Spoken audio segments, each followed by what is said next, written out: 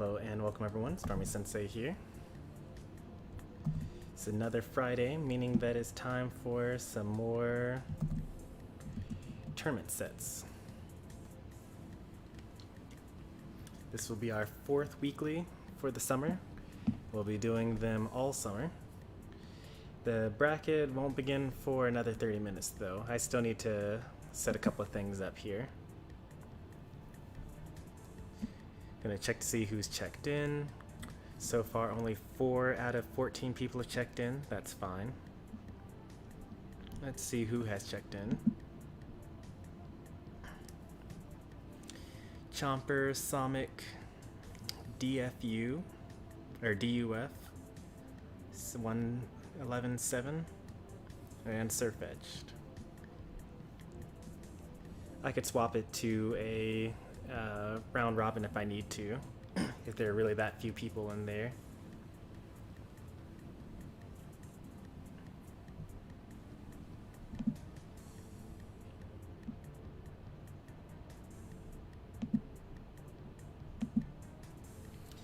I actually don't know who DUF is in here. Is that Craft Block? What's going on? What is all this?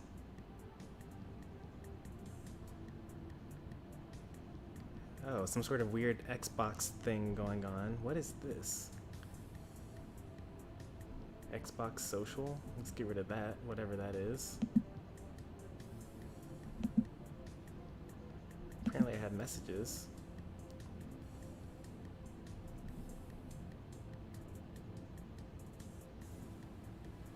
Okay, well these are all from like years ago.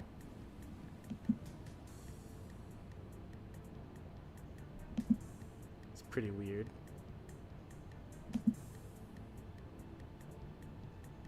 Mark all as red. How do I get rid of this thing? Close out of this thing. It's called an Xbox Game Bar, whatever it is.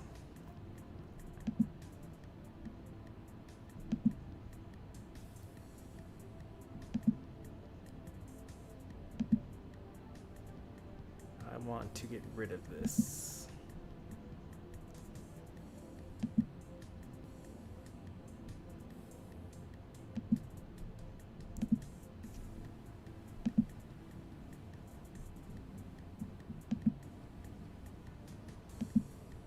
I'd never seen that before.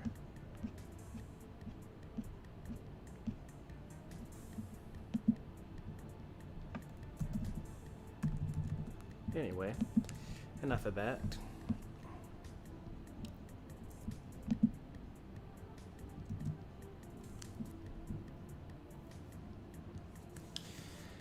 Hey there, Pink Kong, Bit Bros, and I Like Pie. Just trying to set up the tournament real quick.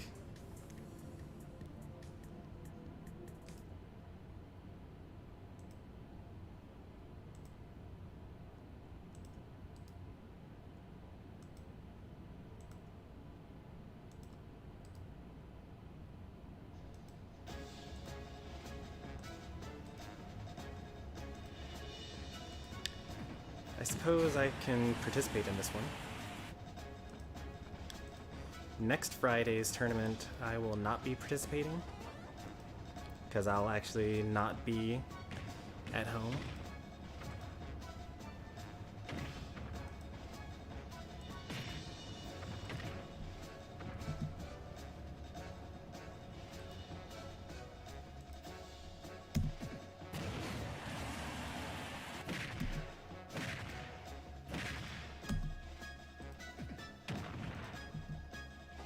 So I wonder if I should, not participate in this one just to kind of have you guys do a test run of a tournament where I'm not actually playing in it.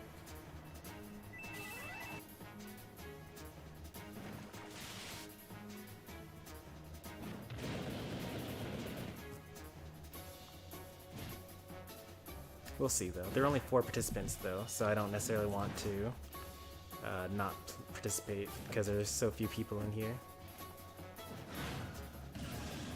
We got 5 people checked in now instead of 4, so that's pretty good. Let me guess, I Like Pie checked in. Nope, Doyo, the real one, checked in.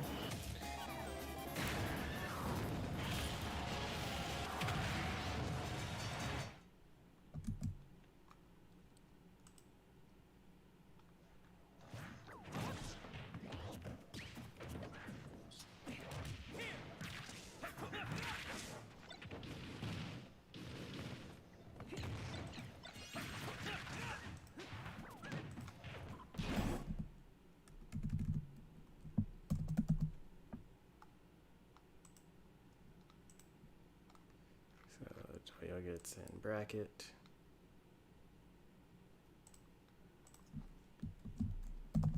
Sonic gets the in bracket. I get it. I'm about to sign up, I guess.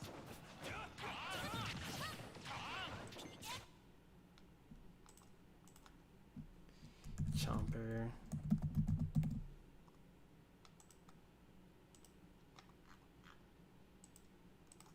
Octarian.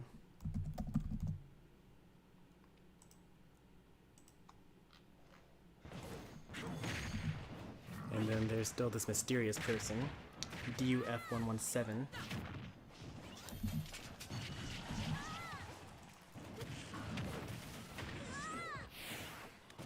Yep, BitBros, you gotta check in. We got another 20 minutes until the tournament starts, and that's when check-ins are closed.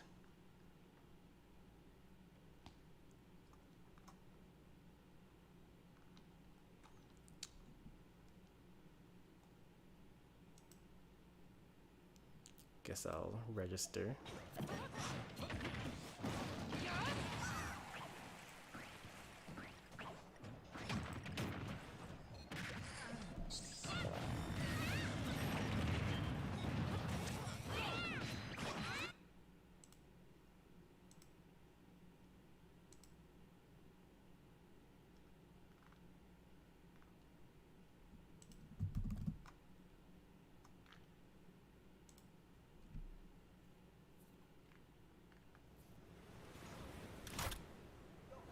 Don't let a single one get away.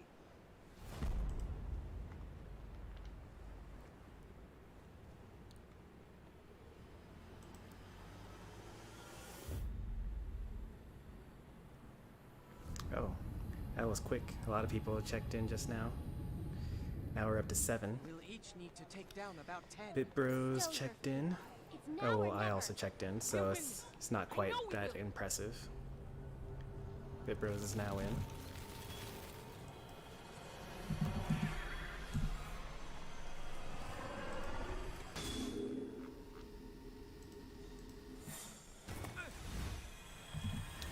Easy enough. New profile picture? Okay.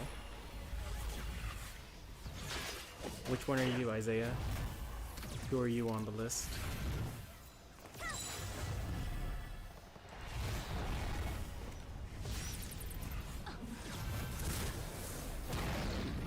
Are you Duff117? Or maybe are you It's Go You That?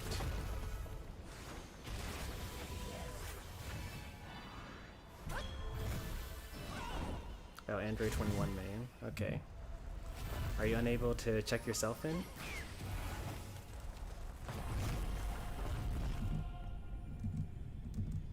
Oh wait, are you the one that doesn't have access to anything other than YouTube now? Like you don't have Discord and you don't have Challenge because of your school or something like that? Yeah, that's what it was. I remember.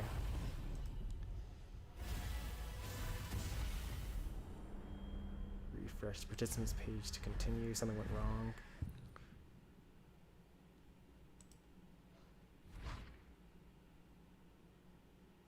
Huh.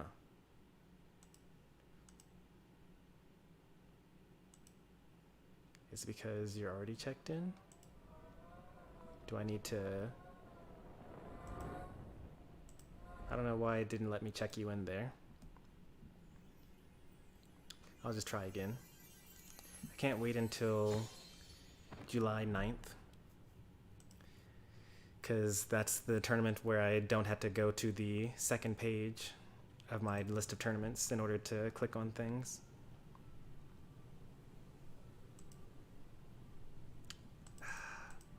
Why won't you have me let me check you in?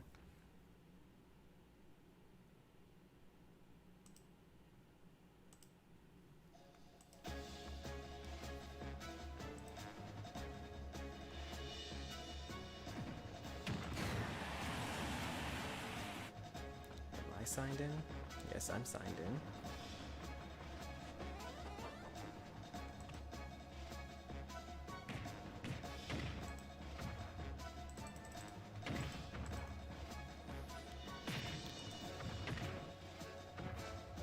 Well, I'm currently having some issues with that, but we'll figure it out.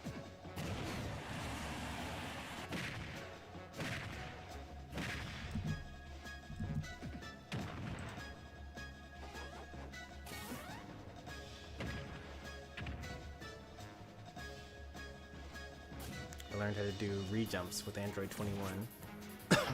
Sounds like some Dragon Ball FighterZ advanced tech.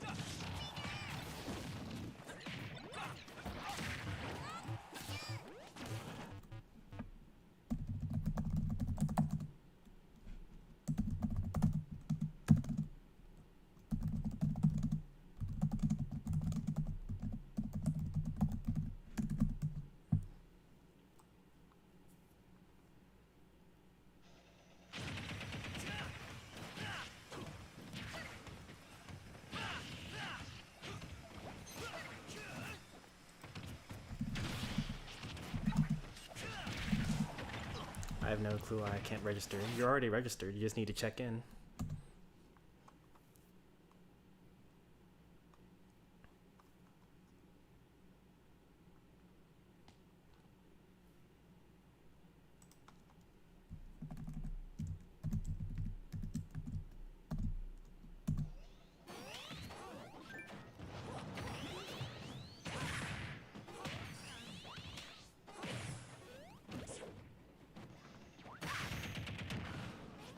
Still prompts you to register? I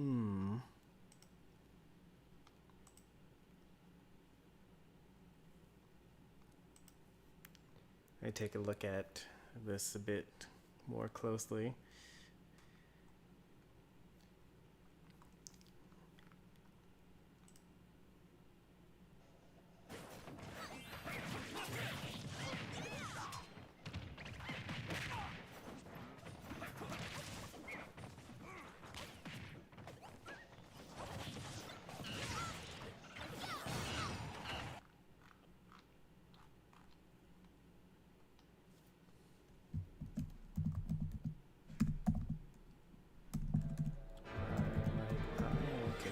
First page, maybe you're further down.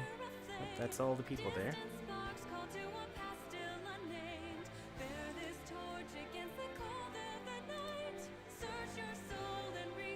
This is you here, I think.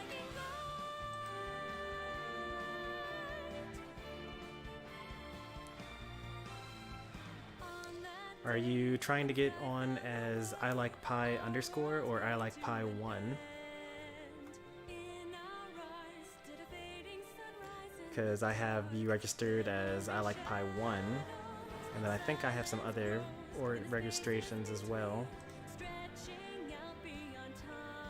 Let's see what your other ones are. underscore. Alright, let's try to find that.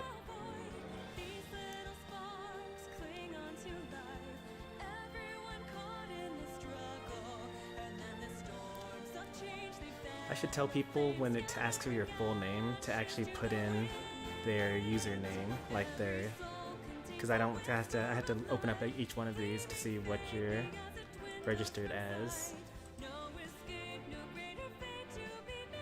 Oh, there it is.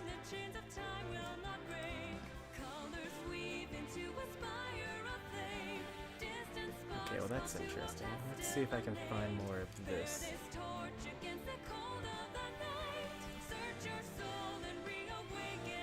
Do you remember what fake full name you put in for the later times you registered?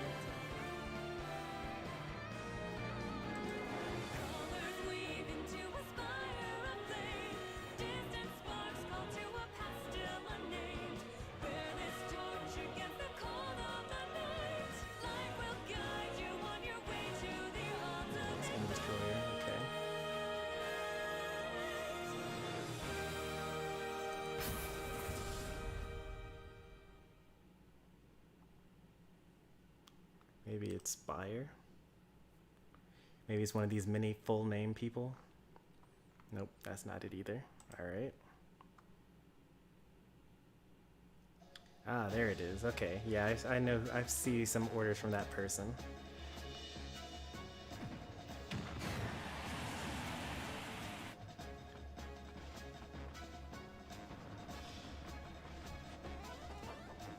There you are. Okay, so you are definitely registered for all of them. And that's the same account that you logged in to get the other ones as well, so you should be able to... Are you sure that you're logged in? Like, in the top right corner, it says it has your profile picture and everything. And your username. And if you're on mobile, I think that you have to click on the left context bar, I think. I don't really use mobile too often.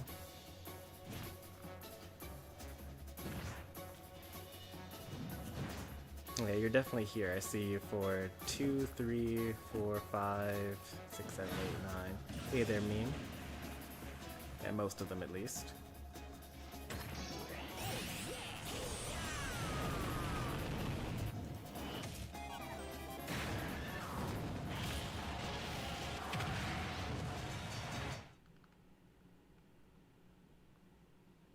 Tried on both accounts.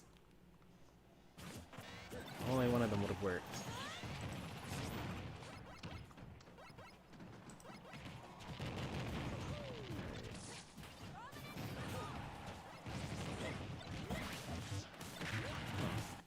Yeah, I kind of see the same thing actually.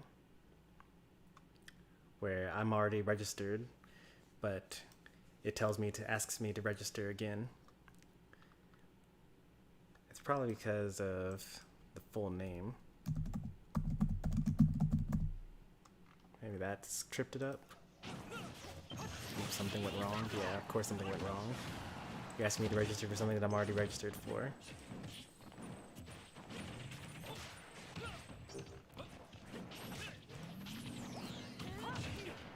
Challenge is having some issues today, that's for sure. More people are checked in though. You're going to join? Sounds great.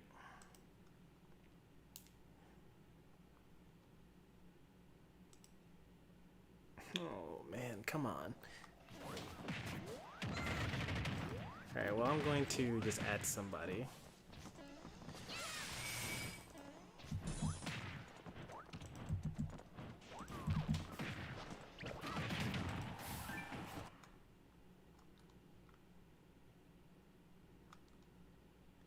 Assign this participant to a real person. Receive match notifications.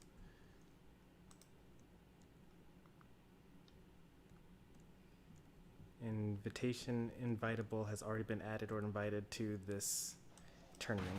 Okay, let's add them without the password. There we go. So now that person is checked in, and I will substitute. Nope, okay. I will not substitute anything. I will just remove the original Android 21 main. And you will count as the other one.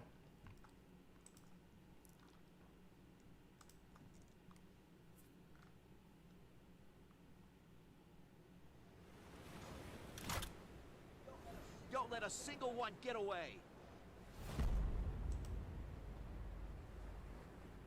There we go.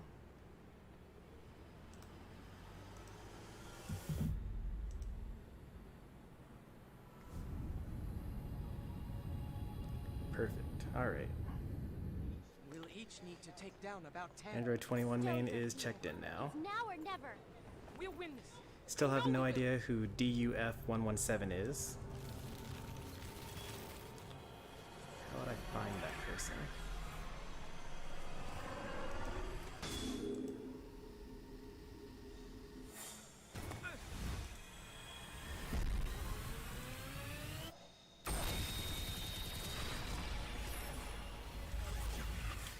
I guess I could look at my orders of people that have signed up, because this is a recent sign up. Yeah, you can sign up, Splatoon Joe. You still got another 5 minutes, plus a little bit longer because I'm so far behind. I need to make sure that everyone that's joined the Discord server has the right roles and things like that.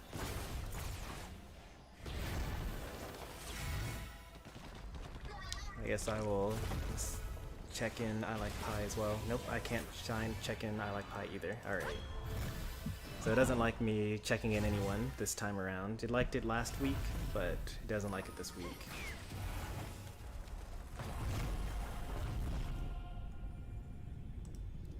Alright, let's remove I Like Pie, and then add them back.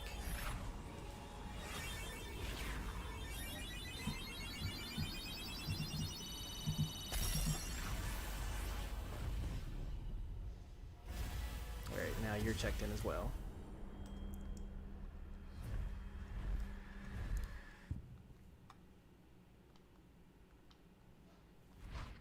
Luckily, anyone that signs up in the next, like, however long will just automatically get an update or be automatically checked in.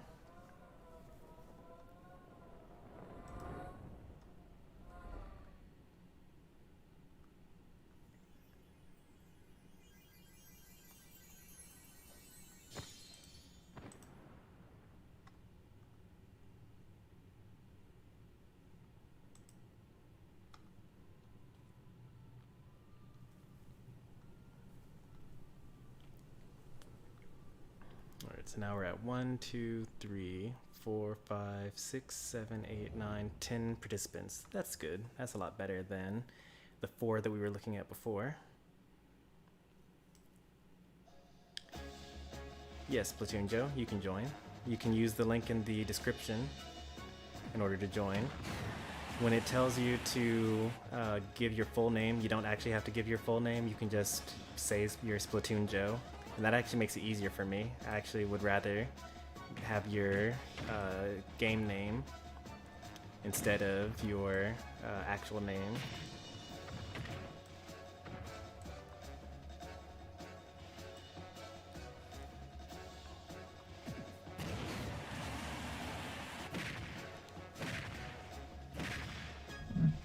How do you join?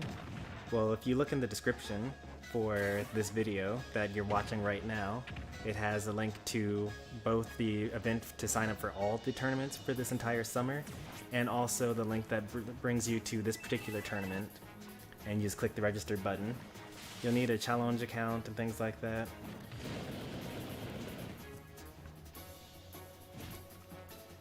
I could probably add you right now and then substitute you in with an actual person later on, I think.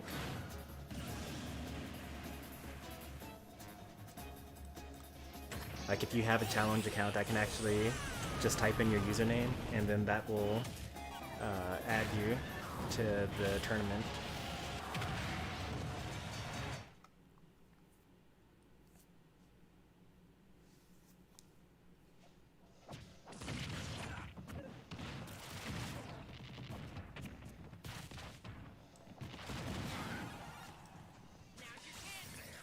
And I would actually prefer if you had a challenge account, because then you would actually be able to be added to the leaderboards.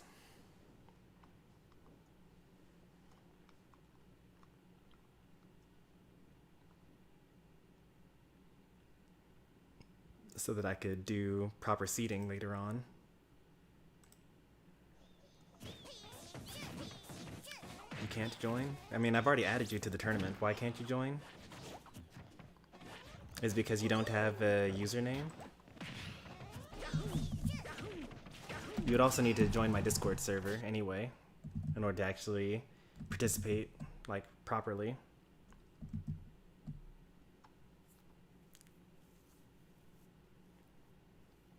Like, when you click the register button, it's going to take you to the events page where you just have to place an order to enter into the event.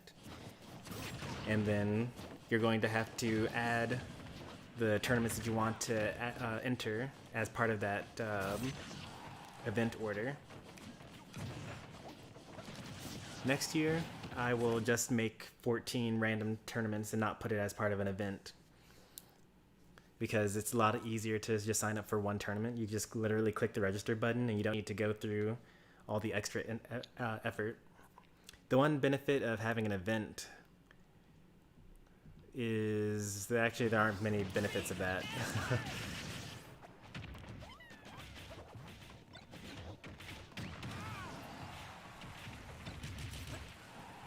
I'll think of one.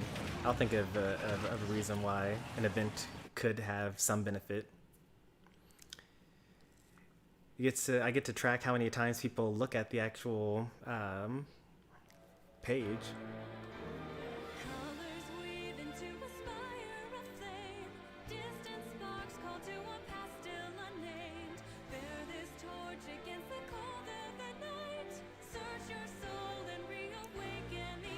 Literally every single one of these? That's crazy. Seating is not set. There's still literally people signing up, although signups just kind of technically ended.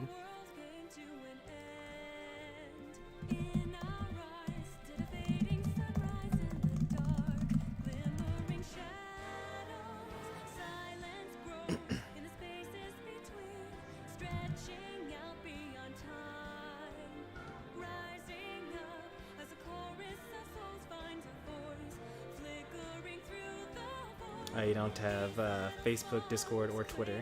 Okay, then. Yeah, you're not going to be able to...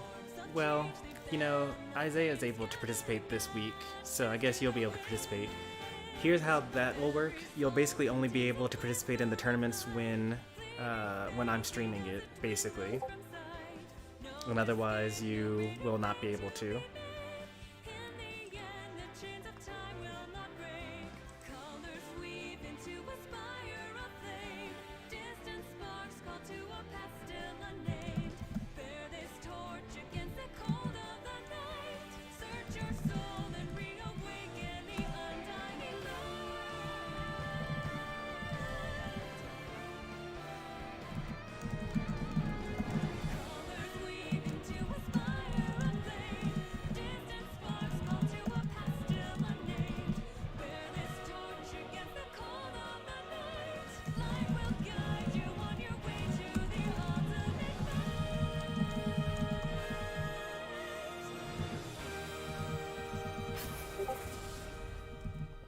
Computer so loud. Let me turn that down.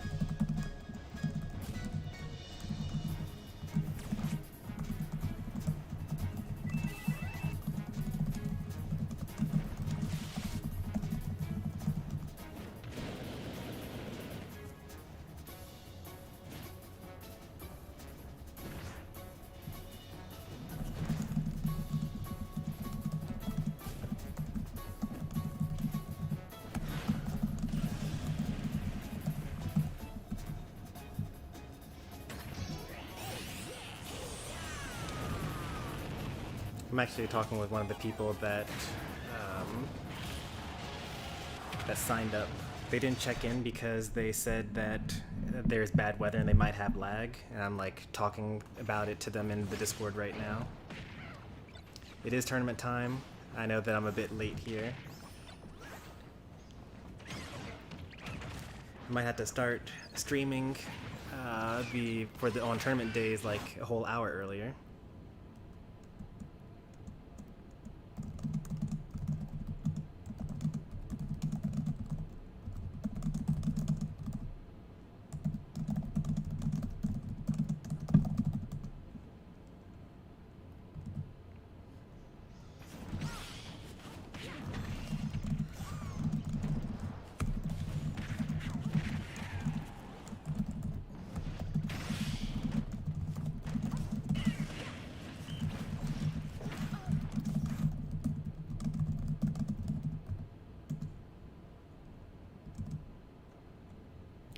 Alright, let's start working on seating while we're discussing that.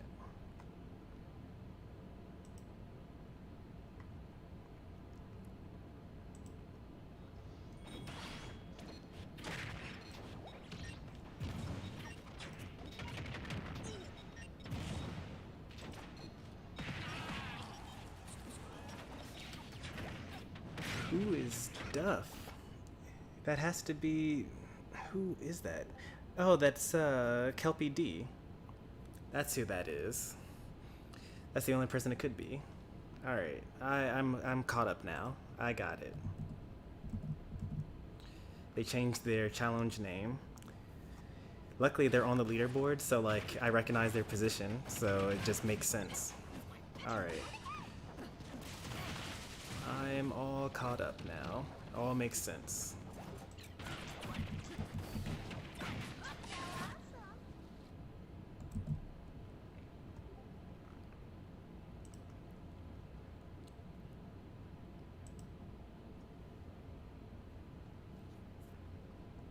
Alright, let's go to the participants list. Don't let a single one get away.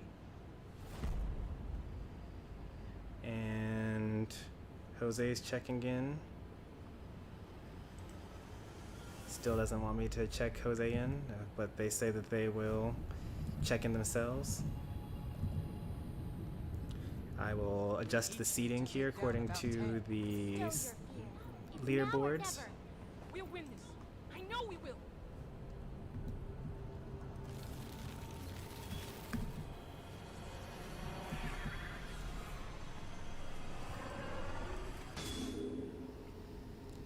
Alright, so let's see.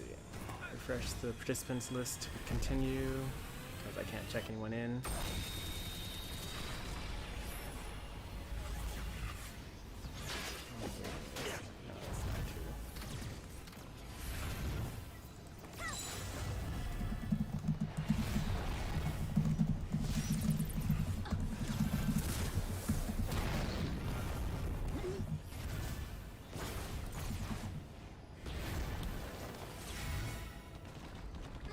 Let's see, what do we got going for us?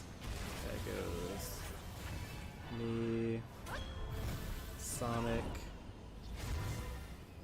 Kelpie, Low Game's not here, Swordmaster's not here, M Destroyer's not here. Oh, M Destroyer is here and checked in actually. Doyo, Rin, who I don't see here. BitBros. No, Chomper. BitBros. How come I Like Pie's not on here? There's something really mysterious going on with I Like Pie. Like they must have some sort of like hidden user or something like that. Cause like I click on the leaderboards and it says that there are 12 ranked players. But there I only get numbers 1 through 11. And I Like Pie is not on that list at all, ever. So you're gonna have to figure out what's going on with your account. I'm not sure. Maybe you need to like verify your email or something. I'm not sure what's going on with that. But something's really weird going on with all this. And then everyone else is unranked. Oh, Sirfetched is there somewhere as well.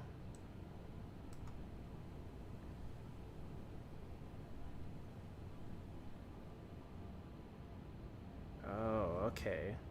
You actually made a challenge account and you signed up. Alright, so then I can get rid of the other Splatoon Joe. That's what happened.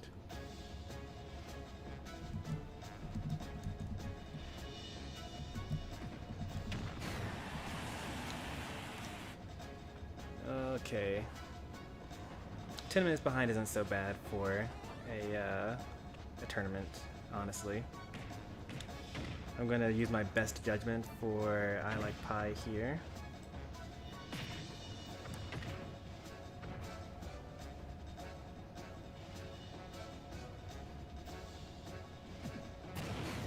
Had to do that last week as well. And the tournament is seeded now. Jose is still not participating yet. I already checked in. Still not yet. Something went wrong. Of course it did.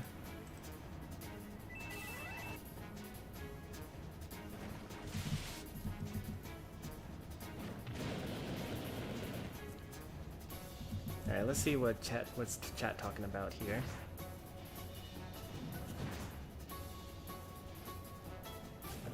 Got a lot of things that I missed out on probably. Alright, so Chomper says tournament time, how many participants? About 12, 14, something like that.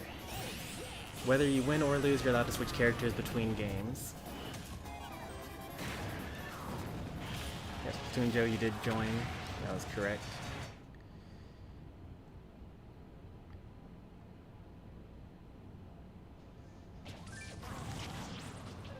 How do you get to the tournament? You can click the link in the description, and it leads you directly to the current tournament that we're about to have.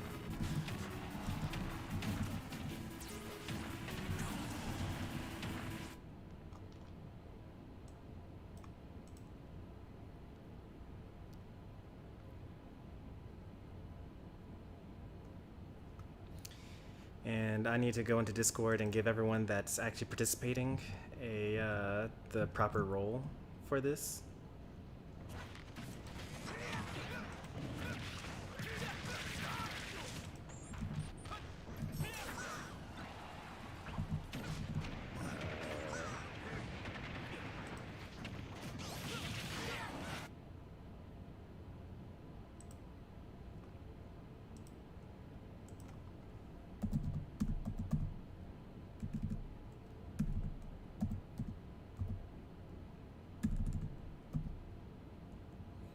Did they change their name?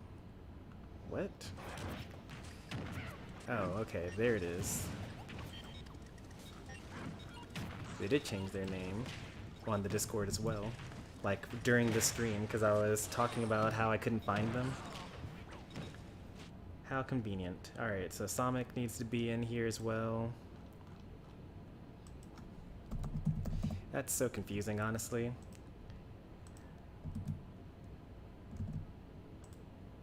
I'm not a fan of constantly changing names, just because, like, you know someone and whatnot, and you're familiar with them, and you know what to search for, and then you can't find them anymore. I mean, I always put little personal notes for each person in Discord so that I can tie them to a YouTube user or something like that. Occasionally I'll put in like habits and things like that. They're all good, they're all good. Chomper needs to have this. Alright. Who else? Spit Bros, Octarian, Jose, Android 21 main, who won't actually be on here because they don't have their phone. And then Splatoon, who's also not going to be on here. Alright, that's fine. So there are two people that aren't able to communicate in the Discord.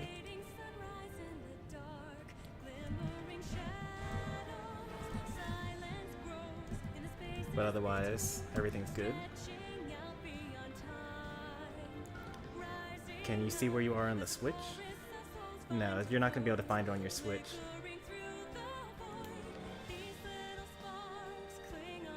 Oh, you're a Joy-Con player. Alright. So that's between Joe. There you go.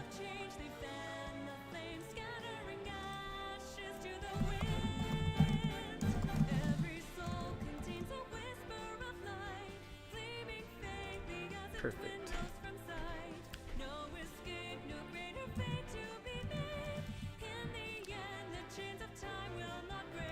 Your personal note is probably BitBros YouTube. Like, it's really just a matter of I need to keep track of who's who. In fact, the no roll / probation link in the Discord, that role is mostly you have it added to your person automatically whenever you join the server, and it's just a mark to say like I don't know who you are. And then once I actually know who you are and I like add the note to link you to some profile or something, that's when I get rid of that role for you usually. There's some exceptions, like there are a couple of other things that role controls, like you're not allowed to make you're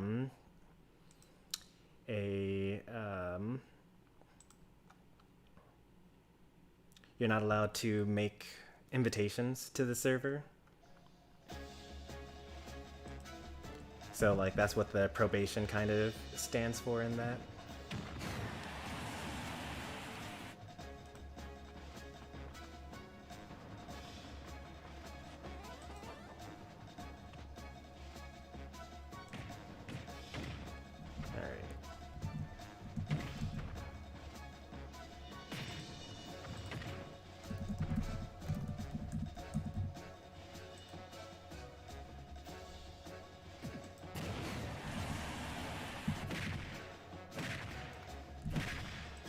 Well,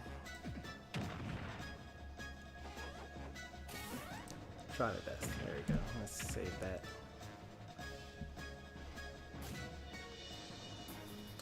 Let's start the tournament now.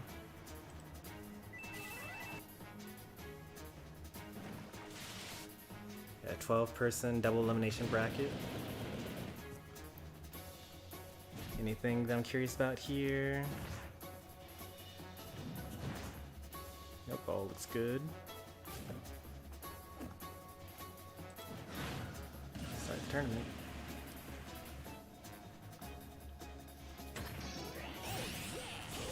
Alright, let's show off the bracket now.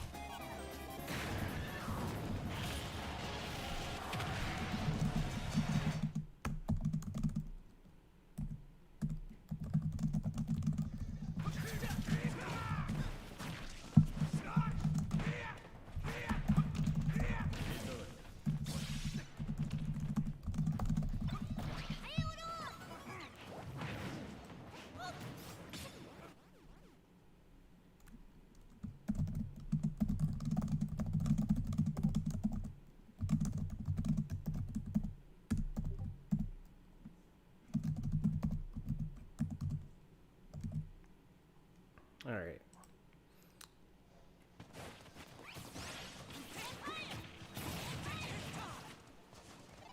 All right, so let's explain kind of what's going on with everything, I guess.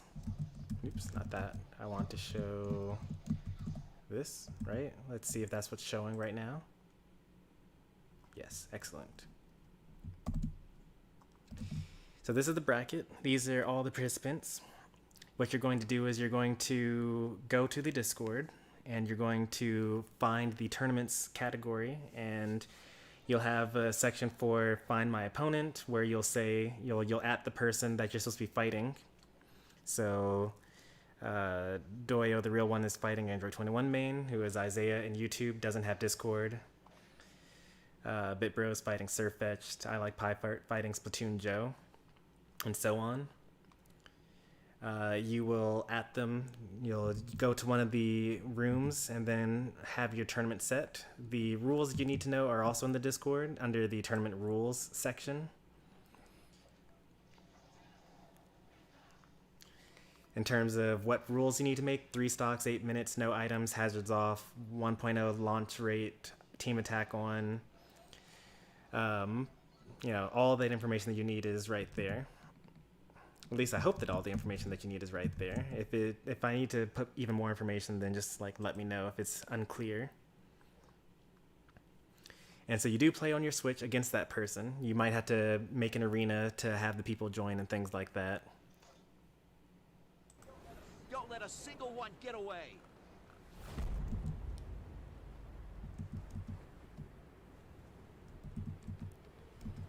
Make sense to everyone? I don't need this anymore. We'll each need to take down about And 10. I want to combine Still these your two kid. now. It's now or never. We'll win this. I know we will. Alright. That's set up now. Now let's see if I can find someone to put on stream for the first set here.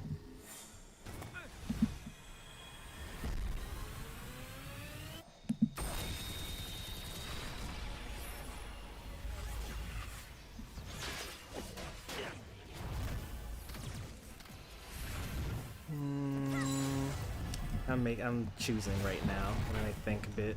I want to get someone somewhat new on here, just so I can have like more stuff going on.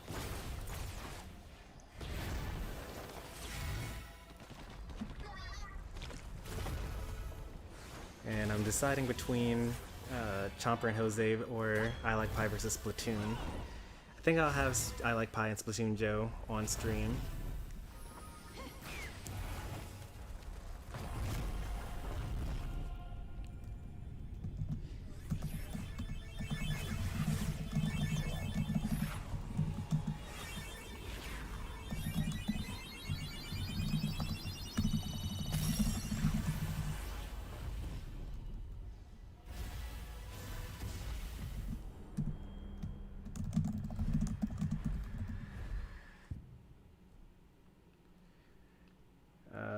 We don't actually see the message that you put. And also, did my stream just die?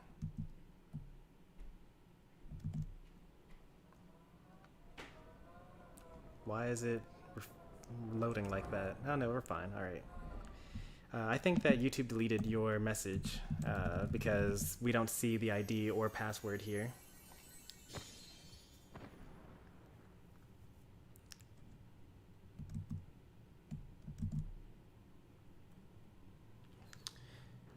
I can't be on the tournament? That's fine. We'll just DQ you. There's always next week. I'm gonna have I Like Pie and Splatoon Joe be on stream.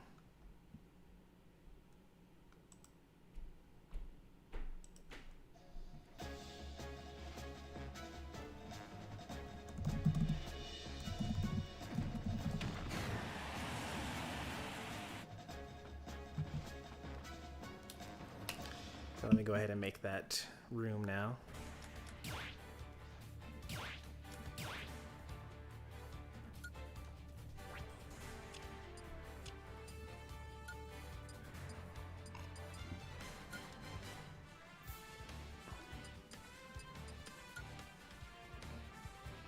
Nope, I definitely want the password.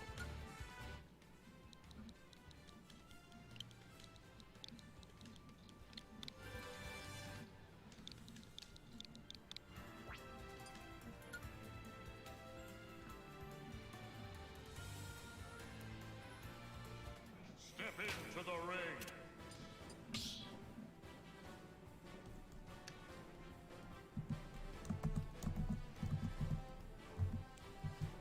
What password did I choose again?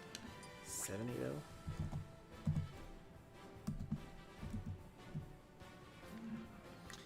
Is there a way that you can join? Not this week, because we already, we're 30 minutes behind already on starting. But the link in the description has a link to all of the tournaments that are going to be happening for the entire week, or the entire summer, I should say.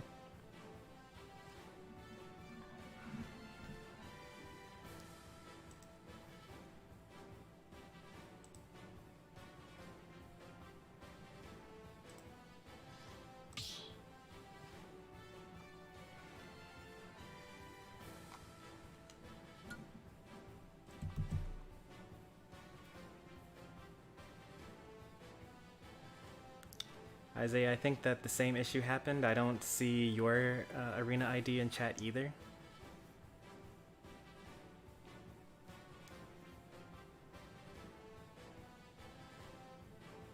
Oh, there it is. I see the ID now. Make sure that you put the stage choice on choice, and you put the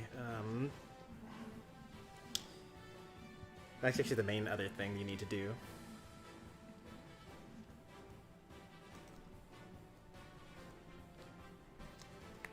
Is that an L or a 1 or an I?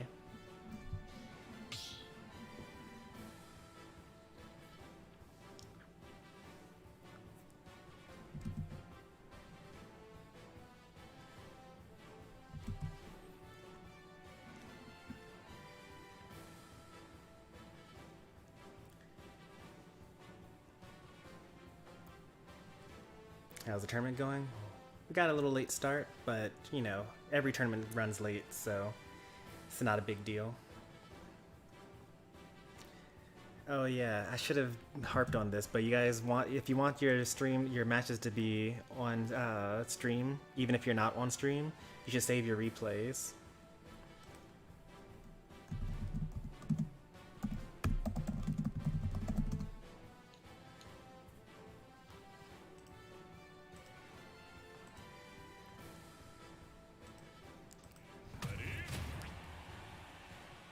There we go. I think I got everyone before they started.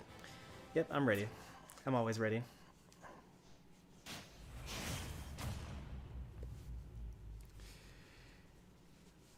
But thanks for checking. Actually, if you actually do go to a IRL tournament and you know, and you're on stream, you actually do have to wait for the streamer to give you the okay that it's okay to begin.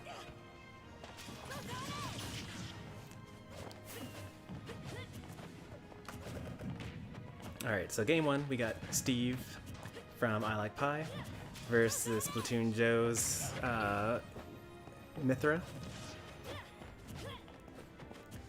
I kind of like this matchup, actually. It's very interesting. It's like, you know, Steve's got the setups, and you know, the lack of range, and then like Mithra has the range, and as far as I know so far, the lack of setups. So it's like a lot of like, you know, knowledge checks and like execution checks in order to actually win the matchup here. Oh, that's an unfortunate. I thought that you were gonna make that for sure.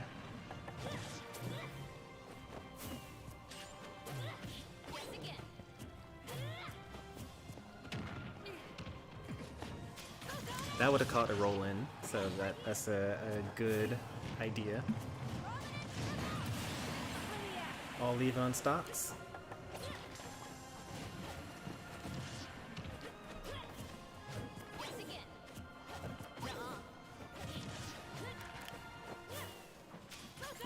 Foresight is good. I wish I could get Foresight more often. I've been trying to use it more often, but it's very weird. I think if you spot dodge or air dodge or roll, and you would have gotten hit between frames like 2 and 5 or so, then instead of, you know, getting hit like a normal character would, or having bats within like Bayonetta would, you instead slow down the opponent momentarily.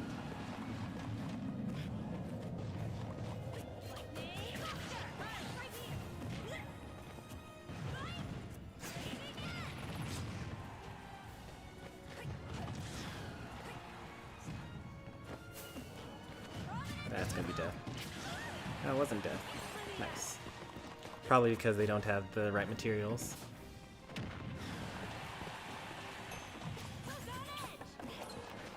Next forward smash will definitely kill. And also minecart with redstone.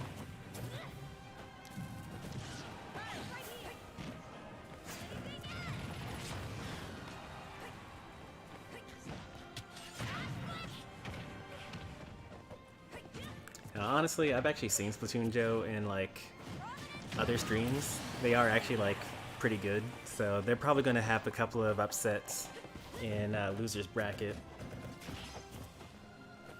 You can see how well they're doing against the number 5 seed. But, you know, I do all my seedings based on the leaderboards, so it's kind of just set in stone. Ooh, barely. Close game.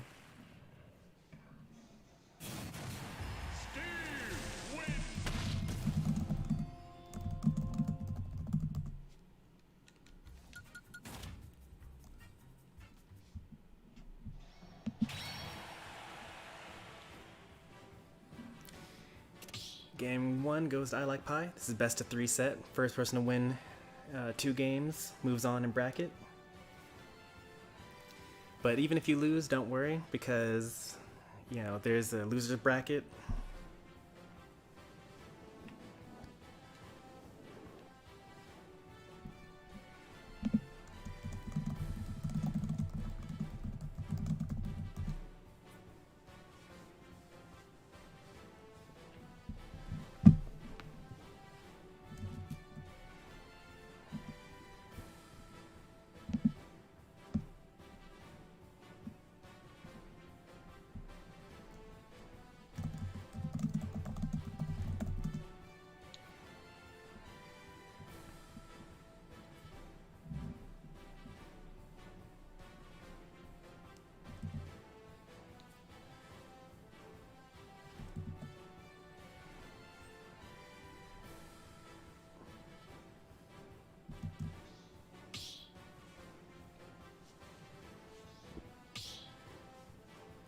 Alright, so for a quick tournament update,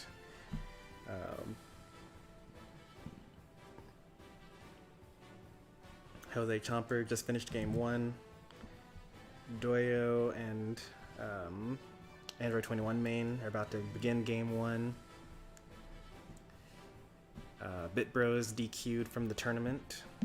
So this is the final match for winners round 1.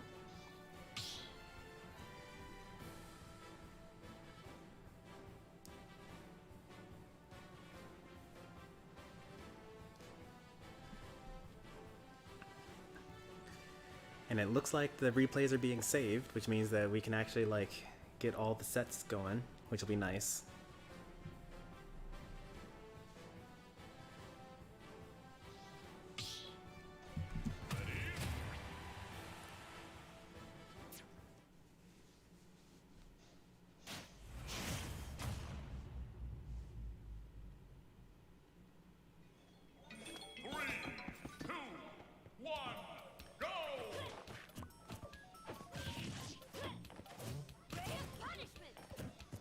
Game number 2 is on Battlefield. I can't remember whether PictoChat is a 2D stage or a 3D stage. You know, even though generally, you know, if you choose Battlefield, you're allowed to choose any type of Battlefield, there are some exceptions to these. Like I know, for example, the Kirby Game Boy stage is illegal because it's 2-dimensional.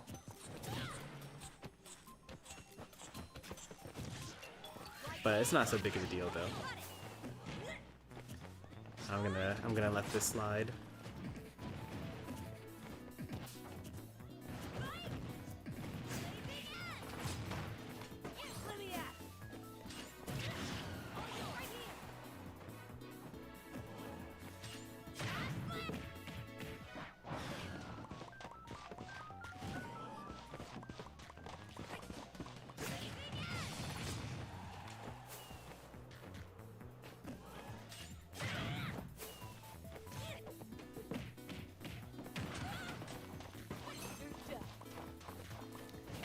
Seems like I Like Pie's a bit more warmed up here. Match isn't as close, but you know, still at 100% though. Pirate up B will still kill probably.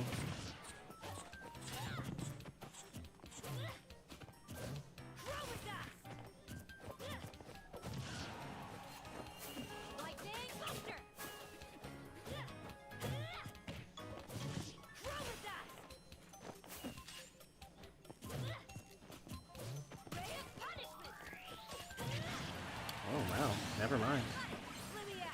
Evened up and only took 31%. Commentator's curse on my part. Let's take a closer look to see what's actually going on. I'm a bit distracted by, you know, the actual tournament management bit, but let's try to focus on the match a bit here. Pyro's gonna want to, you know, kind of pressure with space. You know, like be close enough that if the Pyro decided to attack, Steve wouldn't be able to defend himself on reaction. But you can't like rush, you know, into the battle though, because you know Steve has some pretty quick options on his own and some very strong combo trees, as we're seeing right now. And Steve has got to basically fake out when he's just minding his own business, mining away, versus, you know, actually being offensive. Mixing up whether he's going to go for the minecart, or if he's going to go for a grab, or just roll up tilt, things like that.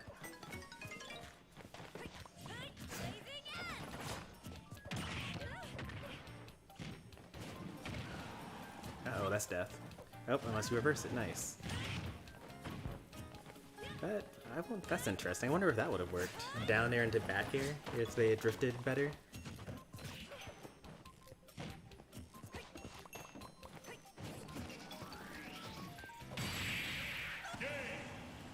There you have it. Game 2 goes I Like Pie. Moves on to the bracket. Splatoon Joe goes into loser's bracket. Good games to both.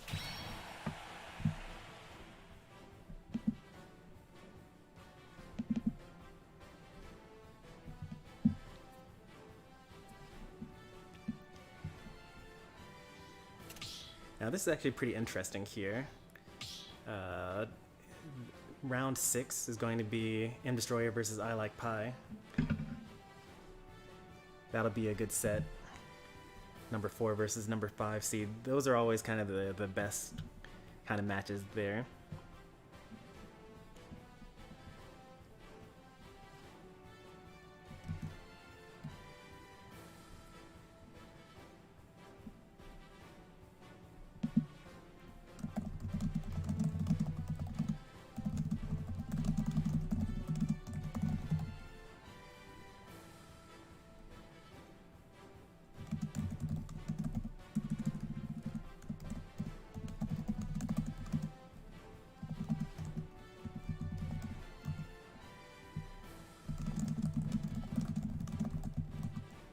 I should make a highlight for that.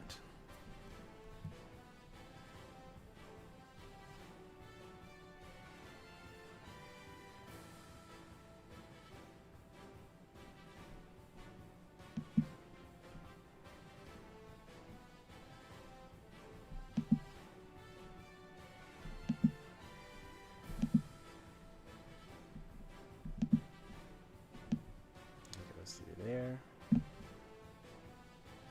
Right.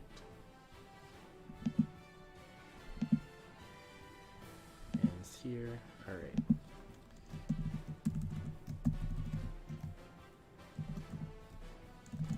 Winners round 1. I Like Pie versus Splatoon Joe. Easy. Off to a good start.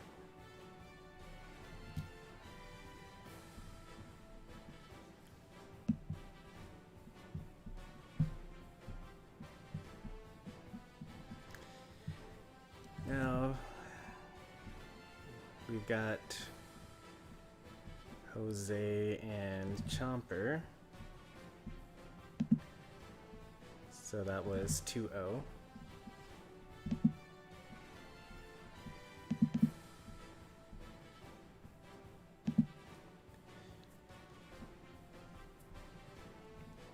We still have to wait for winners round 1 to finish so that winners round 2 can begin. Well, we don't have to wait, but we're going to move on to the next round here.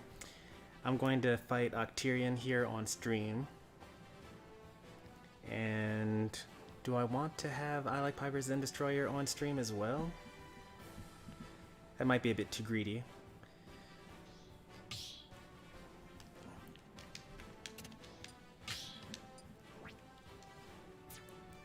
Because I don't want the tournament to run for too long. It'll be a good set, though. What do you guys think? What does chat say about that? Should we put them on stream?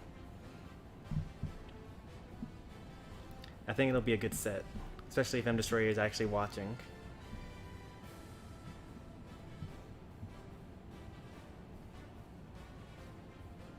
Period star. Oh, internet isn't working at the moment? Oh no. That's very unfortunate. How did you find out about that?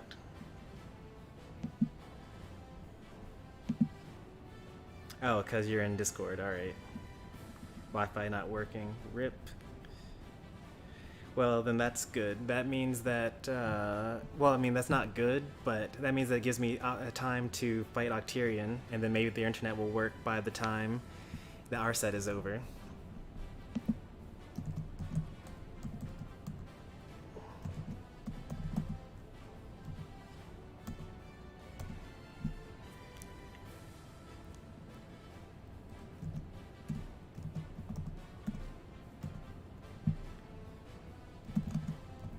Oh, so I'm going to explain that on stream, I guess.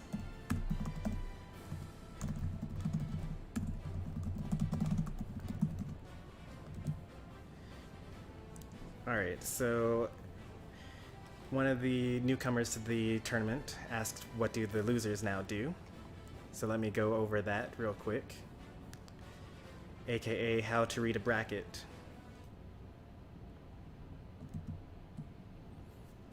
Okay. So you're looking at the tournament sets here, and you see that there are losers from winners round 1, and they have been moved down to the losers bracket. At this point, you're kind of just waiting. So Splatoon Joe is going to fight the loser of 7, which means that these two people are going to fight against each other, and whoever wins will move on to the next portion of the bracket, and whoever loses will go down here, where they'll fight and then move on. Actually, this is kind of stacked, actually. We got Jose versus Sonic, and then the loser of that has to go into losers round 1. That's crazy. Anyway, maybe I'm not so good at seeding after all. And, you know, so on. So loser of 8 is going to be here. Whoever wins this match is going to go here, and then they're going to fight, and then whoever loses goes here. Except BitBro's already DQ'd, so it doesn't matter who does that. They like get an auto win basically. And then, you know, loser of 6 is this one here, and then loser of 4 and 5, so that's these two over here. The double elimination tournament generally makes it so that if you lose, you get sent to the opposite end of the bracket. And it's actually optimized so that you don't fight the same person twice in order to be eliminated from the tournament unless you get really far into the tournament. It's actually kind of nice.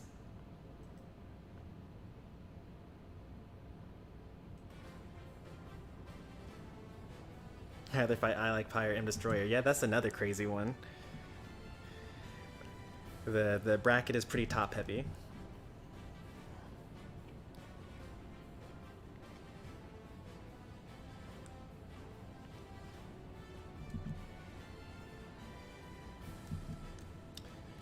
Anyway,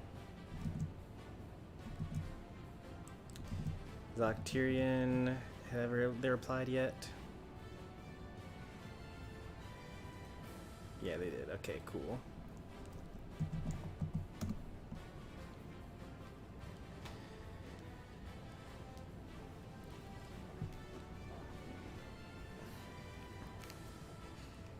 I gotta admit that it's a lot better to run a tournament than to participate in one.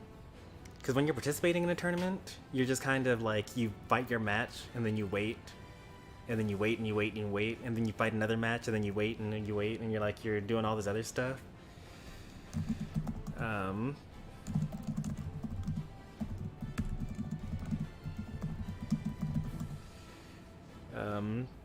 But when you're actually running the tournament, and especially when you're also streaming it, there's so much other things that you have to do in between each game.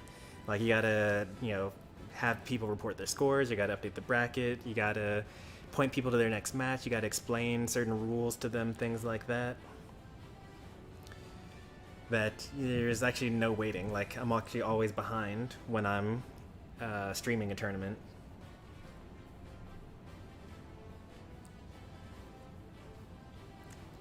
Bruh, I Like Pie is good. Yeah, I Like Pie is really good. But you did actually really well. Like, I think that you did about as well or probably better than almost anyone else could have in that matchup. Like, you brought him to last stock twice.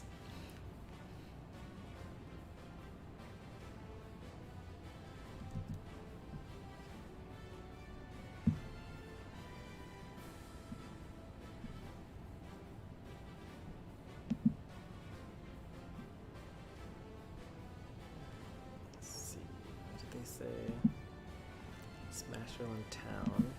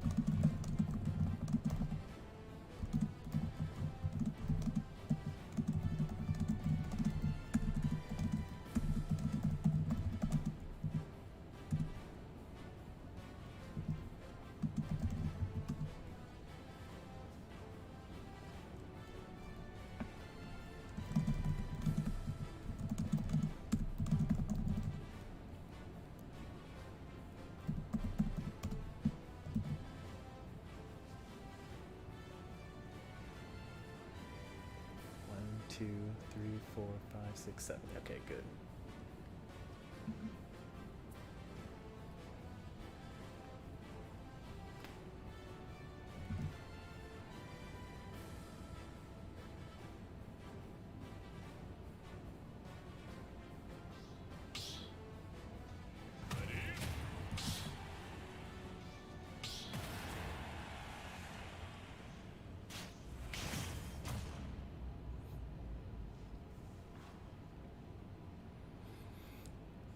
Alright, winners round 2. Me versus Octarian here. That's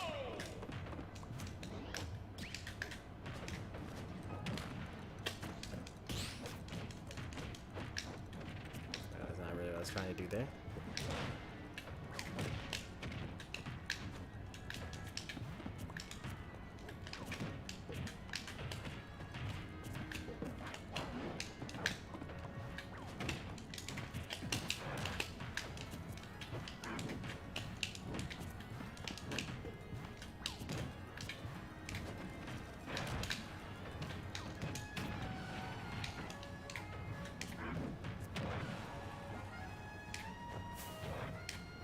Oh, I missed that. Oh, man.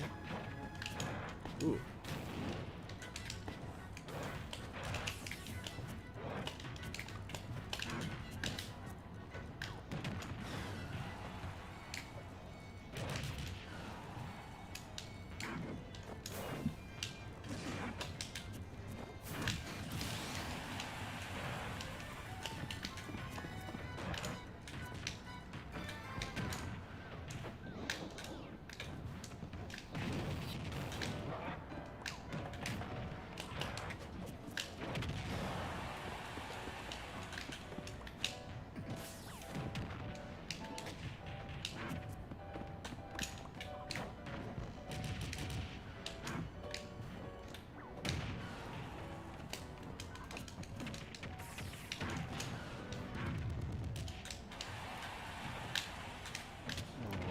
Wanted to down tilt that.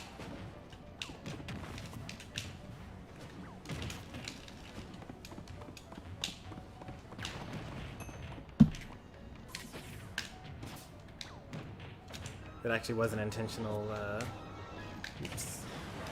down tilt to get away from Steve.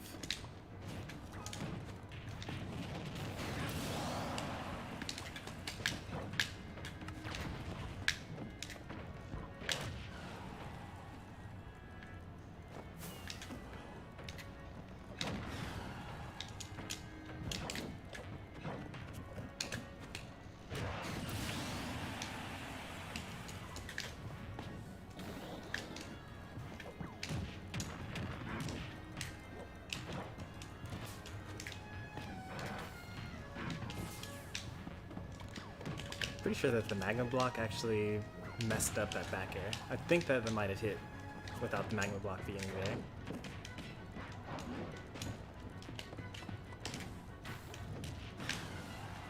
Does the Gordo trip the... Oh, guess I won't ever find out. It's a physical object. I feel like it should.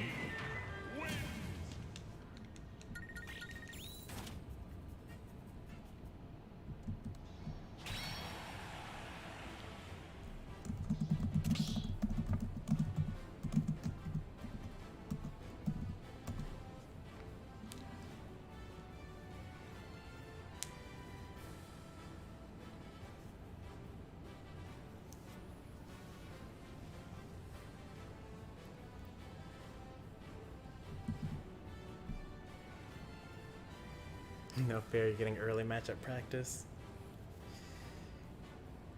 To be fair, when I'm not playing, I'm like managing the stream and whatnot, whereas normally I would be in, you know, training mode, practicing and things like that. So overall, I'm at a disadvantage for playing in my own tournament.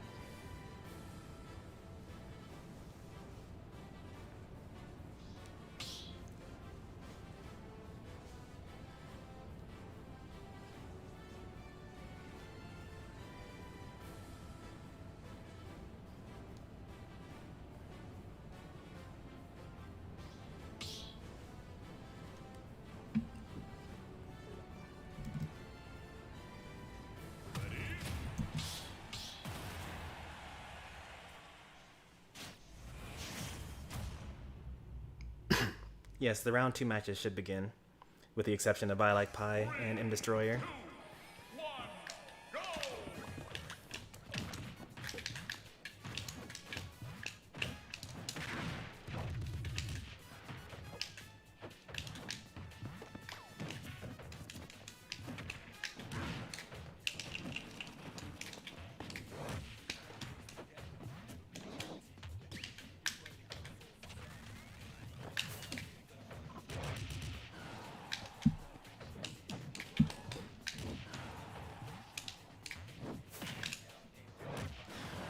Mistake spike.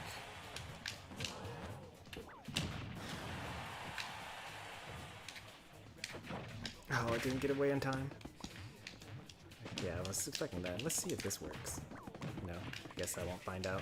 I'm bad at aiming. Wide rolling. Rolling was obvious there.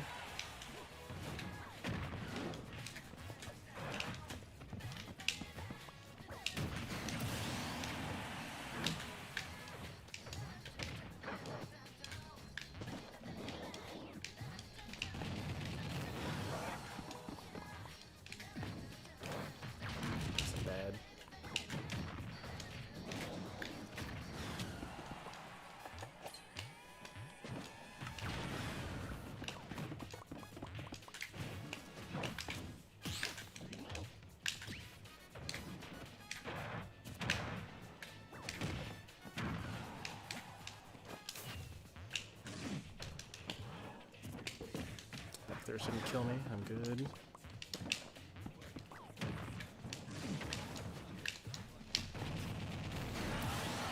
I don't think I like small battlefield against Steve.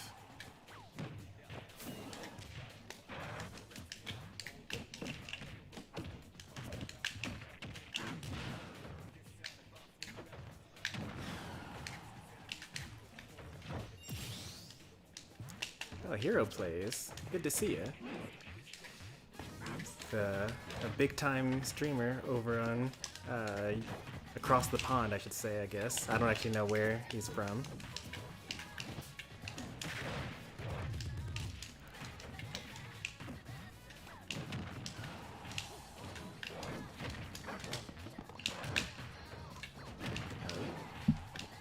Magma block, yep, but I'm too fat. Yeah, I definitely don't like small battlefield here. Is it worse than regular Battlefield, though? That's the real question.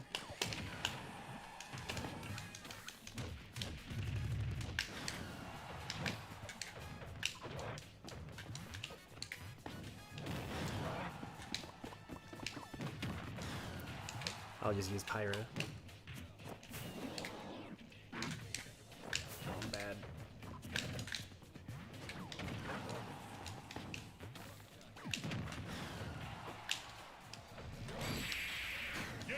Since I saw the air dodge, there wasn't really much you could do there. I guess you could have double jumped and then done a minecart there.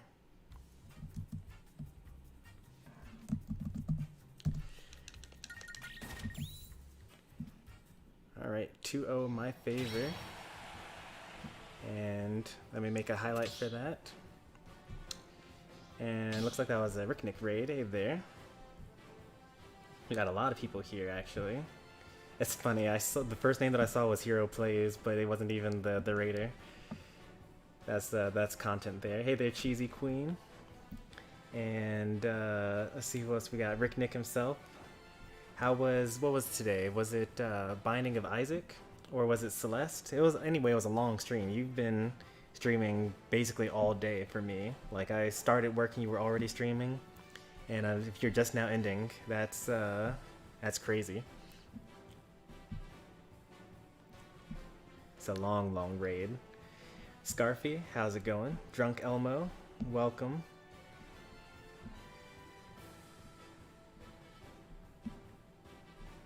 And Olivia Gardner, welcome. Thanks for the subscriptions, everyone. Yeah, our sets is over.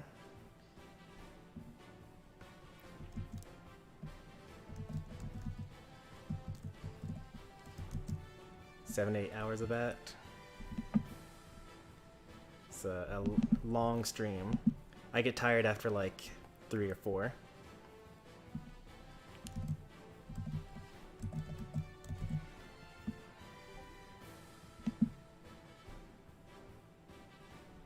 Who do you play next? You play the loser of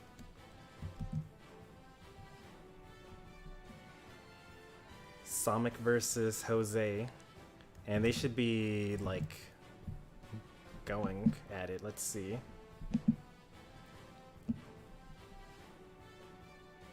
They started like 2 minutes ago.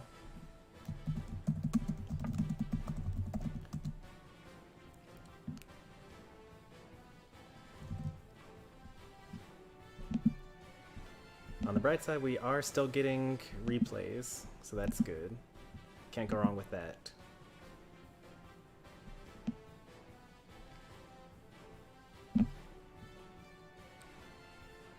You're DQing? Are you sure about that? I mean, that's a pretty common thing. Like, you know, if you lose and kind of upset. I know that maybe felt very frustrating because, you know, you were helping out someone. You were basically helping out your opponent to run a tournament set. That's actually one of the reasons why I have the rule set to say, like, if you don't know how to stage strike, then just go to small battlefield because it's less of a headache.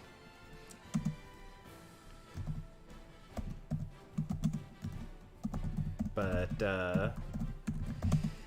if you want to DQ, I'll give you like 5 minutes or so before you actually really make that final decision.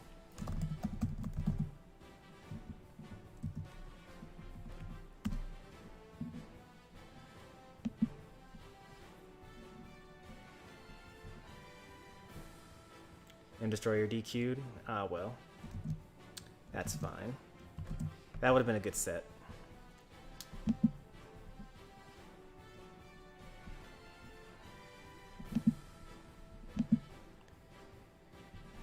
Alright, so then Sonic and Jose are still fighting. Android 21 1-2-1 over Doyo. And now Duff, aka Kelpie, will be fighting Android 21 main. So if you're watching, Kelpie.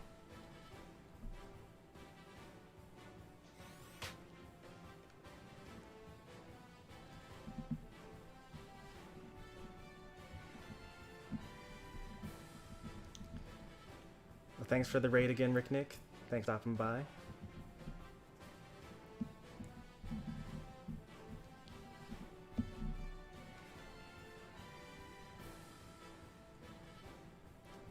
Take a breather, but you'll continue. Alright, 5-minute breather for Joyo. Pretty reasonable. I'm sure that Octarian will grant you the extra 5 minutes you need.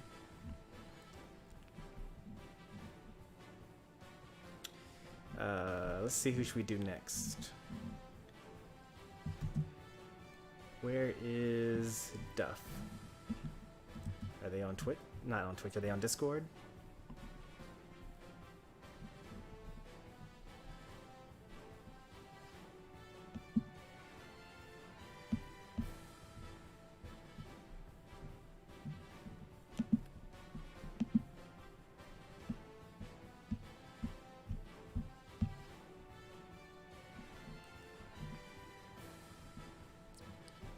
Okay. Nice. Do love seeing the replays. Alright, I guess we'll move on. I'll do me versus I Like Pie here.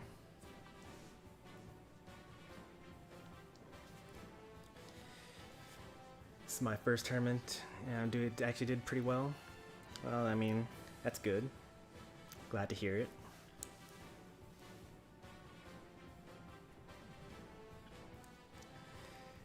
Yeah, good night to all the Europeans that are stopping in. It's like way too late, early for you guys, but you know, thanks for stopping by, everyone. Hopefully you enjoyed what little you saw here. Did I save that last set? I did. Alright, good.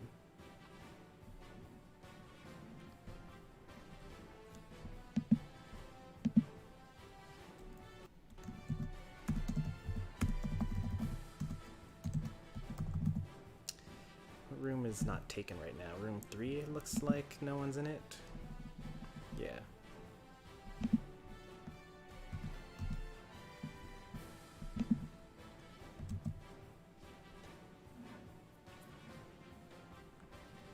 Perfect. Duff is here.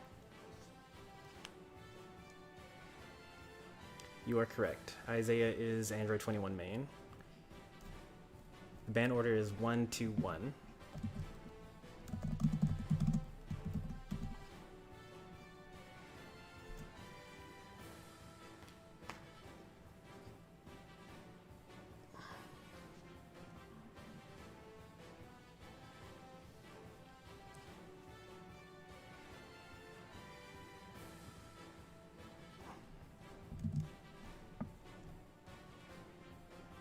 I don't go to sleep until like 6 a.m. every day. That's pretty close to me, actually. I go to, well, it's not really that close. I've been going to bed around like 4 almost every day. Like, I mostly stream or whatever, and then afterwards I'll like have dinner, and then I'll like watch some anime. And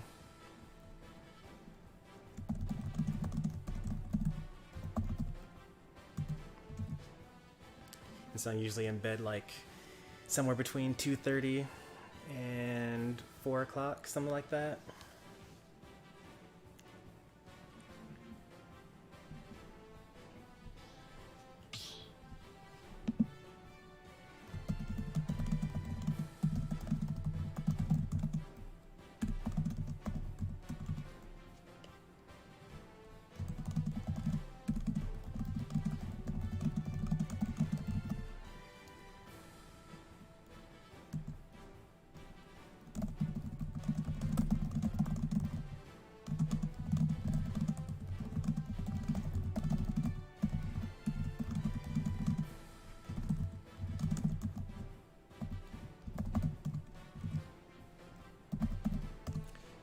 Alright, let's get this set going. Let me readjust my position, actually.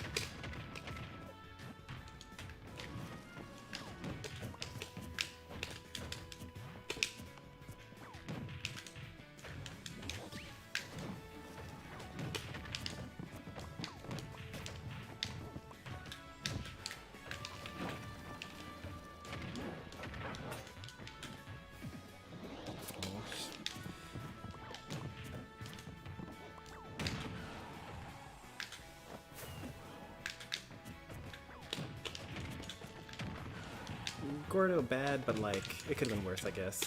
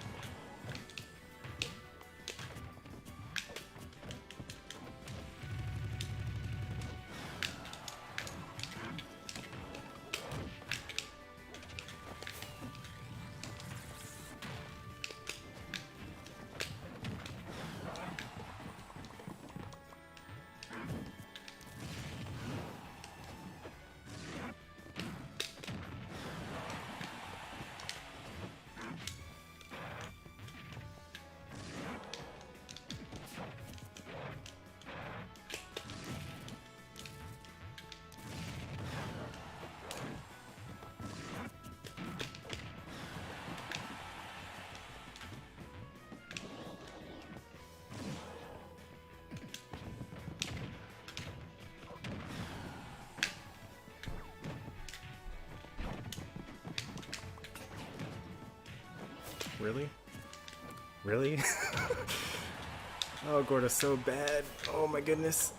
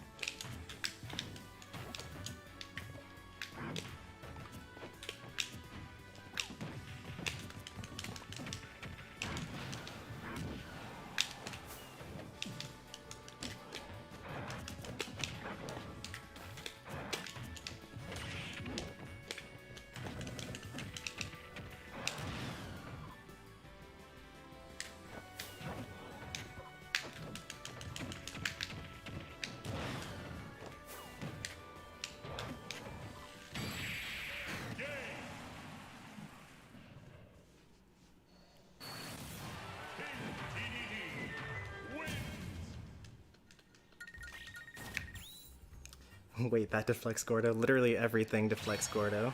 It's the worst projectile in the entire game.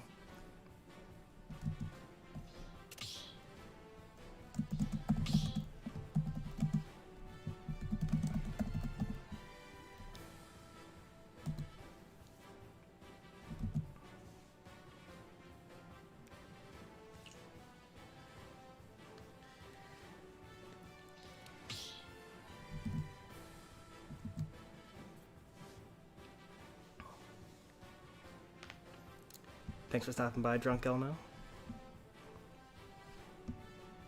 I'll see you in the next Ricknick stream.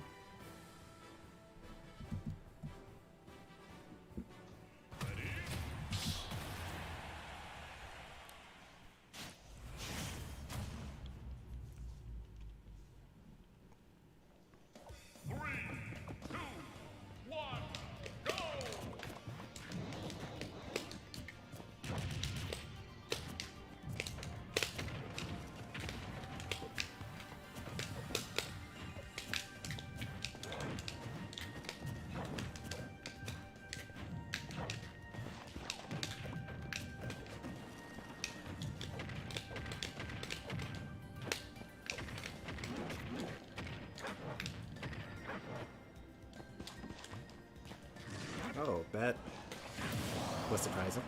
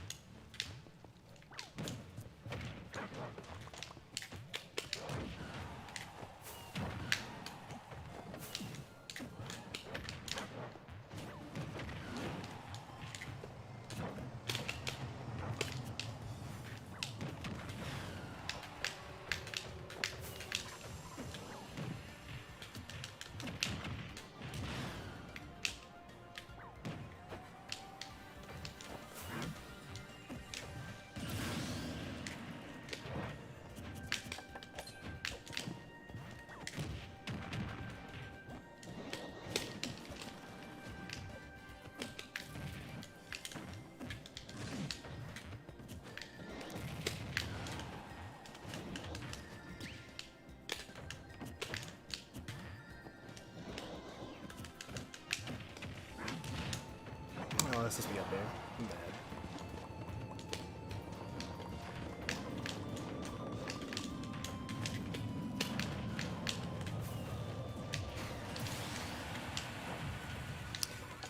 At some point I'm gonna get that every time. Can't wait for that moment. Oh, nice spacing.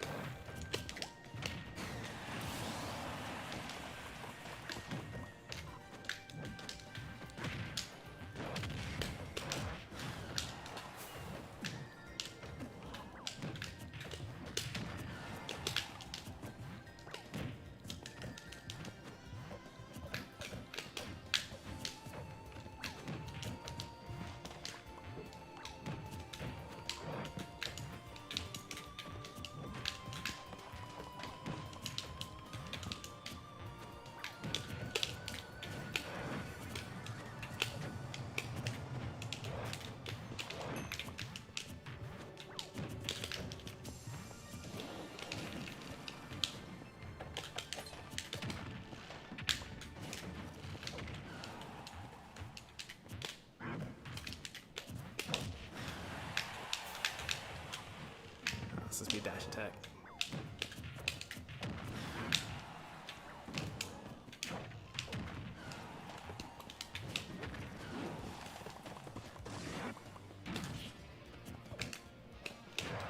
Am I dead? I am dead. That was a bad up smash. Also should have hit that dash attack instead of doing forward tilt. I keep on telling myself that I need to actually practice doing the instant dash attacks. I keep on not doing it.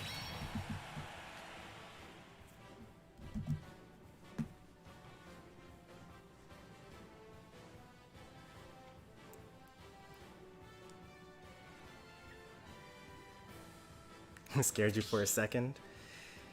I'll just not get gimped next game.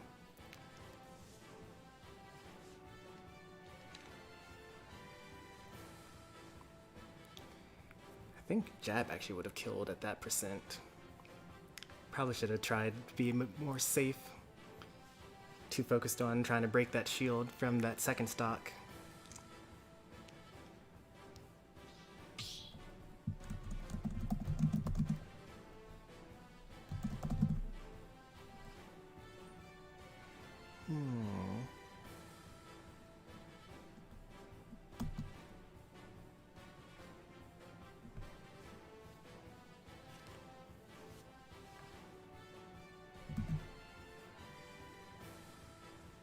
once you post them, then you'll be able to see the ID in shared content.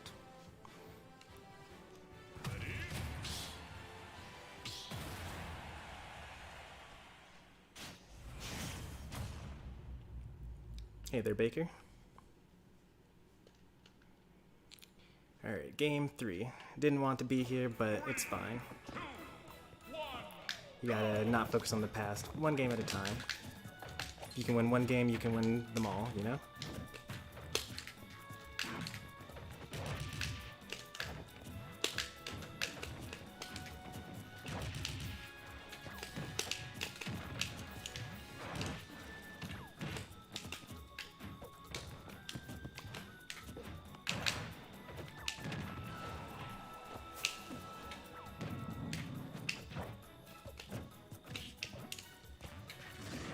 Oh, that works even when you go high up, I guess. I didn't know that, honestly. How come even though I scaled the wall, I still didn't work? Like, I still died.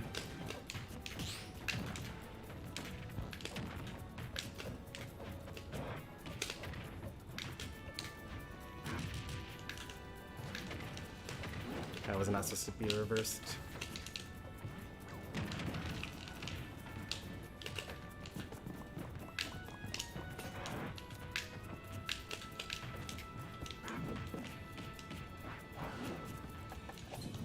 Oh, that's an unfortunate time for the platform to go away.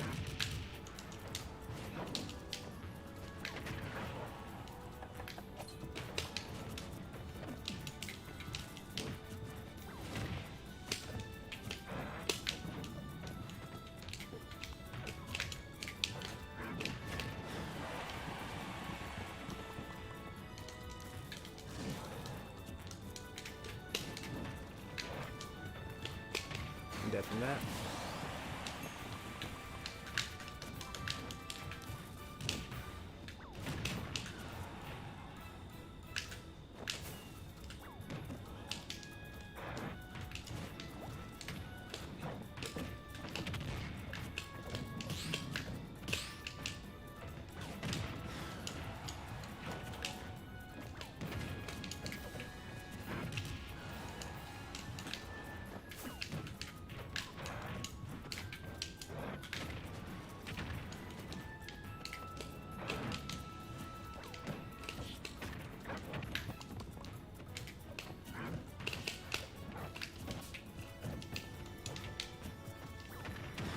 Oof. Grow nearly getting me killed. What else is new? I literally just about to press down B to swap to Mithra, which is good. Like, it means that I've played so much Pyra that I'm like subconsciously doing the things that I would otherwise be doing.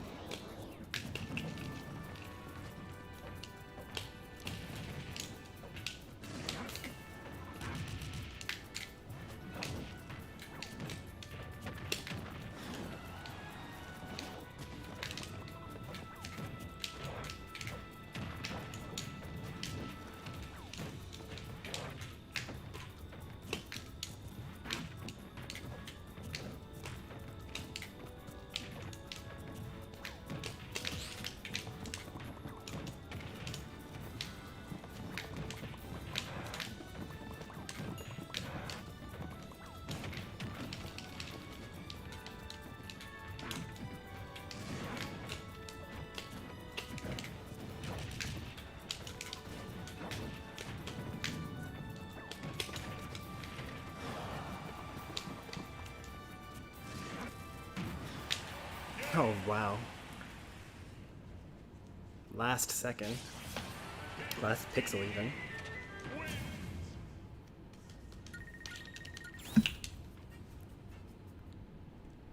I give up.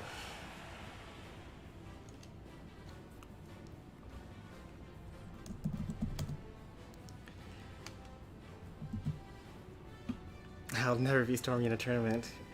I mean, if you got that close, you gotta realize that it's only a matter of time. Clearly the universe wills it so.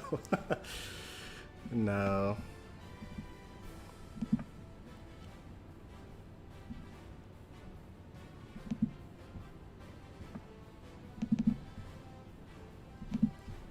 That was 2-1, my favor. Yeah, you make a good point. What is taking Sonic and Jose so long?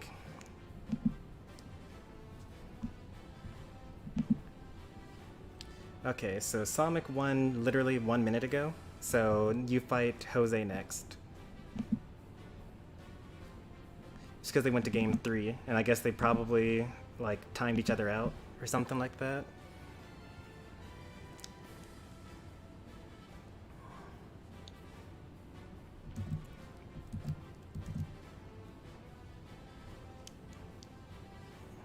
Yeah, I actually was thinking that because it was like I didn't want to say it out loud, but Sonic versus Pac-Man, like that's actually the most well-known instance of Sonic's, camping out someone, is like stealing his bonus fruit and just like running away the whole time, and Pac-Man not being able to do anything to catch up with him. Jose doesn't really play like that generally, but that's kind of the reputation that Sonic versus Pac-Man has. 2 minutes left of each battle, yeah.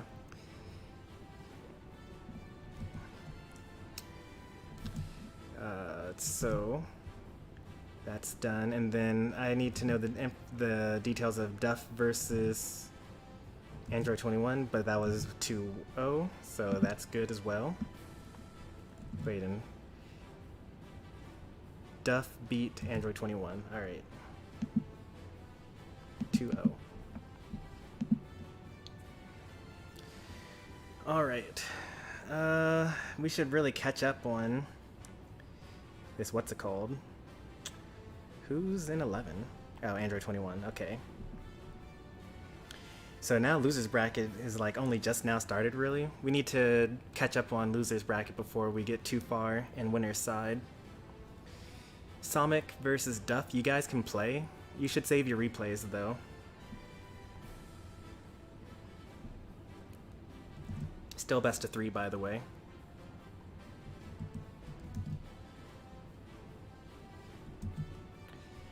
And Jose, are you in the YouTube chat right now?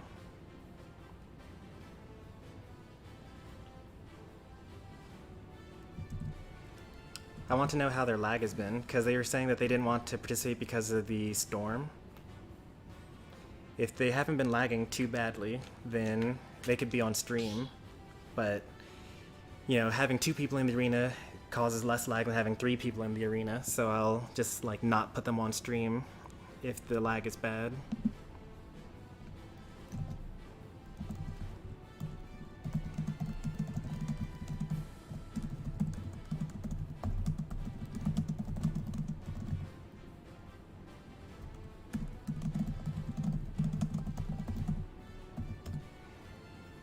Because Sonic can also tell me how Jose's lag was. Yeah, no lag, it was really clean. Alright. Yeah, the Sonic player. Oh, I have to save that that highlight as well. Make sure I capture that set.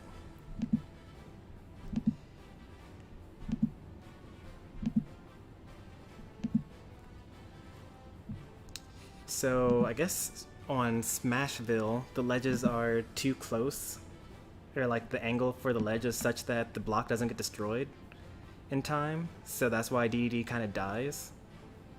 Is that what's going on?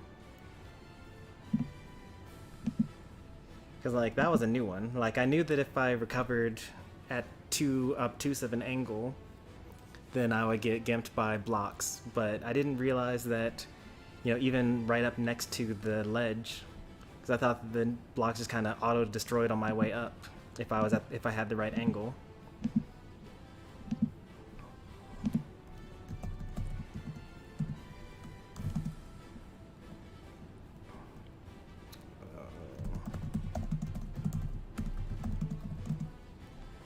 UDQ? Okay.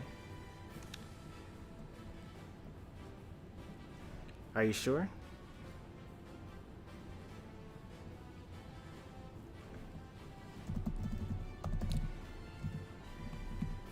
because, you know, a lot of people say IDQ and then they, what's it called? But then they take it back. So for example, Doyo originally said IDQ, but they decided to keep on going, and they actually won their next set.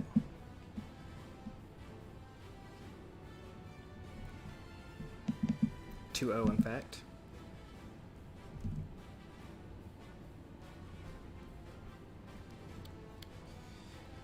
Alright, I'm going to have Sonic and... wait, no, not Sonic and Jose. I was going to say Jose and Splatoon Joe, but if Splatoon Joe is going to DQ, then that's going to be a no.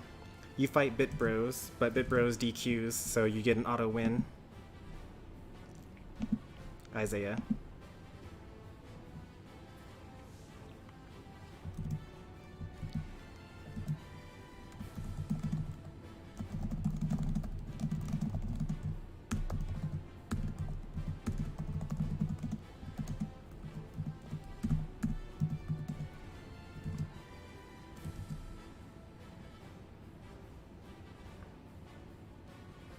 Yep, so you're in losers round 2 waiting for your opponent. In fact, let me just go ahead and give a general overview of the bracket at the moment.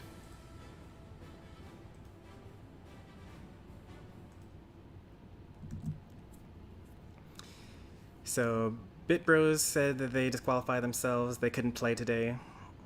Guessing something IRL came up. Winner's bracket is moving along just fine. Loser's bracket is behind as always, because you need to finish winners round 2 before you can even begin losers round 1.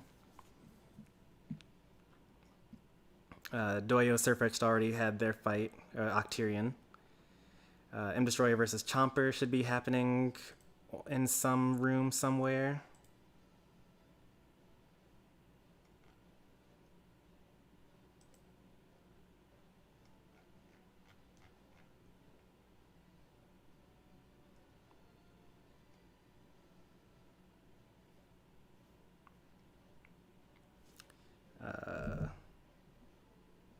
Oh yeah, Chomper. Oh, M Destroyer DQ because their internet didn't work. That's right. So that's that one there. And so Chomper versus Doyo is actually in game number 2 right now. And then this is the match that I would want on stream if Splatoon Joe doesn't DQ.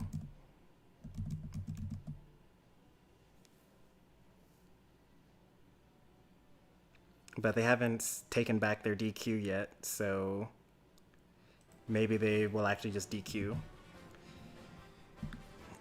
And that's actually the only set that we can put on stream because they're already playing. Their Sonic versus Duff is already happening. And Chomper versus Doyo is already happening. And I'm not going to have an incomplete set on stream. I can just look at the replays later. So I guess we'll wait until 8:30 for Splatoon Joe to take back their DQ request, and then we'll move on to have Jose versus Android 21 main on stream. And now it's 8:30. And Splatoon Joe hasn't said anything, so that's a DQ.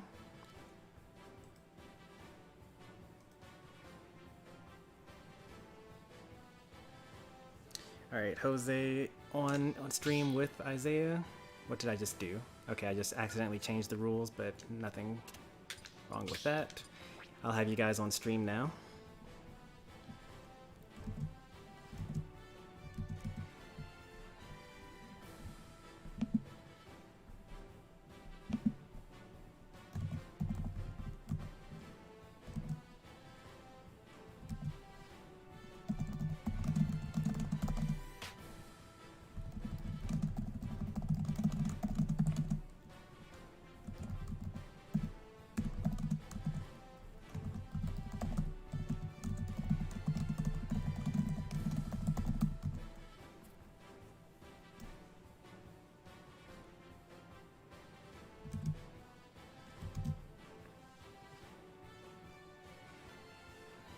Don't you mean 6:30? Nope.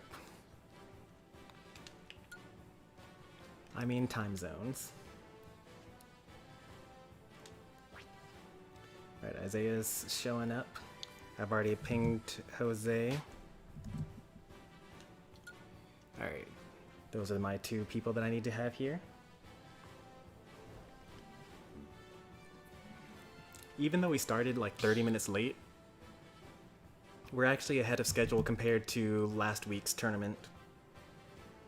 Because we're all the way into losers round 2 already at the 1 hour mark.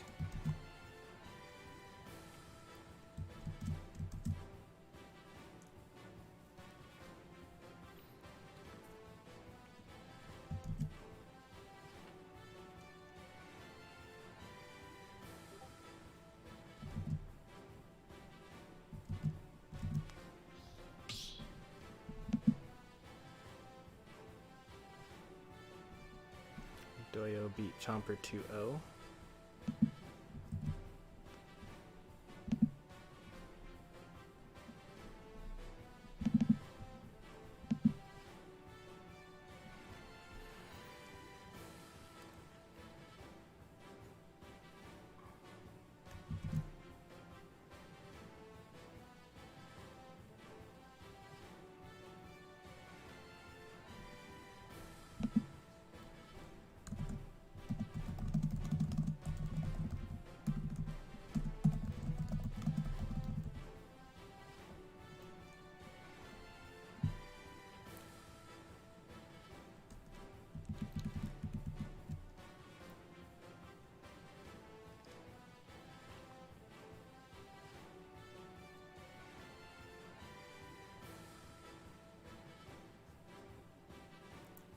Think someone killed Streamlabs.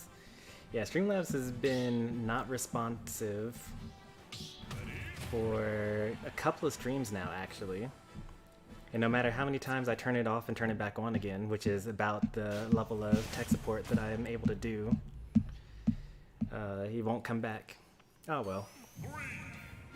Who needs points anyway? It's all about robo points these days.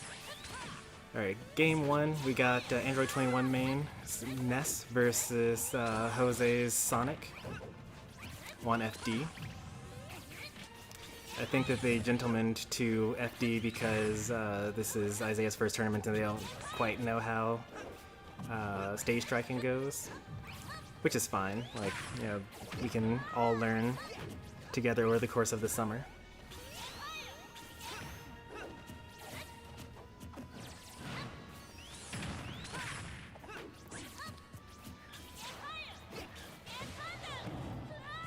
I probably would have grabbed. I think the Sonic was in range to get a grab. You gotta kind of be really careful because that's an easy way to die. But if you do manage to get a grab off, then you know, you won't get hit by the PK Thunder immediately disappears, or at least it doesn't disappear, but it like keeps on going in the same direction that it was going.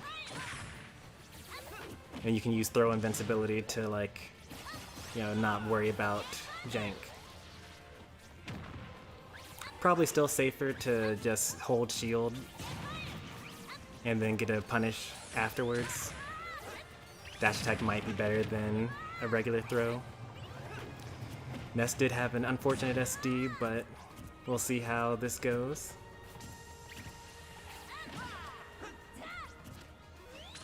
You gotta punish those homing attacks. That's the main way to get in on Sonic. Gotta wait for him to be a little too aggro with his homing attacks, because he kind of has to. How else is he going to approach?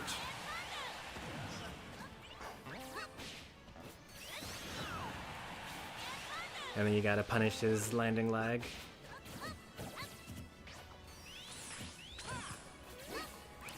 Except you can't punish it if it hits your shield, generally speaking, because you can decide whether to drift left or right, and then you can neutral air dodge, or directional air dodge, or double jump, or up B, which is invincible. Oh, don't die here. That was super, super risky. Like, when you're up by 70% and you decide to go off stage and try to edgeguard Ness, you're just like asking to get stage spiked.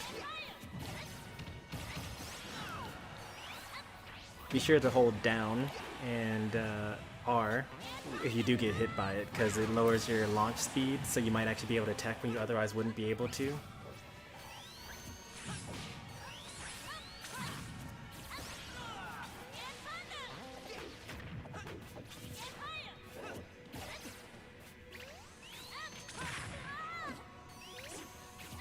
You gotta time that a bit better. Saw that he floated over your head without a hitbox. Just let go of the yo-yo. Oh, okay, never mind. Apparently yo-yos... Well, I knew that yo-yo's a projectile, but... That actually would have been a good time to use down smash yo-yo.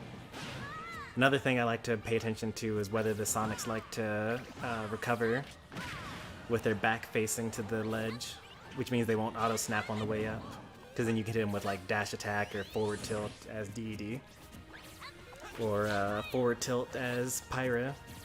And if you like really think that you got the timing down, you can also use forward smash. Sonic's forward smash outranges everything, so I wouldn't attempt charging a smash attack against Sonic.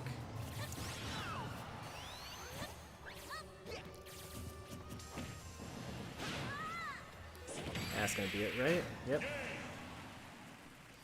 All things considered, pretty close. Ness did SD the first stock, and Sonic was at kill percent for that final stock, so you just gotta pick yourself back up and try again.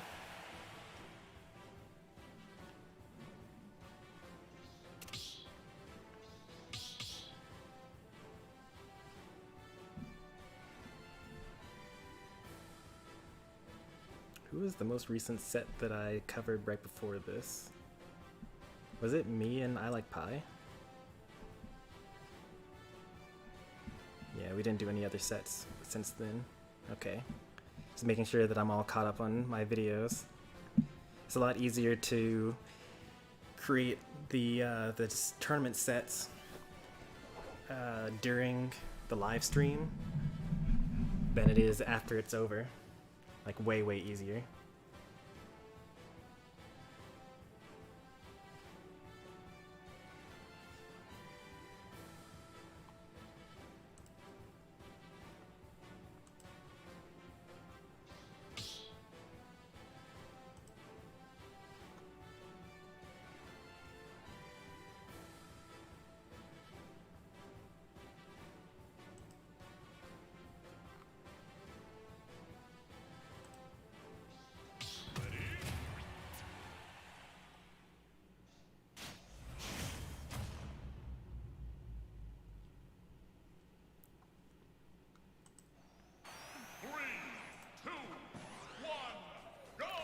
Alright, we got the switch up.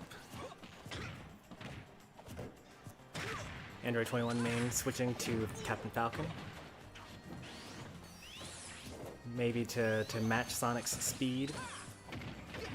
Once again, if Sonic's homing attack hits your shield, you have to basically guess if you actually want to punish. It's not you can't actually punish it on shield.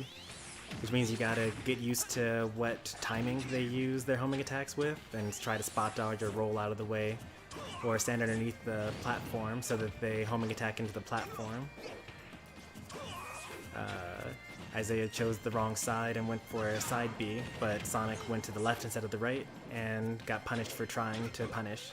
There it is. See? Just like that, except actually punish it next time.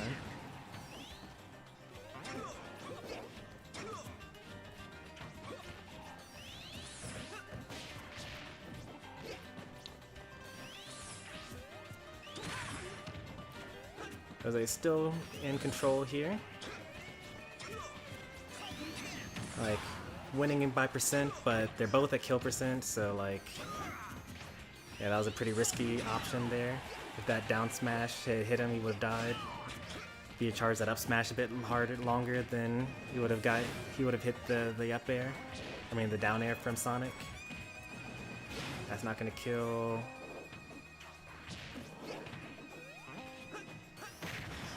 Now things are looking pretty super even.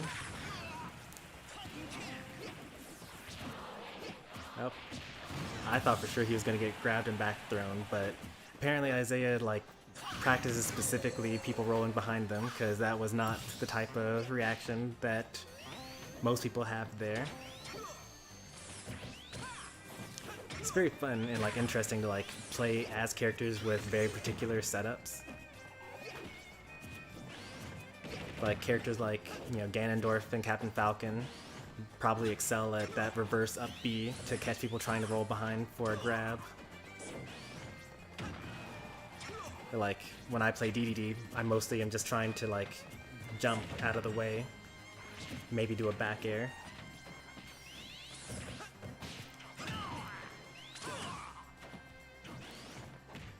You gotta kind of be a little slower with what your choice is for punishing things. Like, Sonic is super helpless after a homing attack. Just take your time and know what you're supposed to do every time.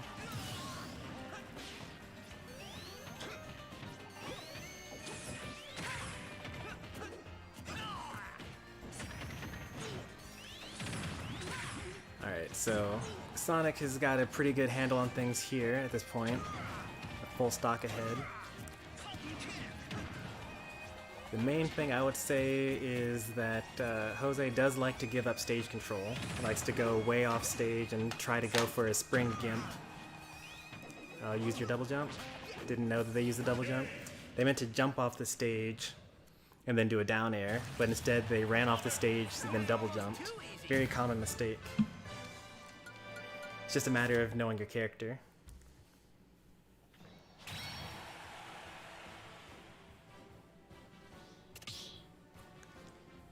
Are you heading out for the night, Splatoon Joe? Oh, what happened to Jose? That was game 1. Wasn't it? Oh no, that was game 2. I got confused because of the Captain Falcon switch. That was totally game number 2. That's my bad. Game number 1 was with the NES. Good games to both. Jose takes it 2-0 and moves on into the loser's bracket.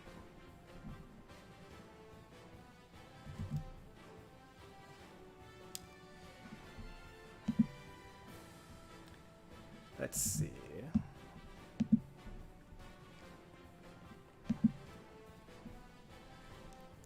May as well get I Like Pie and Jose here.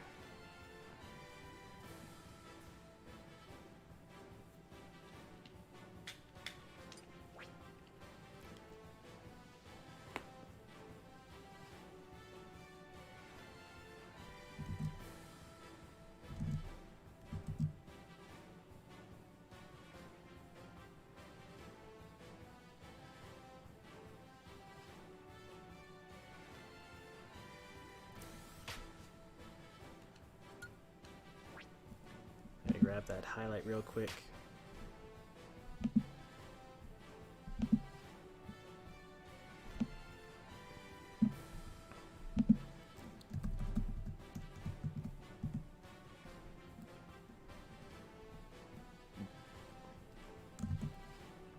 Hey there, Aiden. Good to see you again.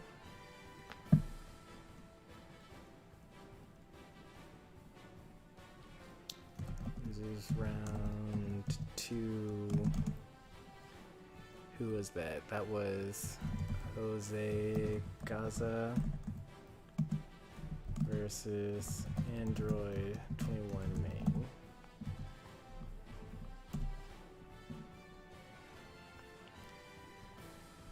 I Like Pie should be both on Discord and in YouTube.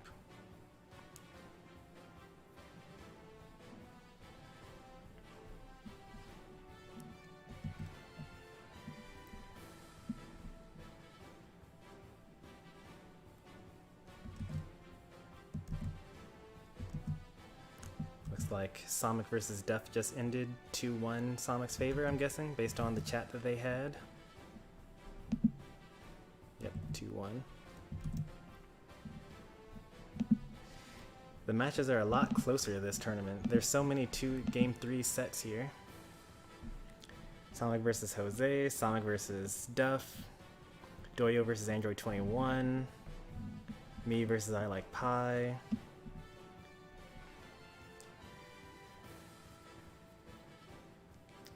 I will take full credit for all of those close matches. Hopefully they save the replays.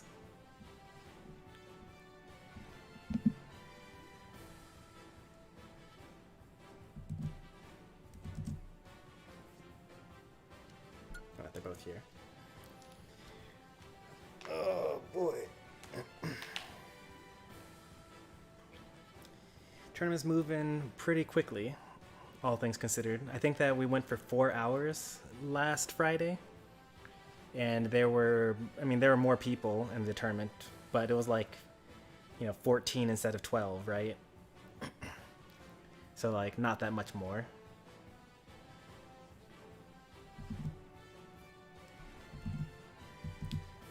And we're like already into loser quarterfinals.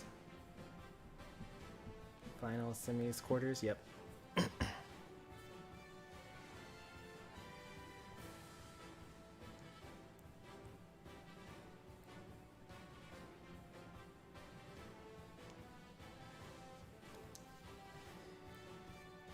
And as per usual, we will just do oh, should I actually have Jose versus I Like Pie on stream? I've already had I Like Pie and Jose on stream already, but I haven't seen Duff or Doyo on stream yet.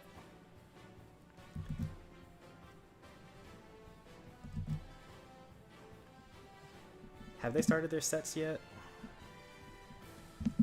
I might have second thoughts about who's on stream. One moment, everyone.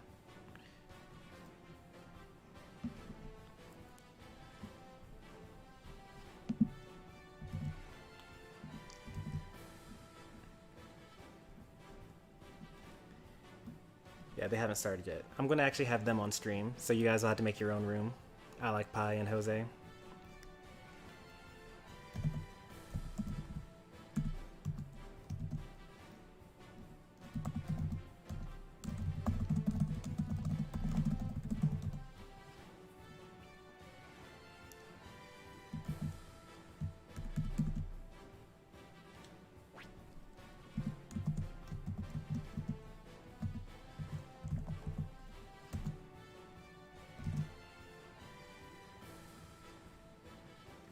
Not planning on joining, but I want to know how this works. Well, feel free to join, for one thing. We take all skill levels here. And the stream, the channel, the tournament series, everything is all about improvement. We don't worry about like winning and losing, whatever. And anyway, there can only be one winner anyway, so people don't or shouldn't join tournaments to win, because, otherwise every tournament would only be like, one person, or 1 to 10 people, depending on how close in skill the community is. But the way it works is I have 14 tournaments once every Friday from Memorial Day until Labor Day for the summer. You can sign up using the challenge link in the description. You'll need to have a challenge account, and you'll also need to have a Discord account. You don't have to have a Discord account, but I'll get a little bit more into that later. But within the Discord server, you basically find your opponents, you talk about which stage you're going to play on, you play out your tournament set, and all that other stuff. So if you don't have Discord and I'm not streaming, then you can't play in that particular tournament. But if you don't have Discord, but you watch the YouTube stream and I'm streaming the particular set, then you'll be able to because you can just use the YouTube chat to do all the tournament stuff. I'll explain more after this set though. For now, let's focus on Duff versus Doyo. The space animal battle. Falco versus Wolf on Battlefield.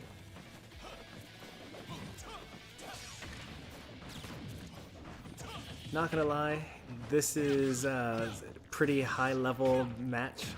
Like the two players here have both gotten like top 4 in the past couple of events. So it's like, kind of crazy to see them this low down in the losers bracket. But that's just kind of how it goes sometimes, like depending on who you fight, what newcomers you end up having to go against.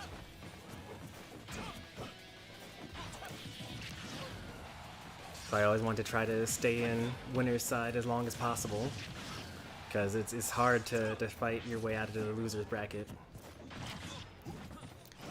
But that's all in the past, they're here now. and gotta focus at the task at hand.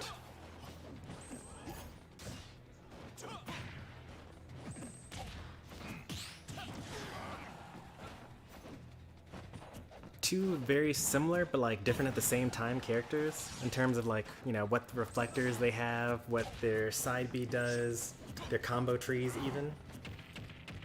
Yeah, Falco's kind of in an awkward spot right now because at 153%, he doesn't really have the combo game that he would normally have. But when you go for a back air spike and stage spike, you know, can't go wrong there. Falco likes that middle percent, like around 100 or so he can do like up tilt back air, you know, down air, back air, things like that. Wolf, on the other hand, kind of, you know, is good at most percents. You know, he's got down throw dash attack at low percents, you know, forward air, back air at higher percents, nair into nair into nair into nair for edge guarding. The one advantage I'd probably say in the Ditto, not in the Ditto, but like in the matchup in particular, is probably Falco probably has the better blaster in this particular scenario, just because it's so fast and can stop recoveries and things like that. Wolf's blaster probably is better overall, but for Wolf versus Falco, I could see the blaster making more of a difference. Another thing of note is that Falco mostly has multi-hits. You know, up tilt, forward air, neutral air, up, I already said up tilt. And they're supposed to like lead into combos, whereas Wolf has much smaller combo trees, but they kill just as fine.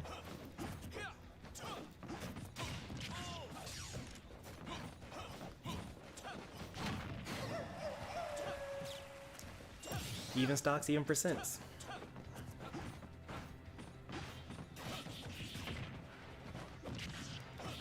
Nice. The vortex. But Wolf will make that up pretty easily with just a couple of hits, no combos required. The way I say it, the way I always say it is that like they're probably about as good as each other, but Wolf is just so much easier to use, you know? Like, why go through the extra effort of learning a more difficult character that does about the same thing? But you can see success in both characters. Alright, so now that Duff is kind of fishing for some kills, this is when Doyo can kind of make that comeback. All you gotta do is avoid the kill options.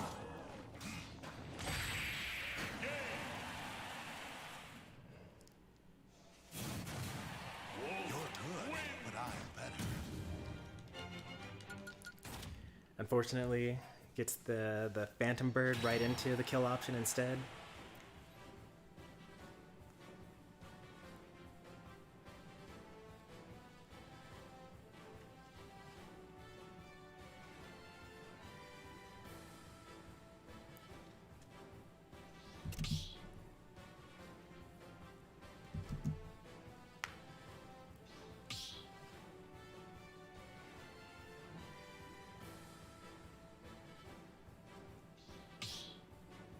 Who has more advantage, Pyra or Mithra?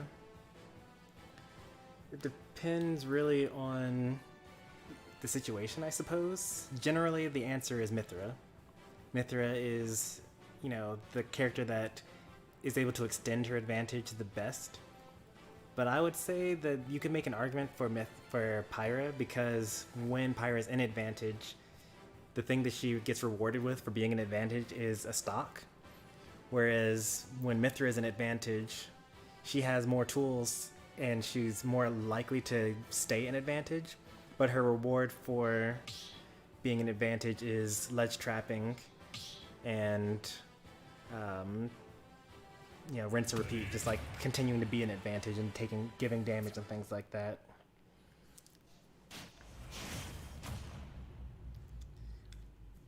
Alright, the Spacey War continues. Falco went down. Fox is going to avenge him. This is literally something out of a Star Fox playthrough.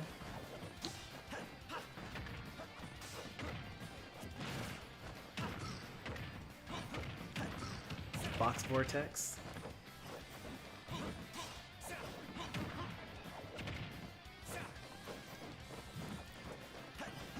I actually kind of like the Fox Vortex a bit more than the Falco Vortex. Like, Falco has only a set number of things that he can do at any point in time, whereas Fox kinda has like a lot of different options between like up tilt versus dash attack versus, you know, turn around grab and down tilt to extend combos.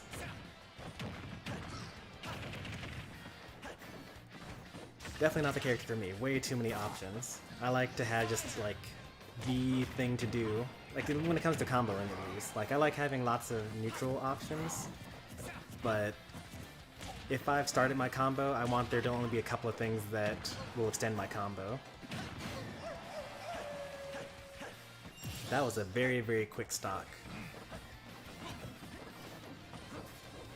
Kinda makes you wonder why Doyo switches to anything other than Fox. Sephiroth is also pretty scary, I suppose.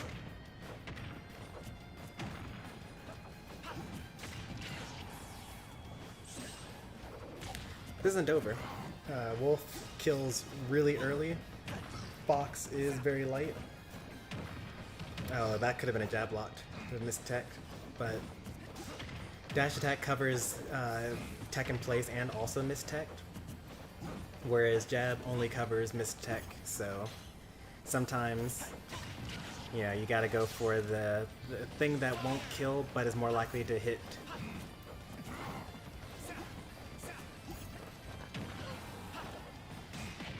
Instant reverse back air probably would have killed there.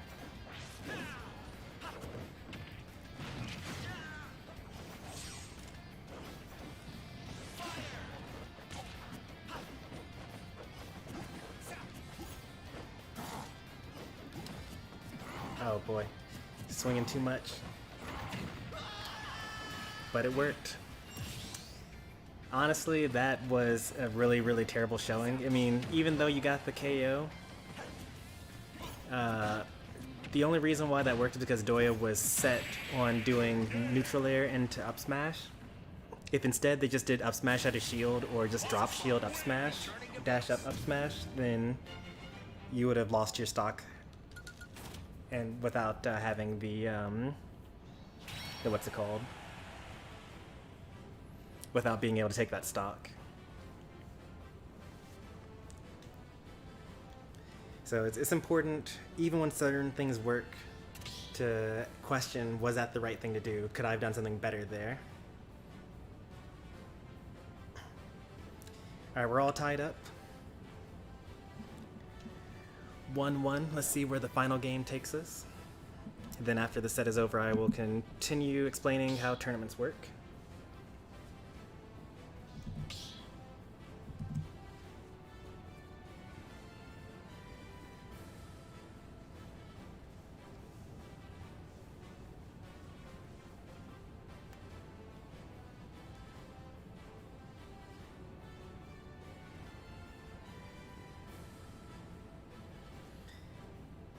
I've actually never seen Duff not play Wolf in bracket. I'm curious if something will come out here. Another thing to think about is whether the Fox came out because of the low ceiling of Pokemon Stadium 2.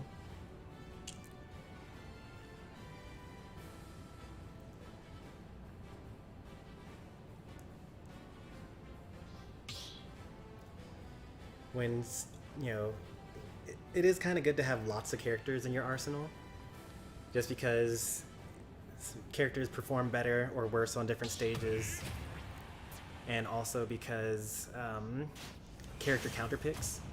I was actually thinking to myself, like, where would you bring a Fox to, and also, you know, are you in danger of having a switch to Ganondorf or Sheik or Sephiroth or something like that?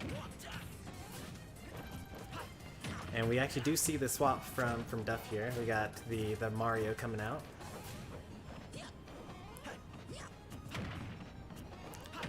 So far, the pick is seeming to work. I mean, even neglecting the fact that Mario plays best on triplats, this stock is already better than the beginning of the second stock from the last game.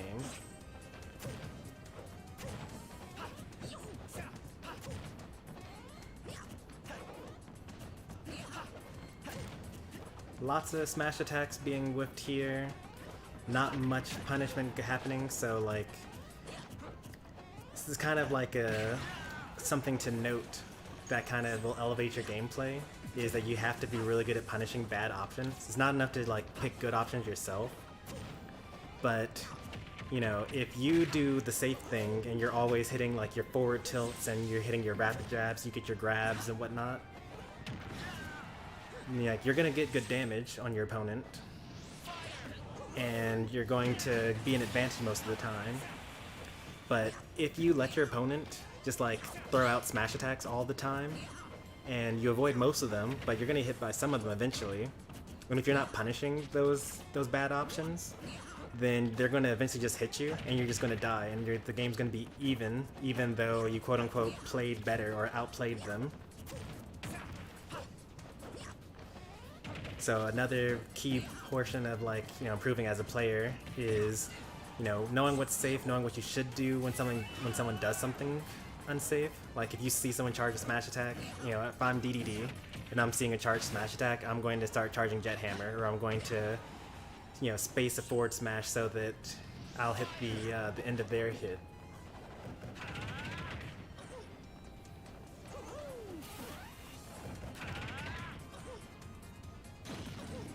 I thought they caught the jump, but they did not.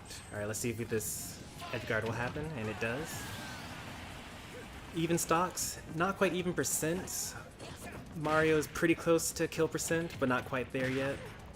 Fox does die really early, and Mario does have lots and lots of cheese options here. I haven't seen like a bunch of up air combos into up B or anything like that. I also haven't seen, you know, the classic Mario try to spike every single time off stage yet. But that doesn't mean that, you know, in fact, the fact that you haven't seen it very often actually makes it even scarier. Like if you know that they're always going to go off stage and go for a, I wonder what could have been better there. Maybe a Flood? If Flood is charged, just go and like push Fox underneath the stage with his Firefox. Maybe that's when you finally actually do a reverse aerial rush into forward air and spike Fox down. Probably not though, because Fox is able to either go straight up or hug the save, but no tech. Unfortunate.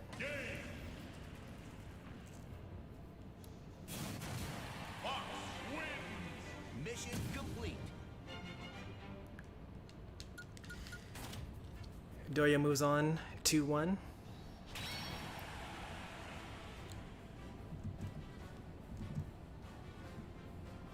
This will be a good VOD for both players to study.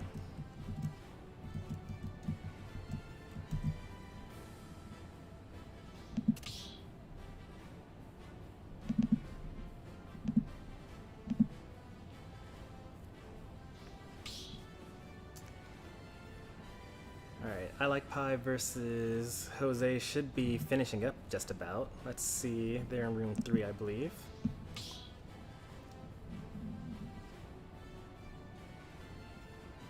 I'm counting 2 GGs. So they've played 2 games at least. Okay. So they actually... oh yeah. Well, I don't know why they only had 2 GGs, but that's fine. 1-2 Jose. So Jose moves on, right? Can someone confirm that?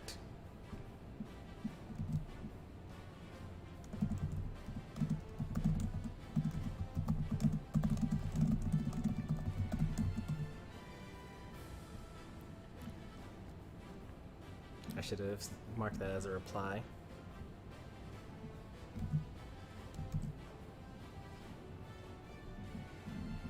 Let's see.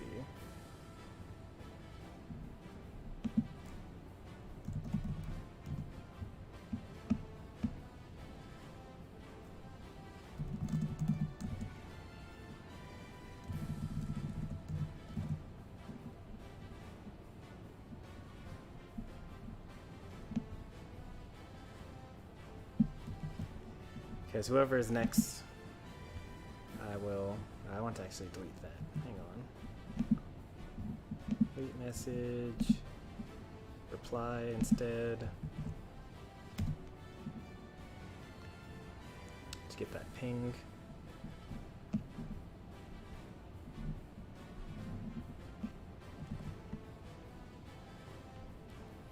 I got eliminated so early. It was a stacked bracket, what can I say? What is that? So, third, fourth, tied for fifth, it looks like. It's not so bad. I'd say that's actually pretty good. Top 3 is best of 5. So this upcoming losers round 4 is going to be best of 3 still.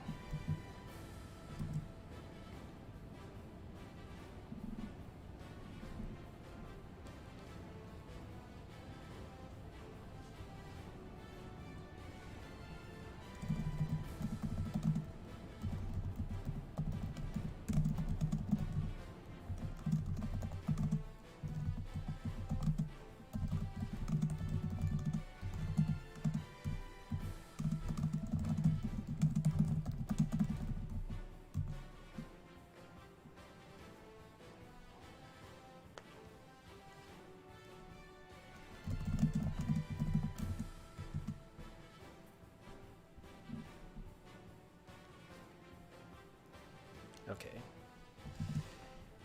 He actually did the right notation. I probably wrote the correct notation, but I just wanted to confirm because not many people actually do the right notation.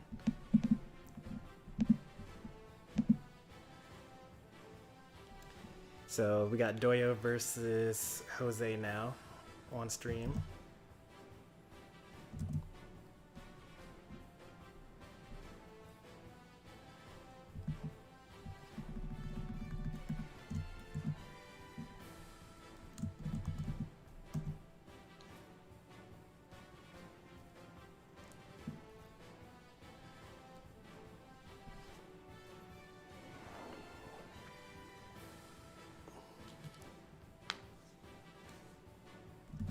Let me make sure I get that replay.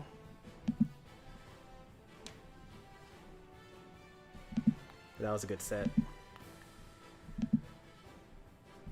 Like, there was a lot that went right and a lot that went wrong in that gameplay. And those are the best.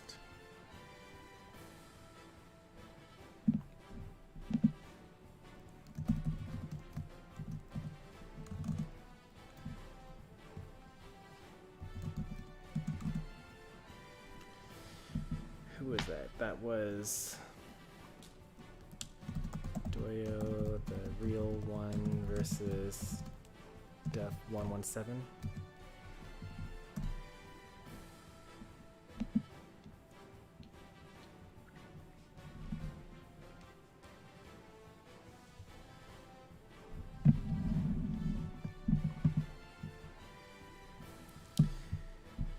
Aiden, what RPG are you playing right now?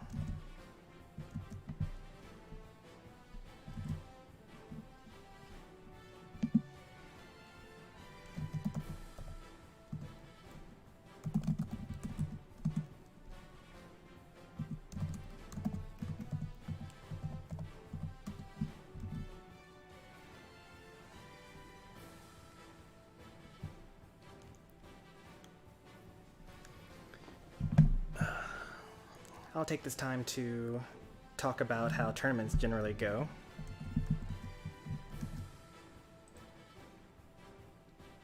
If I just pull this open. Alright, so you should see the rule set that I have here. The way that it works generally is that 2 people start by what's called stage striking. Some people call it stage bans. Technically it's different, but you know, don't make too much of a fuss about it. There are 5 starter stages. The way that it works is usually there's some sort of coin flip, or maybe it's based on seeding, but basically someone goes first and they'll strike one of these. So they'll say, I don't want to play on small battlefield. And the next person will say, well, I don't want to play on Smashville or Battlefield. And then the original first person will say, okay, well, there's Pokemon Stadium 2 left, or Town and City. Well, I don't want to play on Town and City. Let's go to Pokemon Stadium 2. And that's like just a standard stage striking process. If you're in an IRL tournament and the opponent doesn't really care very much, or if they're taking you for a ride, or if you don't know how to stage strike, then they might just say, hey, do you want to just play on Pokemon Stadium 2? A lot of people will do this because Pokemon Stadium 2 seems to be the most balanced stage in theory. I have my doubts, but you know, that's the general consensus of the community, that Pokemon Stadium 2 is very, very balanced and fair for most of the cast. So you can even play entire sets there. So you choose your characters, you'll play on the stage, someone will win.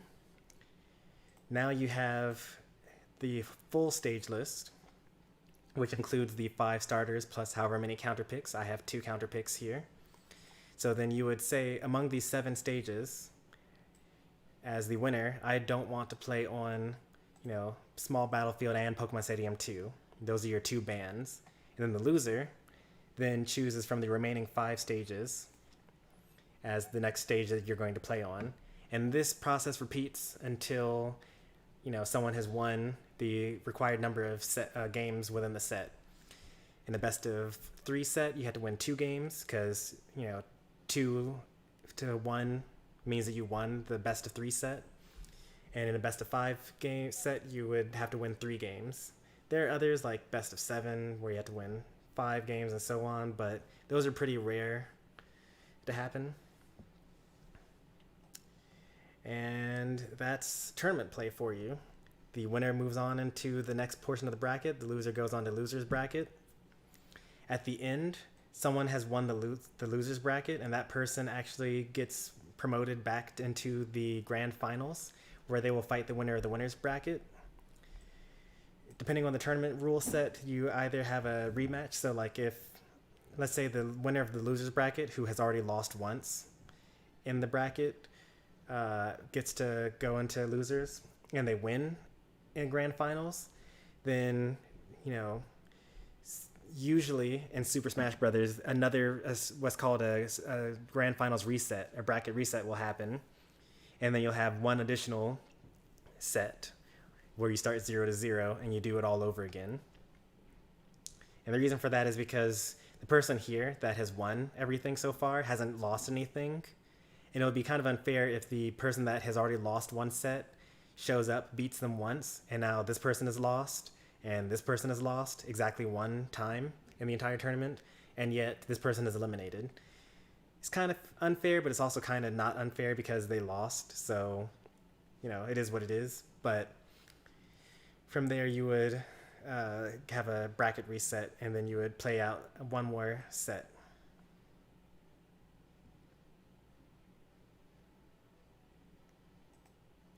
And that's a full tournament set. Tournament arenas usually shut down after 15 minutes of inactivity. I'm not sure what's taking Jose so long. We pinged him. We were like literally talking to him just now. I'm assuming that there's some sort of adult or parent thing going on. They stepped away from Discord or something like that. But I did ping them. And when did I ping them? 5 minutes ago. We can also just like stand still on a stage, and that would actually prevent the arena from shutting down. It's funny, you got your main. 3, 2, 1, go!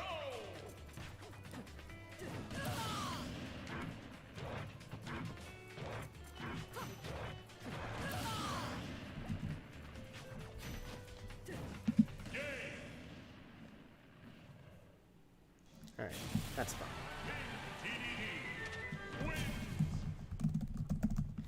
Of course, just as we start a match, they're ready.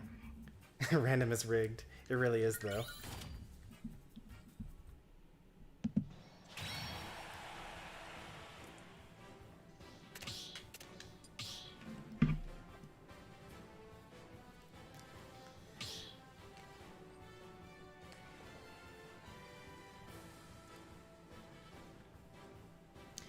For those that need context, one of Doyo's many mains is Sheik. So getting Sheik on random is like me getting King DDD on random.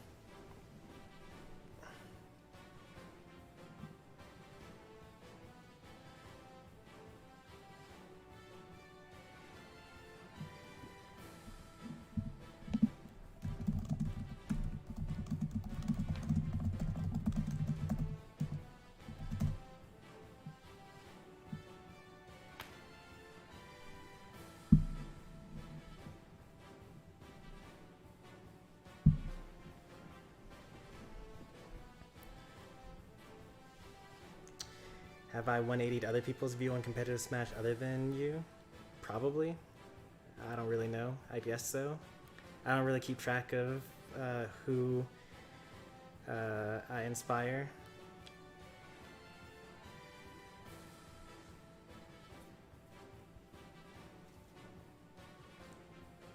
Oh, Metopia. Yeah, I don't know anything about about the difficulties curve in Metopia.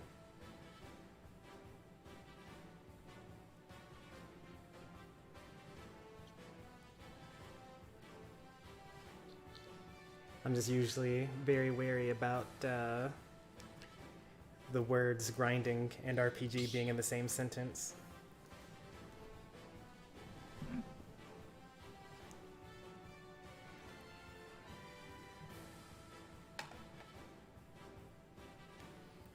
Hey there, Dragon Lord. It's a whole John Dura reunion in here.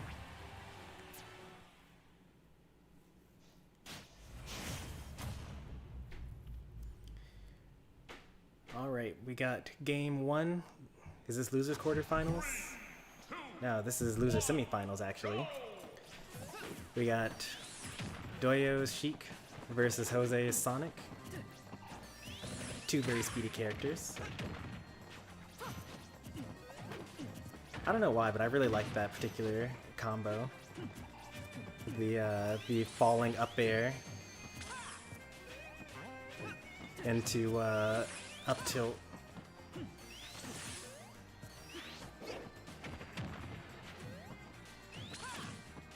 Nice. Some punish.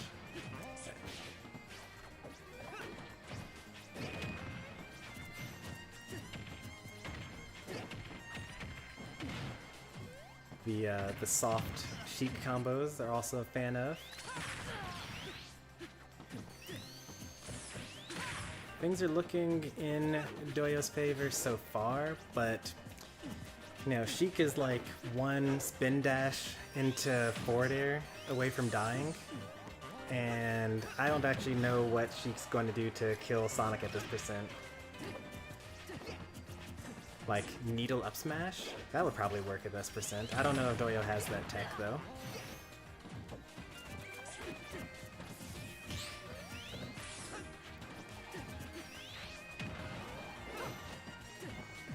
That's not gonna. Oh. What? 98? Sheik is light, but like, I didn't know that was going to do that. Yeah, that's why you can't be too sure. Alright. Super weak nair into bouncing fish.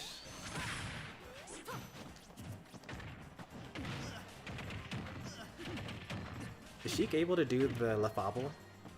Yeah, the thing where Joker keeps on hitting up air over and over on the battlefield platform. They have the same type of up air. I'm gonna have to learn some Sheik stuff so I can commentate Doyo's sets more intelligently.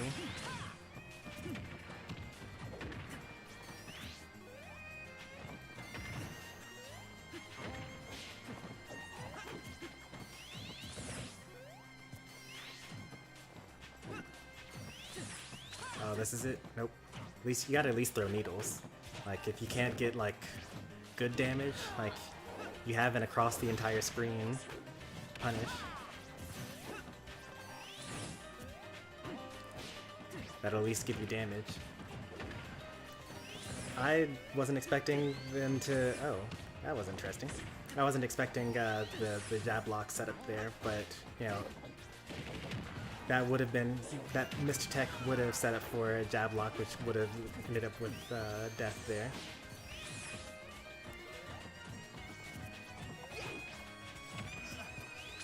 Oh, punish? Nope.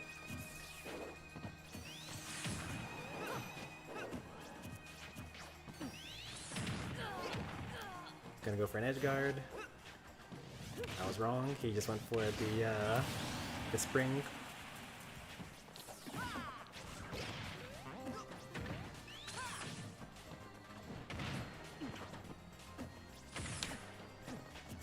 Let's see. Sonic here will probably kill with a back air. I mean, obviously a forward smash would help as well.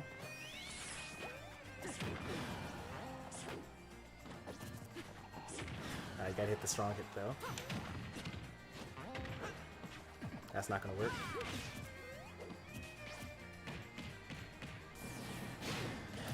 Alright, even percent, even stocks. Let's see how, you know, they show their medal in the last stock situation.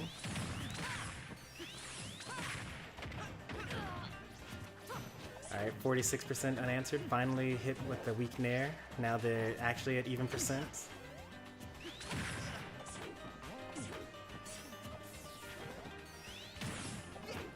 I'd probably throw more needles, honestly.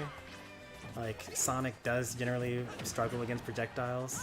Sheik's projectiles don't have very much range compared to a lot of others, though.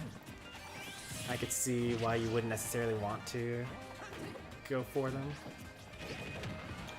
Because like if you guess wrong and you throw out needles and they jump out of their side B instead, then you're going to get hit by a homing attack. Oh, yikes. You gotta be really careful about that. At certain heights, Sonic's down air actually auto-cancels. And as you saw, Jose did down air into forward smash, and luckily he was a little bit too late, otherwise that would have been probably Sheik's death. Forward smash, yeah. I knew that was coming. You gotta, you know, develop a spidey sense and be like, oh, I need to get out of here. Time to roll. But, you know, it's kind of... But then the Sonic can say like, oh, people are afraid of my forward smash at ledge here. They're going to roll. Time for me to dash back forward smash. So it's an ever-evolving, like... You know, what is my opponent going to do? What should I do to avoid it?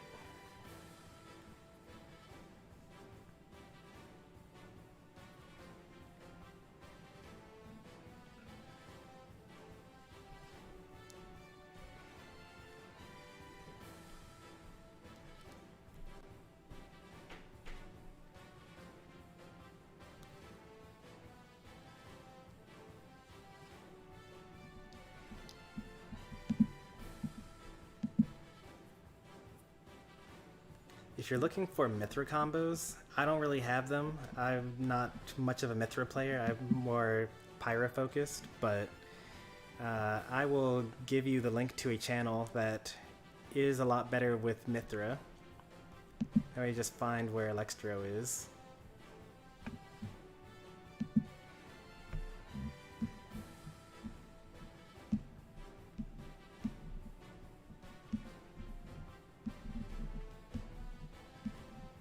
If you're looking to learn Mithra, that's the place to go.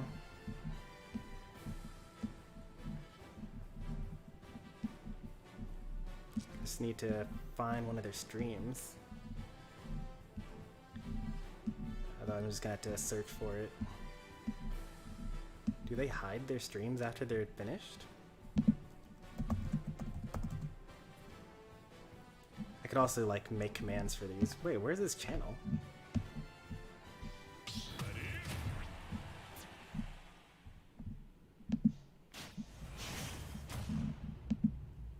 Try to autocomplete or correct it for me. 3, 2, 1, go! Alright, game 2, sticking to the Sheik.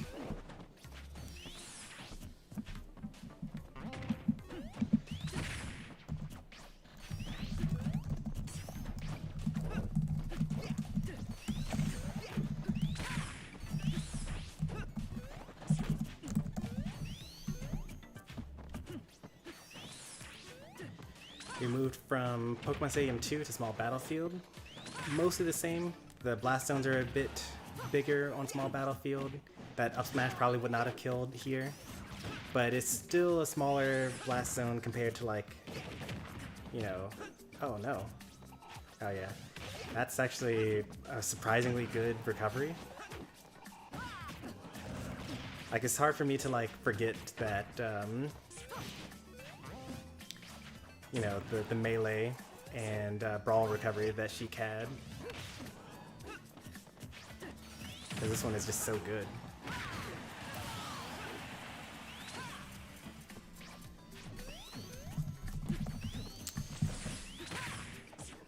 Pretty bad deficit here. Let's see if Doyle will be able to recover.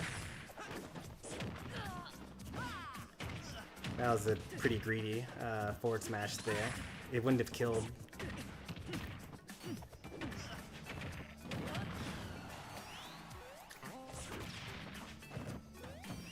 If that up air had hit, then they would have been able to do an up smash to go for the kill. So this is actually still pretty even. Like, they tried to do another up air drag down. They were too high up when they started the up air. Or maybe they didn't fastball, I'm not quite sure what went wrong there. But that was definitely the attempt. You could actually see that they started the up smash attempt.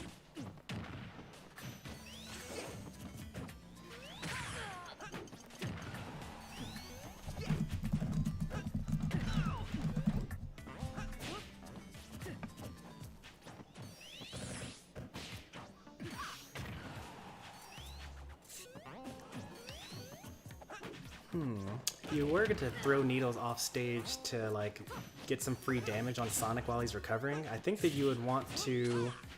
Oh, that's an unfortunate flub there. But I would think that you would want to aim it towards the side. Like, not towards the blast zone, but towards the stage. Alright, full stock deficit, which is, you know, the lead is actually not as bad as it was compared to the first stock.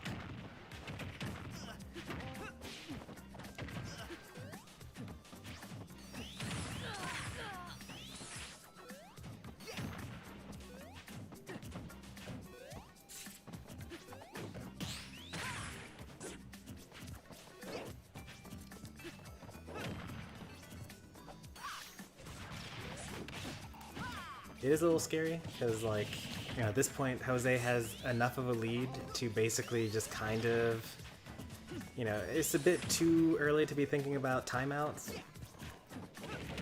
but they do get the opportunity to, like, basically throw away this stock almost by just, like, going for certain kill options that are a little less likely to hit.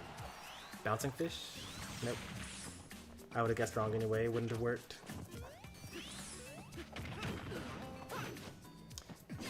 Attempting to go for a spring ride here. A little cheese kill. Very difficult to catch. This is one of the reasons why I suggest Needles.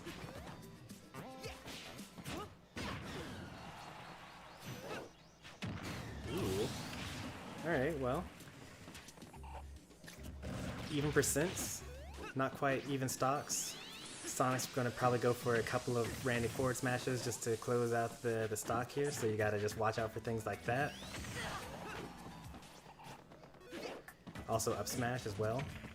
Probably Needles would be really useful here as Sonic's going to start, like, rushing in.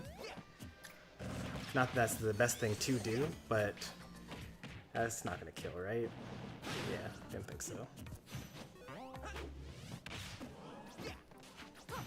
But since Jose has shown that he likes, he's trying to close out the stock, he doesn't want to, you know, he wants to just kill you, this is your time to like throw out the weak hits, like needles, run away.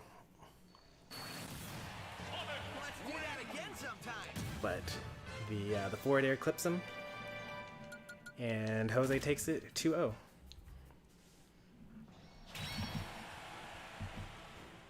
Good games to both.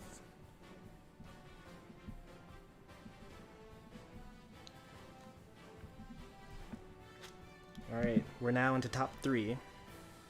All the sets from here on out are best of 5. First person has to win 3 games in order to win.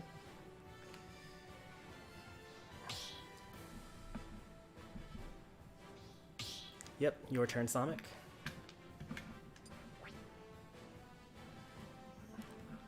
Time to rearrange myself.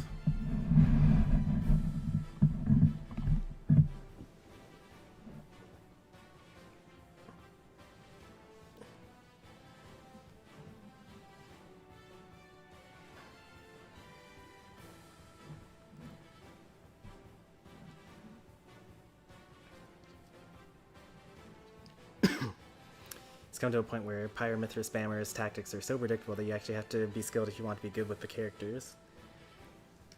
In March, things were different. I think I kind of get what you're saying. Like, in March, everyone picked up the character and no one knew what they were doing. But just like in Amiibo, basically, you keep on using moves and you keep on trying certain tactics, and they either work or you don't work, and you start throwing away the ones that don't work, and you keep the ones that do work. And eventually, you just basically become a quote-unquote spammer, and you're just doing the same couple of moves over and over, because they're going to work against, you know, about 5 million people. Why not use it?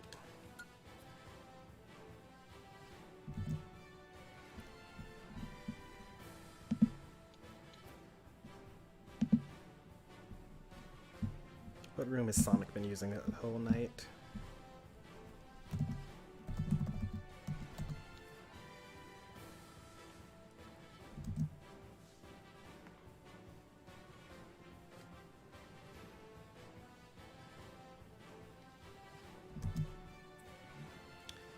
If you're watching the stream, Sonic, I just pinged you in room 4 on the Discord.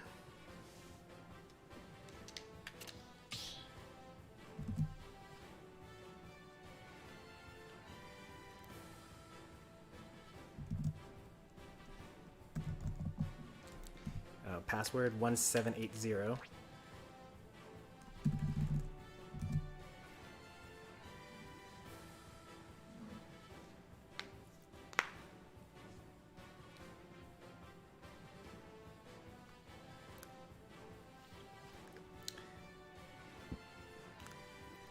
I don't know if you play the Switch while, or like in between sets and things like that, but if you don't, then you might want to consider like having an understanding with your mother ahead of time to say like, hey, I'm going to be in a tournament, which means I'm going to play for about 15 minutes, and then I'm going to be sitting around for about 20 minutes, and then I'm going to play for another like 10 minutes, and then I'm going to be sitting around for like 30 minutes, and so on. So that, you know, she doesn't, you know, make you stop playing when you're in grand finals, because, you know, this is probably going to happen very often for you, where you get pretty far in bracket, but you don't actually end up, or so you're like, you know, you've been at least on the stream for about 3 hours, but you've probably only played for about 20 minutes so far.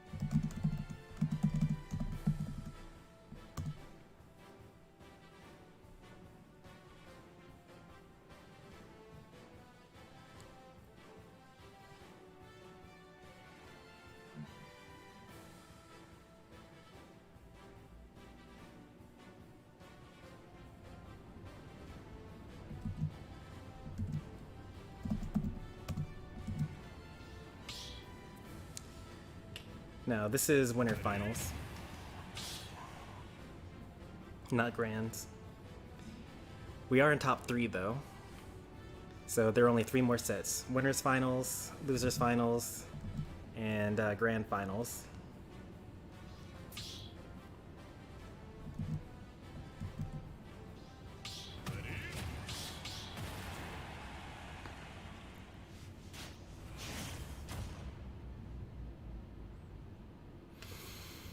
Alright.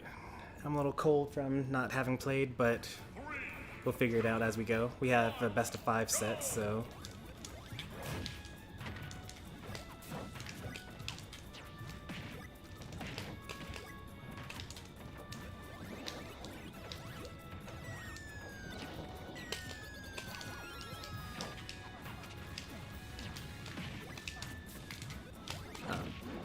I have an idea.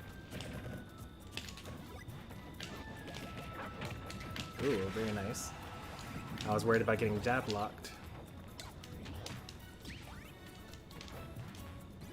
Oh, nice. Alright, Sonic's actually been studying.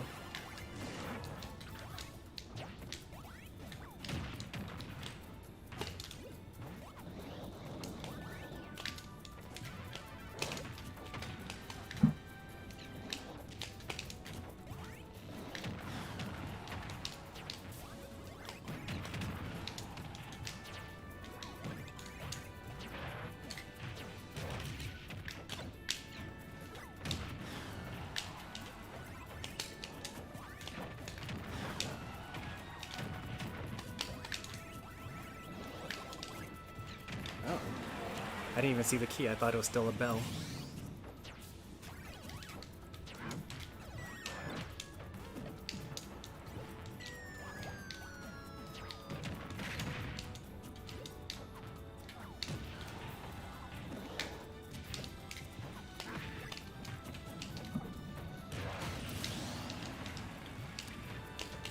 Alright, so...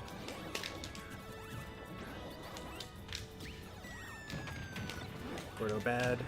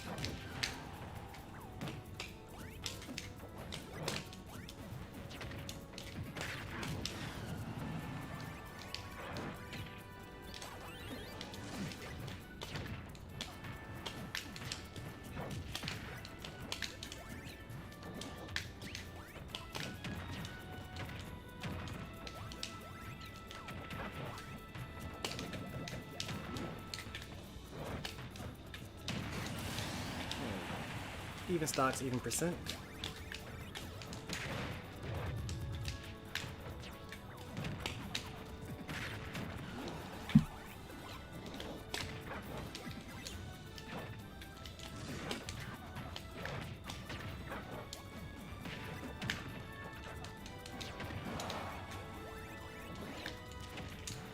Oh, man, that would have been nice.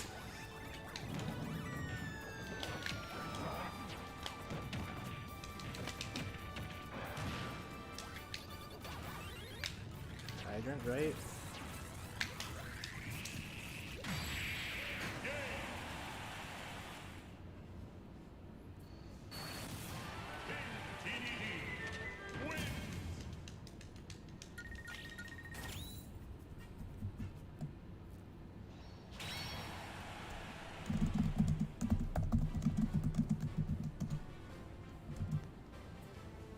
hate myself. Now that was actually a really good game. You're doing a lot of new things that made that game really, really close. And I had to rely on the hardest of reads. I mean, it was kind of more of a bait, but...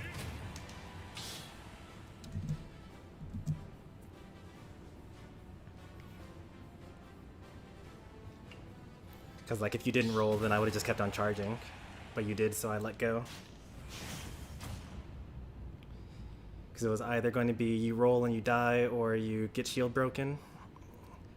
But if you had jumped and back aired or something like that...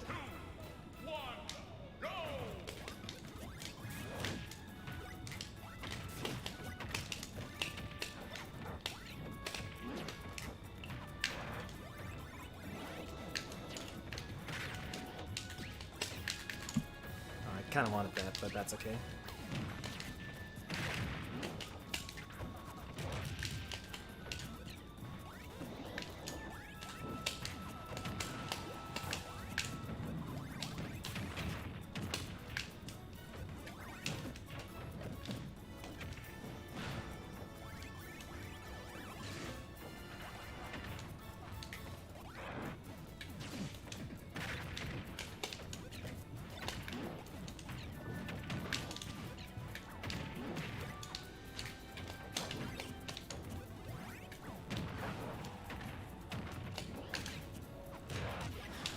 Thank you, Hydrant.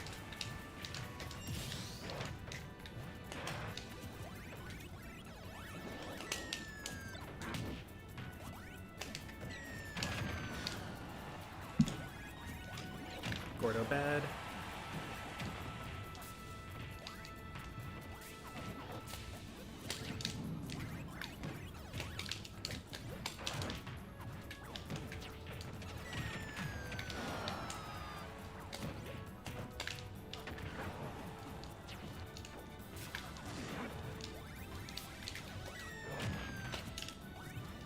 Gordo bad. I shouldn't have used Gordo on the blast zone. Gets rid of your DI.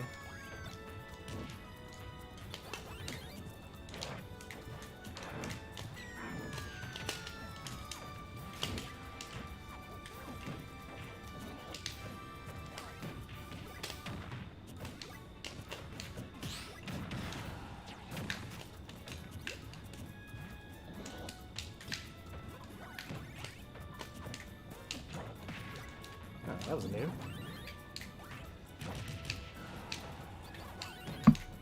That was also new. That recovery angle.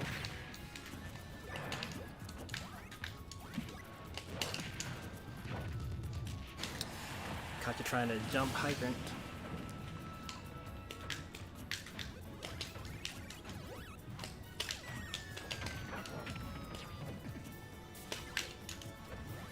I like that option actually. You just charge it, and then if they do something silly, you let go. And if they don't, then you just get pushed away by the... what's it called?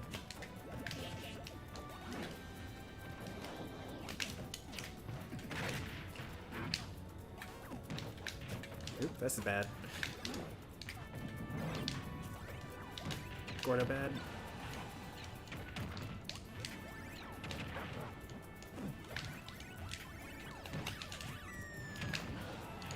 Why doesn't it spin when I spit it out?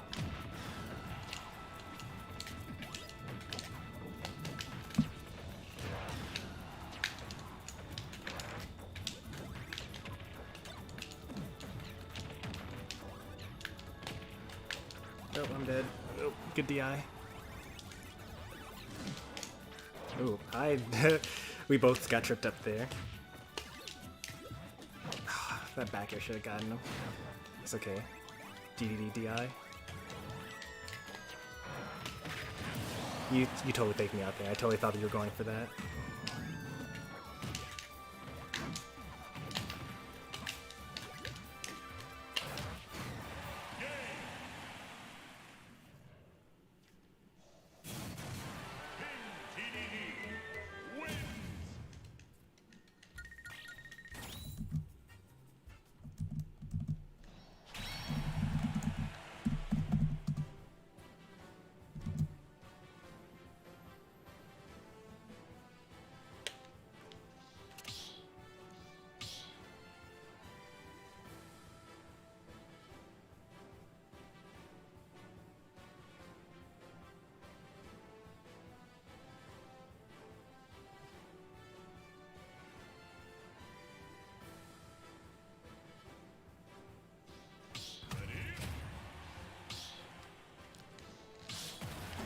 Very interesting. Bring up the Diddy Kong. This is a change of pace. I gotta think about, you know, he's a lot more offensive with his Diddy Kong than his Pac-Man. Oh, wrong stage? Yeah, wrong stage. He was supposed to be on FD.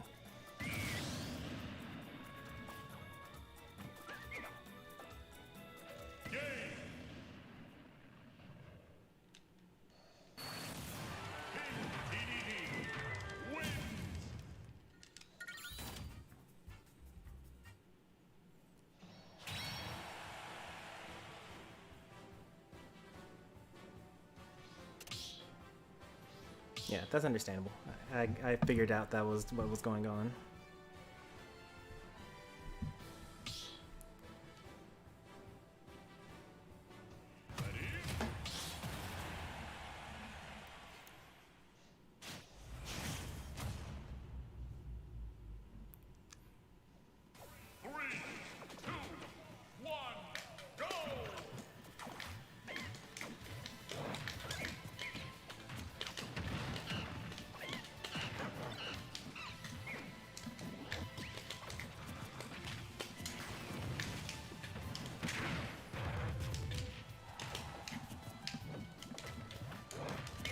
Phew.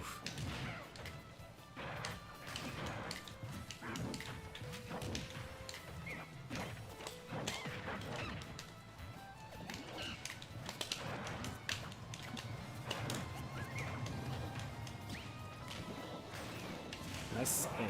That was actually really good.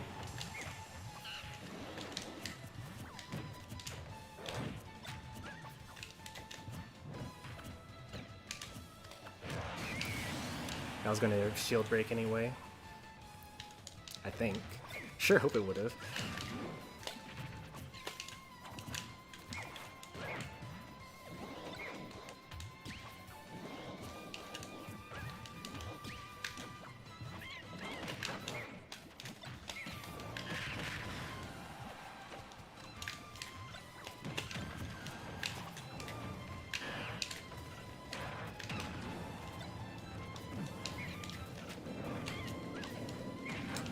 Held out the jump, but I short hopped instead of full hopped.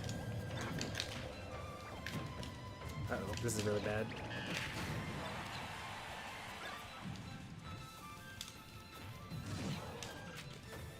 Oh, nice. That's new. Man, I have to start reacting to monkey flips now. Oh, Gordo bad.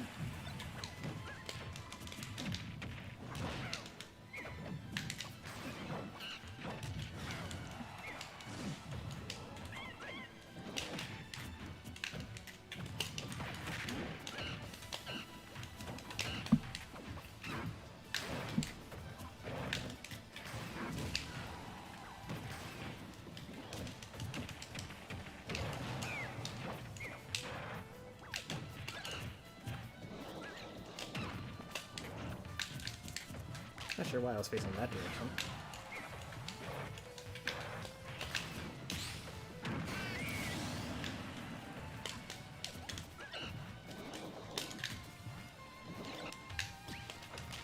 Oh, still a grab and tangibility.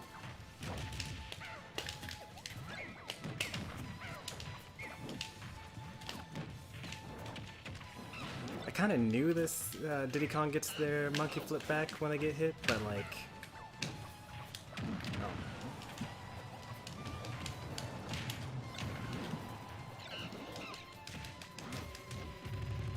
There's actually not much that I can do there.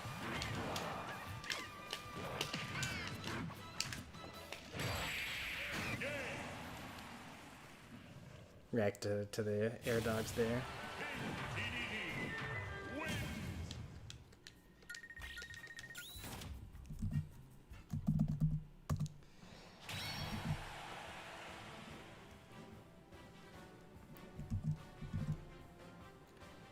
Good game, Sonic.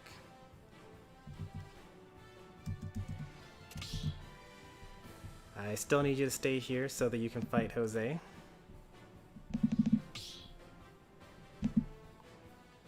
I mean, you can take like a restroom break or whatever.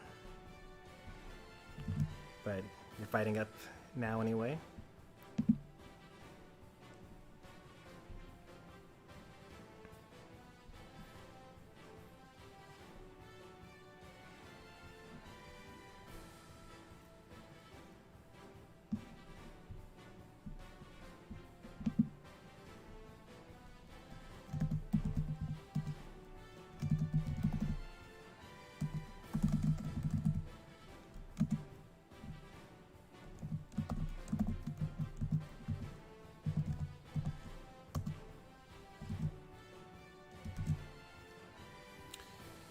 Yeah, you stay, come back, whatever.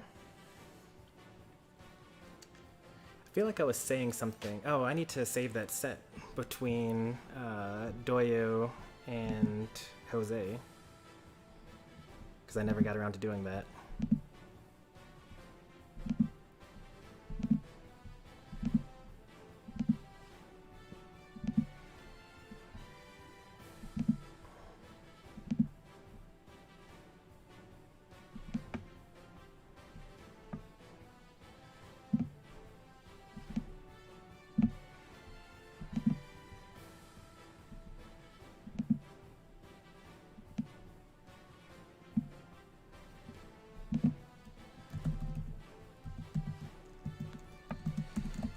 This is losers semifinals, I believe.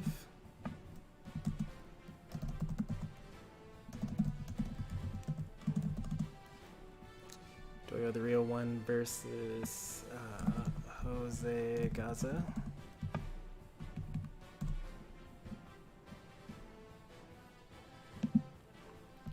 And then I also need to make a highlight of this most recent set, which was winners finals.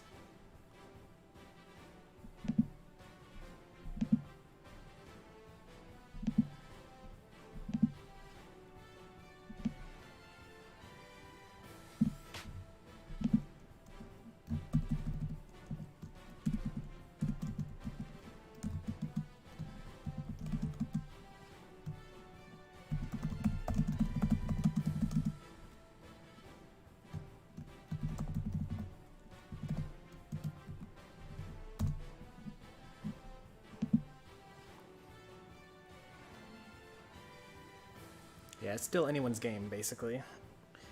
That's the whole beauty of double elimination. You get a second chance. And in fact, I actually say this pretty often, but the winner of loser's bracket actually has a pretty big advantage on the person coming from winner's side, because I'm going to basically be sitting on my hands. Like, I'm not going to be doing anything for the next however long this set lasts. It's a best of 5 set, by the way.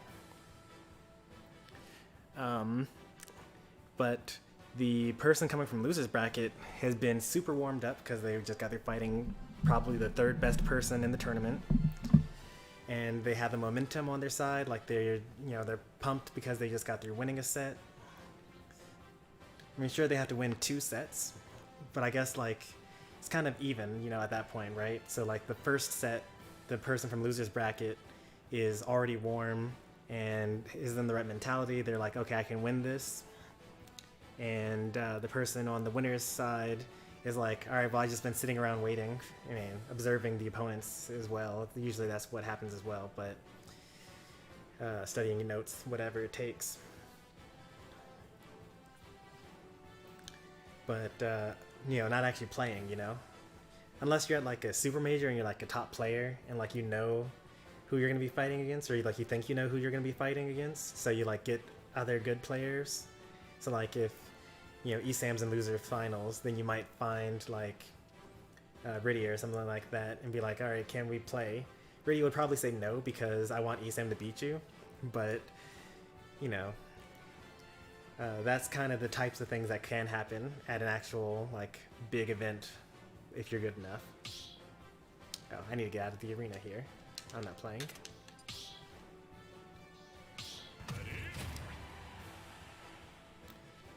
Alright, so this is a rematch of an earlier set that went 2-1. They met in winners round 2. Sonic versus Pac-Man. I suggest you grab a snack.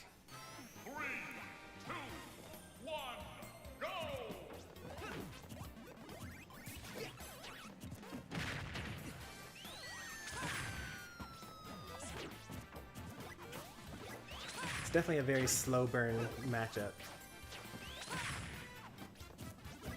It's like Pac-Man has to like do setups in order to get a lot of his kills. Either like a down air edge guard or something like that. But like Sonic's so fast that he kind of prevents Pac-Man from being able to do the setups. And Sonic's is just fast, so you can't really chase him down and like, you know, outbeat him that way. You gotta rely on projectiles.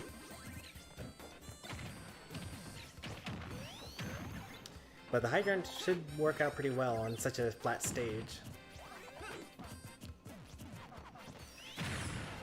That was interesting. The forward smash hit from behind, even though he was hitting with spin dash, which I think that was spin charge, because spin dash is actually invincible on the hop, so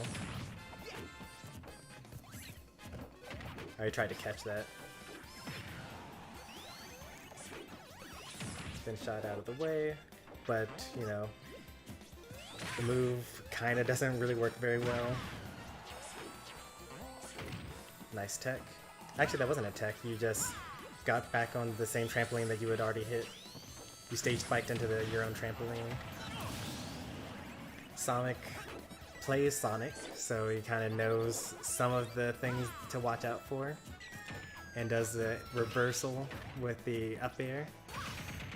That up smash kills surprisingly early, as we saw in his set versus Doya. Sonic was able to up air in between the down airs of Pac-Man's down air. We're seeing a lot of oddities going on here.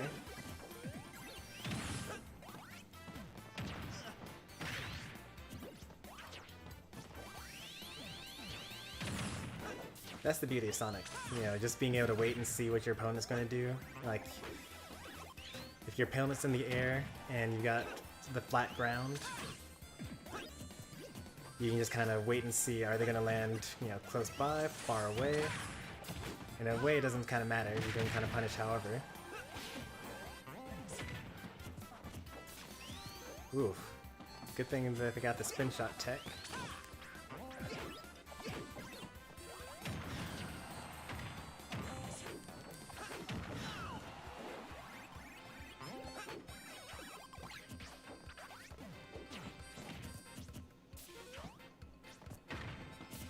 Forward tilt? Yeah.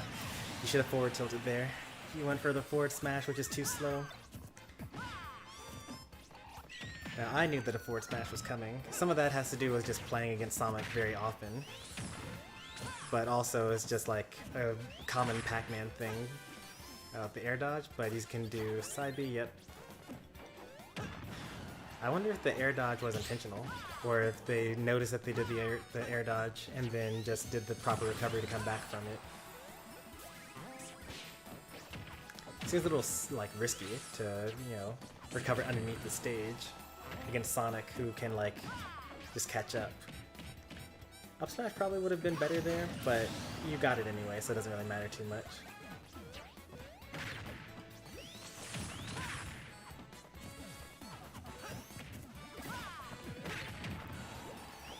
Yep, messed up the spin shot, that's okay. Gotta time that a bit better. To be fair, Pac-Man's forward smash is pretty active, so yeah, you don't necessarily want to actually let go too early. You don't want to get hit while it's still active.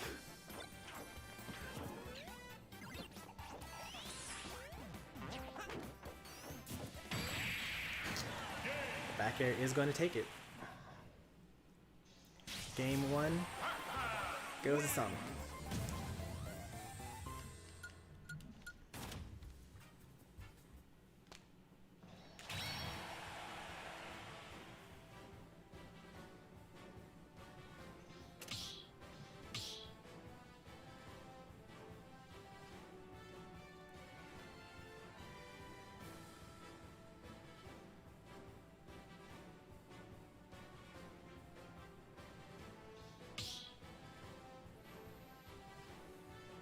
I don't think I've ever seen Jose use something other than Sonic. That matchup was pretty close as well. I mean, if you go to last stock, it wasn't quite last hit, on game 1 of Losers Finals in a best of 5 set, you know, you're probably doing fine. Like game number, or the first set that they played in Winners Round 2 was also fairly even. It was 2-1. So all it comes down to, like, making sure that you win the games in the right order. I don't think that generally we know enough about, you know, stage picks to know how important winning game 1 is in Ultimate. You know, in Super Smash Bros. Melee, it's like super important who wins game 1 because the stage list that they currently have is, you know, very, very strong one way or the other. You know, with like Yoshi's or like Final Destination, things like that. But, you know, I haven't really seen much evidence that, you know, most stages are like a strong advantage for one matchup or another.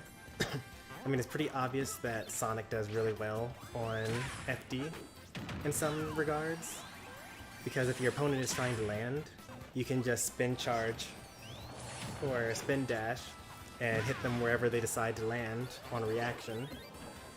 But at the same time, it can be kind of a problem for Sonic because there's no place for him to land with his homing attacks. Like on Small Battlefield, you saw a couple of times, or was it Pokemon Stadium 2? Whichever stage they were on last, you saw a couple of times where they would homing attack and they would hit one of the platforms, and then they would be able to not have the hard landing that you see, that you just saw there, because they didn't actually land on the platform. They were able to drift away from it.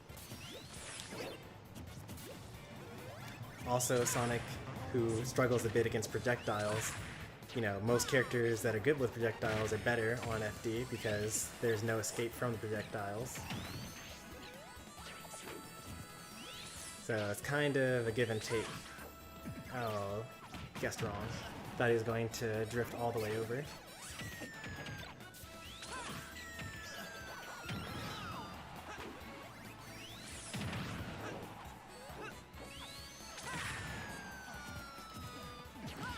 I'd say that the momentum is definitely on Sonic right now, even though it's at even percents.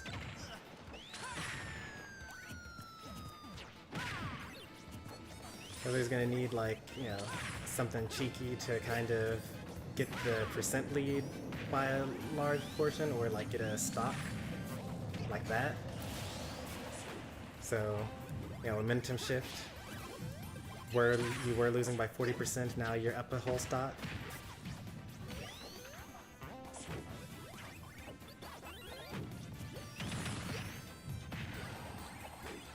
Nair negative on hit because you didn't have enough damage.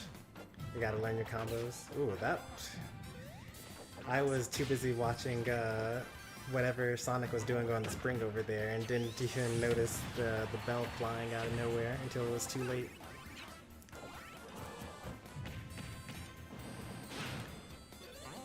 Is it better to go for the edge guard in that scenario, or is it better to go for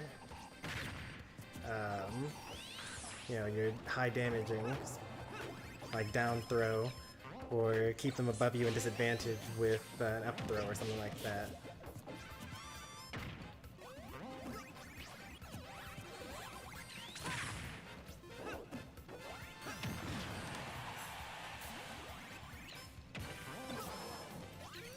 Watch out for any jank.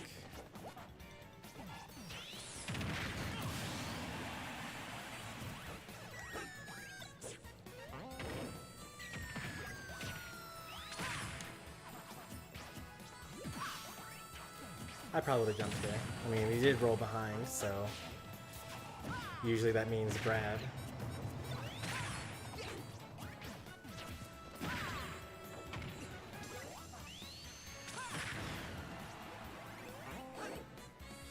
Don't get too greedy with your edge guards. You got a pretty sizable lead. You don't want to get reversal back air or something off stage.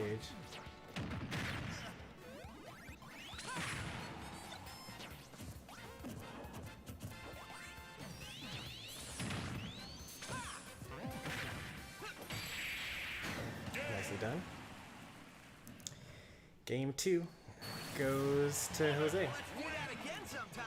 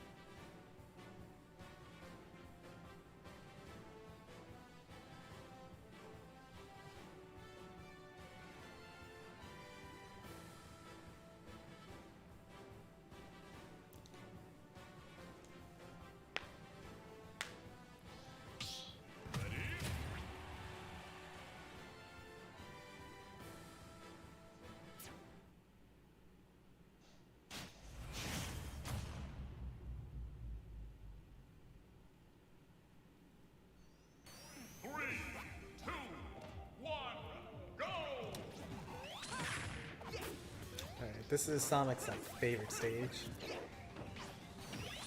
He loves Lilat. Not quite sure why. I think that, you know, kind of a couple of months ago, you noticed that he performed especially well on the stage, like in viewer battles and things like that. But to my, if I remember correctly, most of those were while he was playing as Sonic. Or Dark Pit, I suppose. I don't think I've seen much Sonic on Pac-Man on Lilat, but in the same way that, you know, I have started bringing people to Smashville because I think that that's my best stage. I think it makes sense to, you know, just be on a what's it called? Up smash? Oh, to punish that a bit better, I think. Just as a comfort pick, regardless of whether it's like a good character pick. One of the reasons why the forward smash on the hydrant is so good as Pac-Man is because the hydrant getting hit by the forward smash actually makes the hitbox sit there for a bit longer. It's called a hitbox extension, or hit lag. So if it normally would have hit for like 2 frames, instead it's going to hit for like 5 frames. I actually did that a couple of times myself as well. Yeah, when I was playing against Sonic's Pac-Man, you know, with the Jet Hammer. But usually Sonic has kind of stopped falling for that, getting hit by the Jet Hammer, and now just rolls behind me and punishes me for going for the big Jet Hammer. Obviously the next step for me will be to just turn around and pretend like I'm going to hit the hydrant, but not.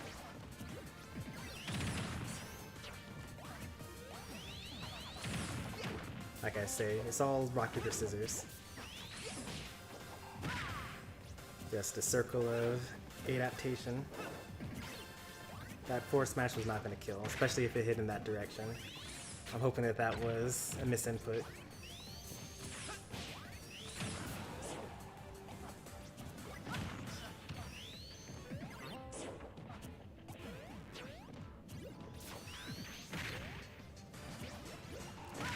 Forward smash, not gonna kill.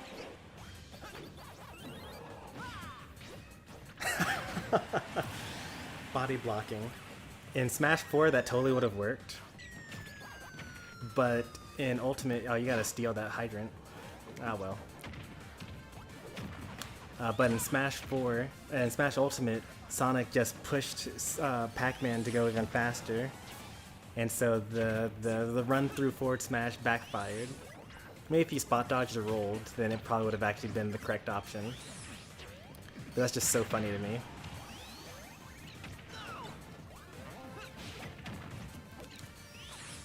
Now that I think about it, I don't think that I've actually talked about Jose very much during the tournament at all. But Jose is like a really long time viewer, mostly from the Smash 4 days. I think they officially have the title of my best Smash 4 viewer, since they won the very last event that we did for Smash 4 before Ultimate came out. Can't remember whether it was Jose or Kirby fan that got that title.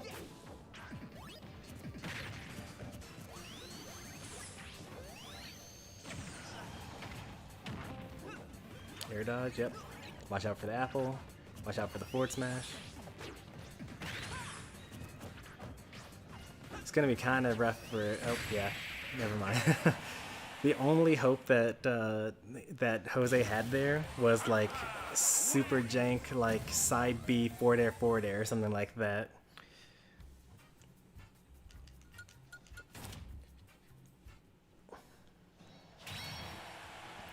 Those forward smashes stay pretty active.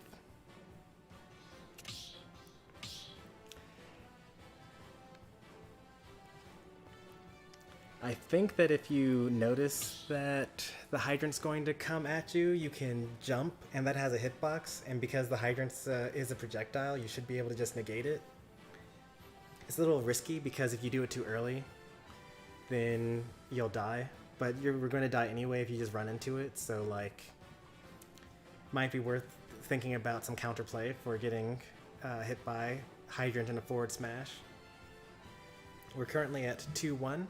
If this were a best of 3 set right now, Sonic would have already won, but we're too far in the bracket. This is now best of 5. So let's see how the adjustments happen, and let's see if Jose can pull out a win here.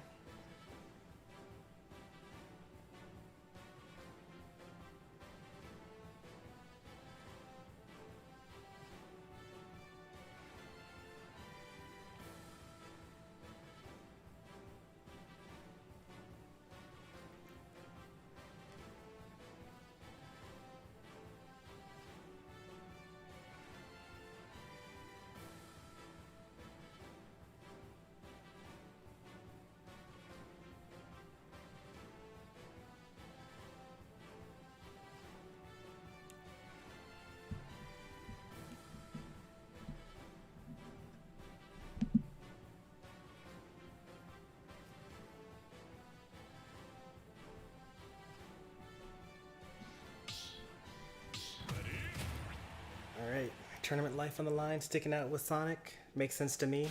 I always like to go main on tournament life, you know, unless I've dedicated the entire bracket run to a different character. 3, 2, 1, go!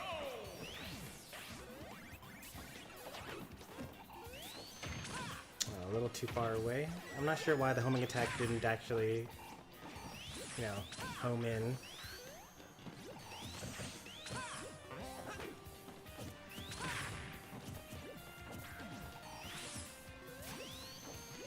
Ooh, too late on the forward smash. Oh, they actually had something in their hand. They couldn't have done it. Or they couldn't have forward smashed.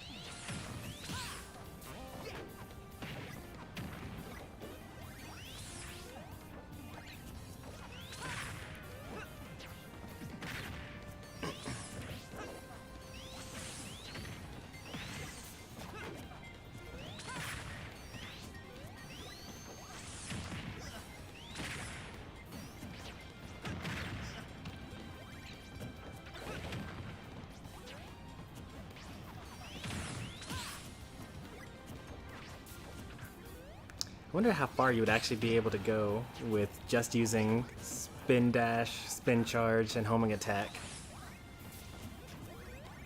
I mean, I suppose that Jose hasn't really been getting hit by many bonus fruit, but like in theory, you could actually, you know, if you were able to play like that.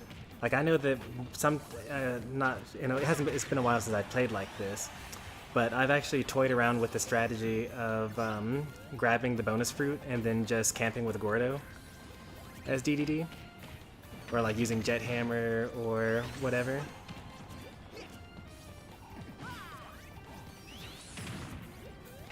Doesn't work that well, honestly, because Pac-Man's moves are all too fast. But Sonic could work.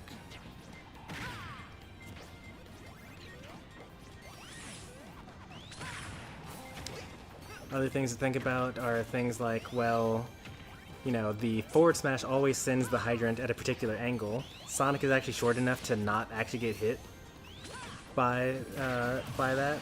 And that was actually really clever just then. So at this point, Jose is actually being really, really careful to not run into hydrant forward smash.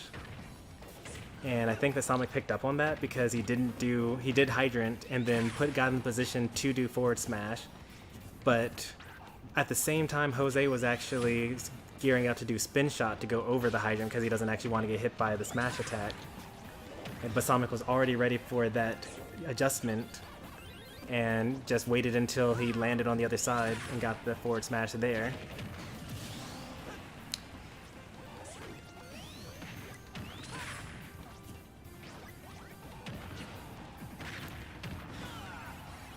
This is kind of not why we need to have, like, you know, anime style tournaments where like the gameplay just kind of pauses and then like the screen goes back to the commentators. We're like, wow, let's take a look at why that was so awesome.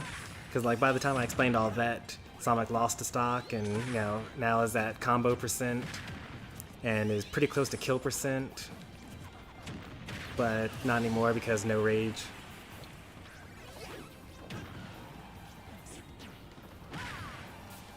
That was a bit too risky. You gotta, Pac-Man has like loads and loads of recovery options. You gotta be very, very patient. At least wait until the power pellet comes out. And then decide whether you're going to ledge trump or whether you're going to hit him before the power pellet can come out.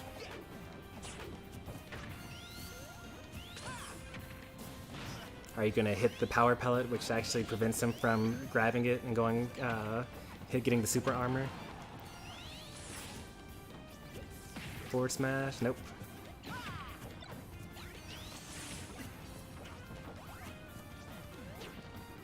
Nope. That would have killed.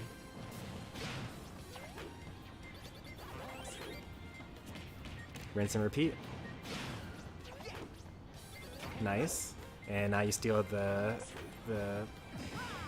yeah, so the thing about Pac-Man is he gets 3 trampoline hits and then you fall helplessly to your death afterwards.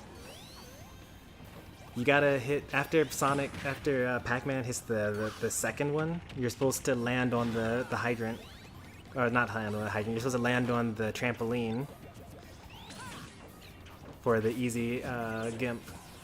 I guess it's not that easy because if you miss, then you probably are gonna die. But you just gotta know how to, gotta know what you're doing. This is very dangerous here. Jose is down to last stock and at 140%. This is doable.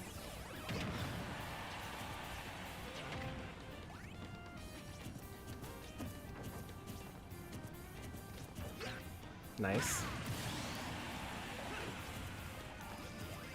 Still, this is pretty rough. A key will kill. Forward smash, obviously. Down air. Yeah, there it is. There were lots of things that he had to avoid there. I would say that in general, you probably don't shield enough. You know, I know that Sonic has a really good move in spin charge, but it's very difficult to actually get a good spin charge approach from all the way across the stage or halfway across the stage. I'd probably spend more time walking or like, shielding personally. I mean, obviously I don't play Sonic, but there's actually lots of high-level Sonic versus Pac-Man gameplay for you to watch if you want to, get some ideas of how you can play the matchup. So Sonic wins that 3-1. Good games to Jose, out at 3rd place.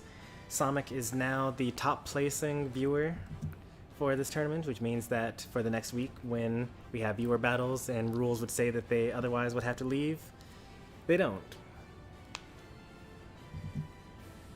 But, you know, maybe that's not enough of a prize for Sonic. Maybe they're looking for that Grand Finals reset and the Grand Victory. We'll see if they'll be able to get it from me. I don't plan on giving it up so easily.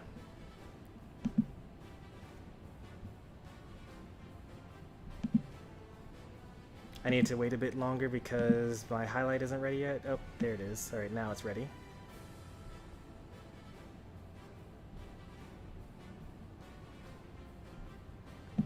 All right, so this is Losers Finals.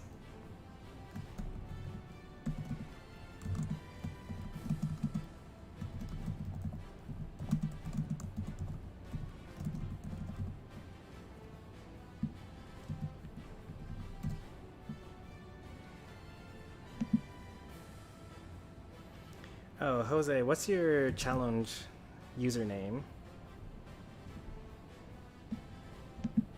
I need to actually make sure that you get added as an actual person in the bracket, so that your wins count and place you into a good seating for next time, if you're still in chat.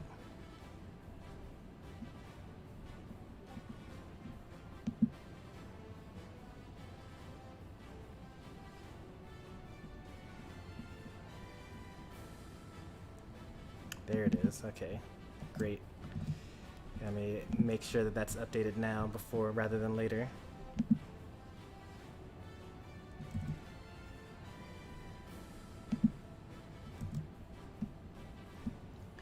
So I don't want to forget.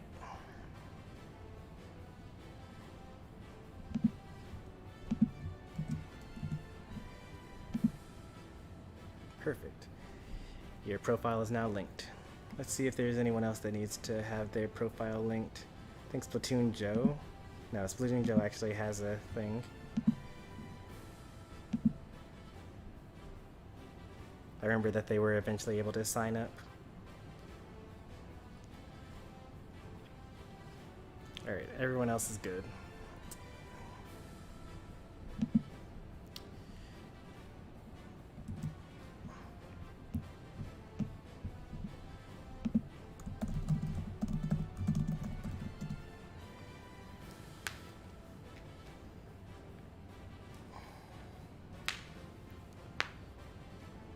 Now on to the set at hand, me versus Sonic.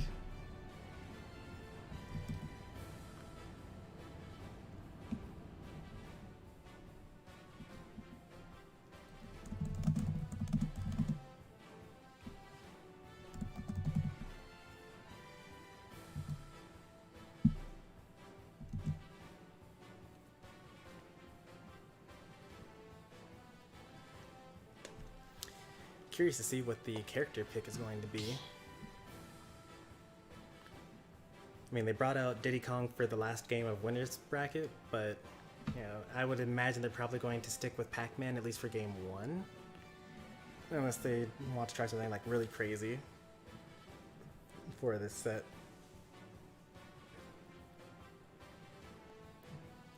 Might be a Sonic.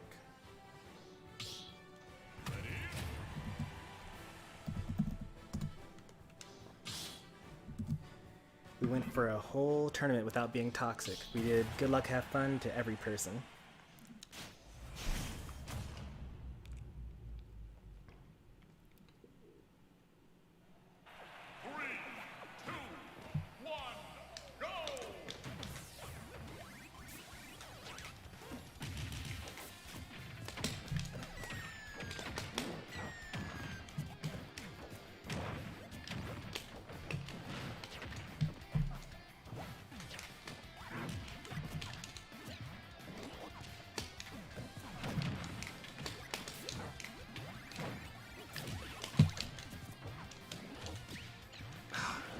Ready.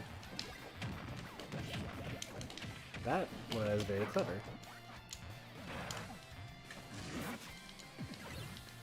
What? I wouldn't roll there.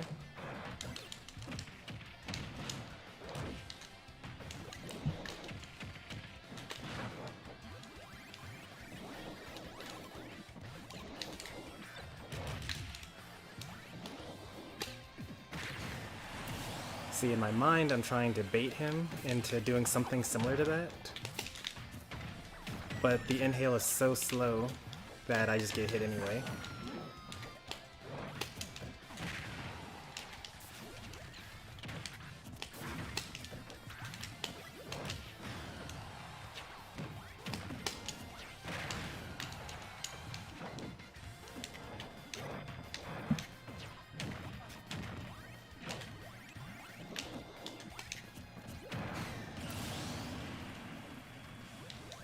Oop, got me.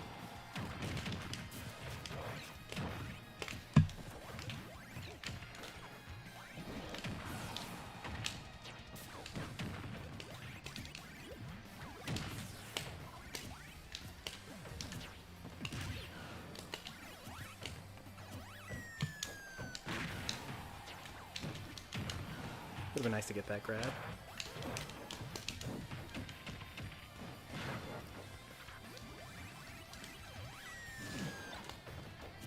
Oh yeah. It's been a while since I've seen that one.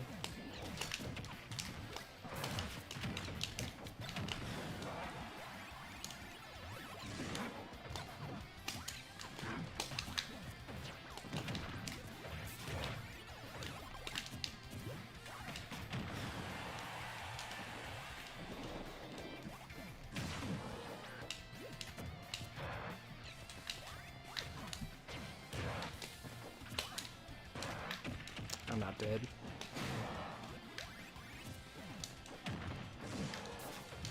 Ooh, that... I was not expecting that angle.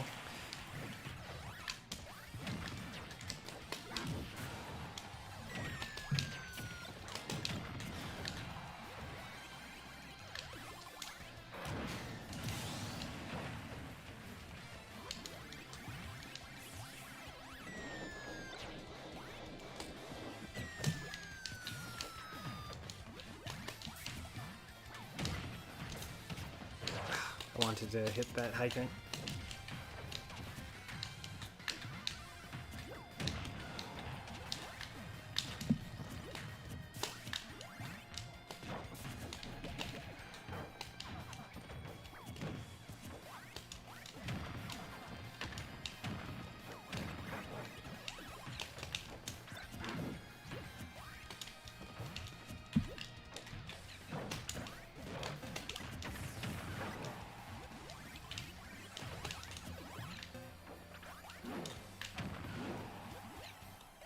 Ooh, that was close. Should have rolled. Thought I was going to be safe to jump over that and then hit him with a back air, but he was too fast.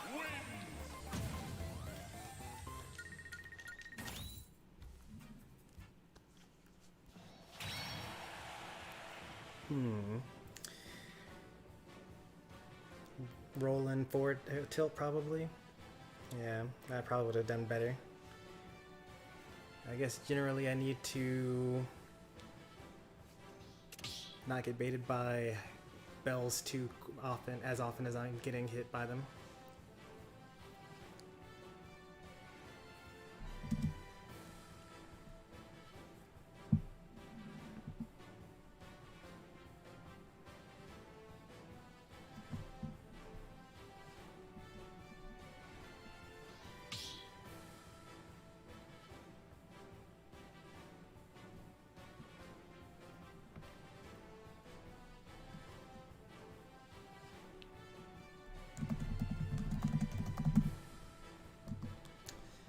Oh yeah, there was also that silly hit the apple into the hydrant that killed me up at the top.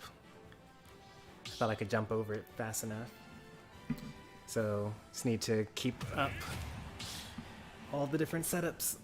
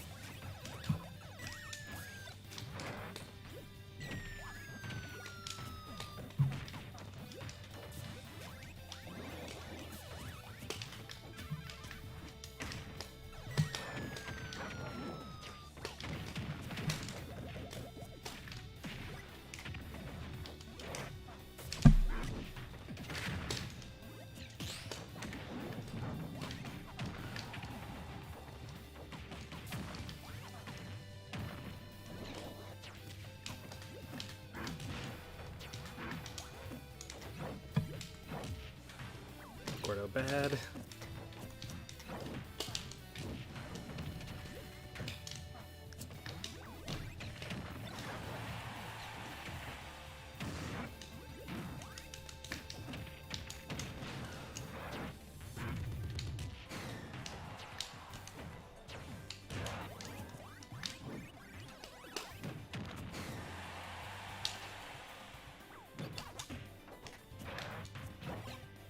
Ooh.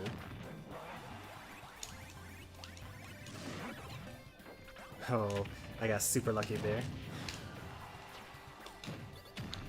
I definitely deserved to die there. You meant to jump over me, and instead got the footstool.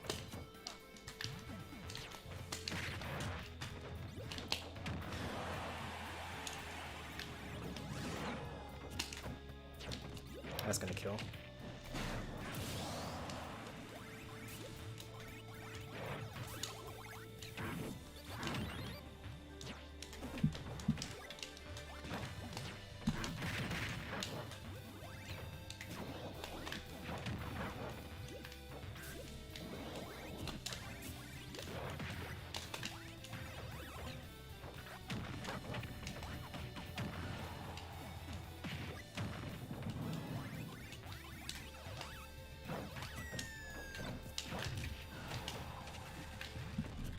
Okay.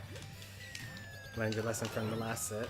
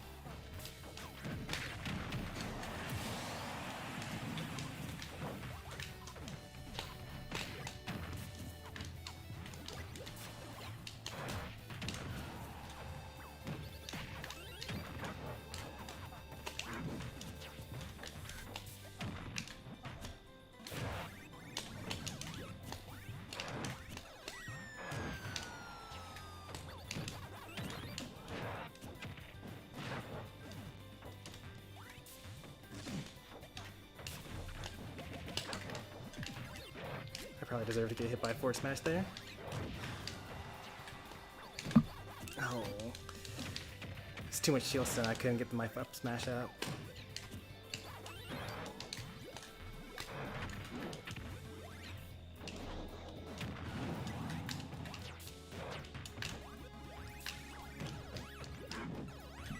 Gordo bad.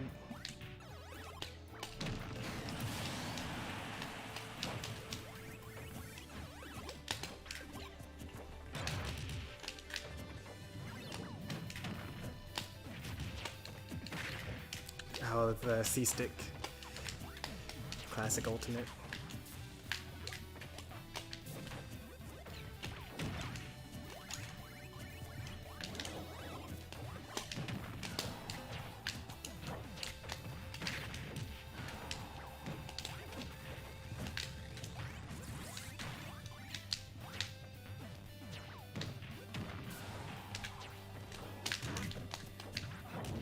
What is with that hydrant?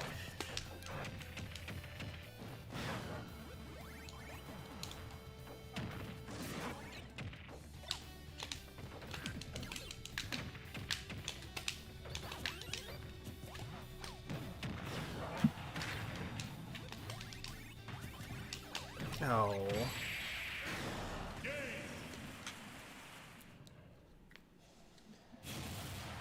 Caught me right as I was dashing in too. Should have jumped. Jumping's been the option all along.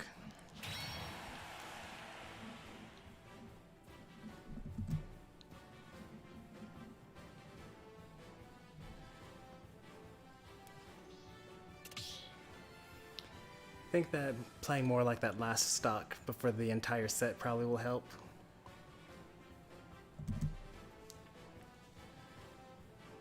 The flying hydrant. Really, if I just walked more. Like, you can shield out of walk. It's just so difficult to do online. Not that I really do it offline either. Like, it's more difficult to do online, but I also just need to do it both online and offline.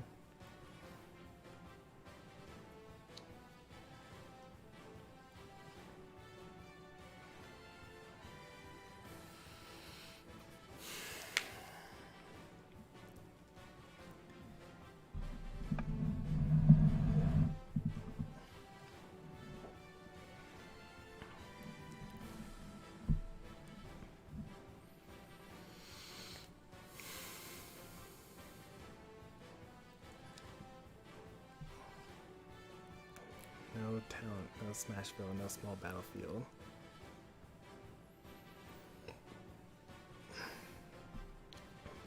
It's a big stage.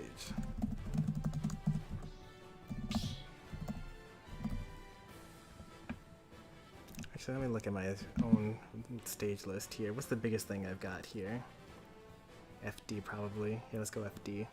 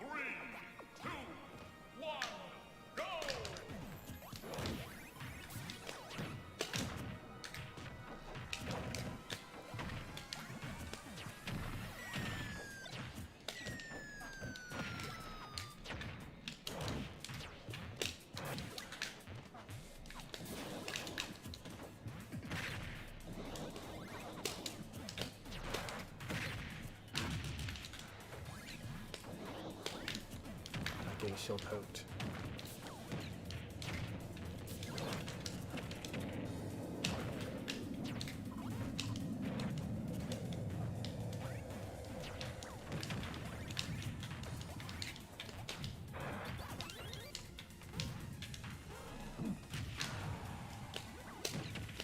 Gordo bad.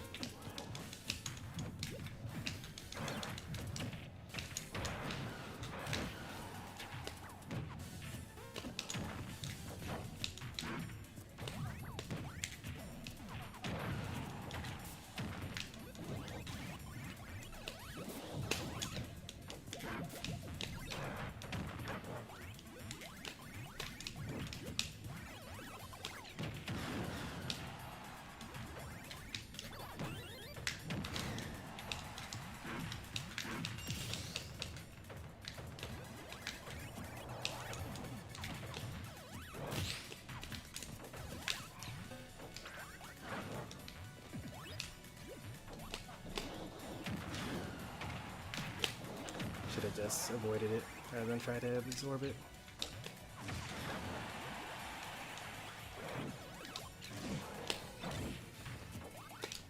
Ooh, that was super new.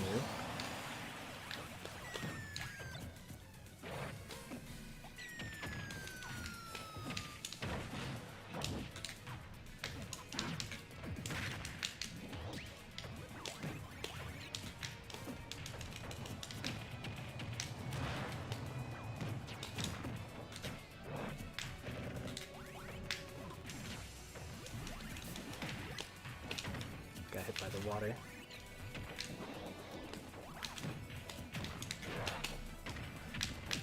And you're gonna do that.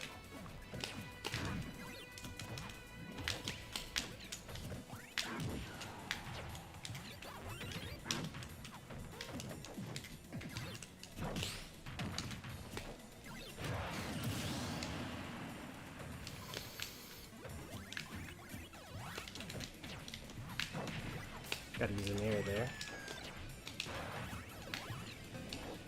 The inhales, they're so bad.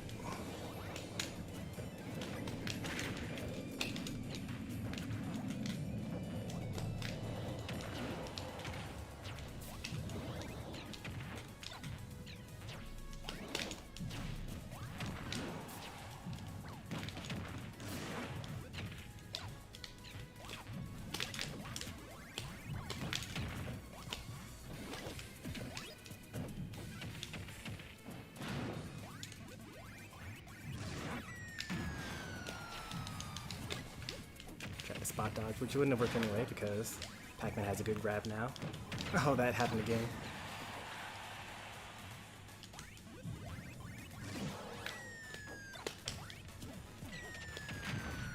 Forward throw won't kill me.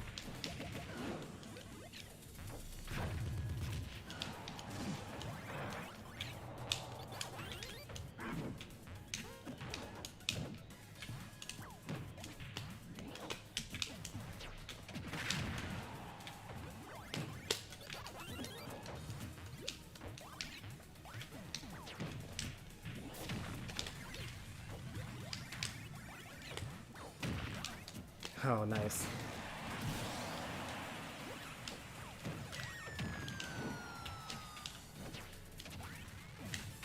That was actually really nice.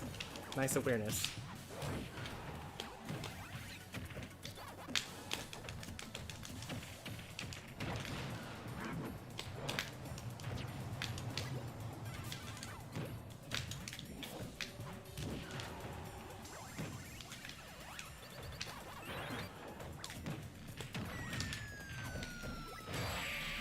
Is that 3 up smash kills?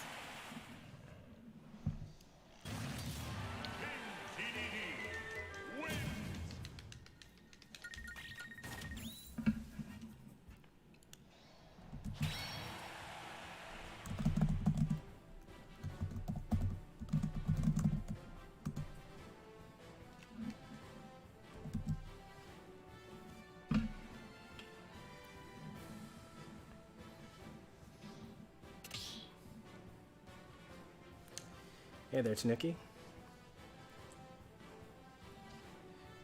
You're currently witnessing grand finals here. Sonic keeping me well on my toes.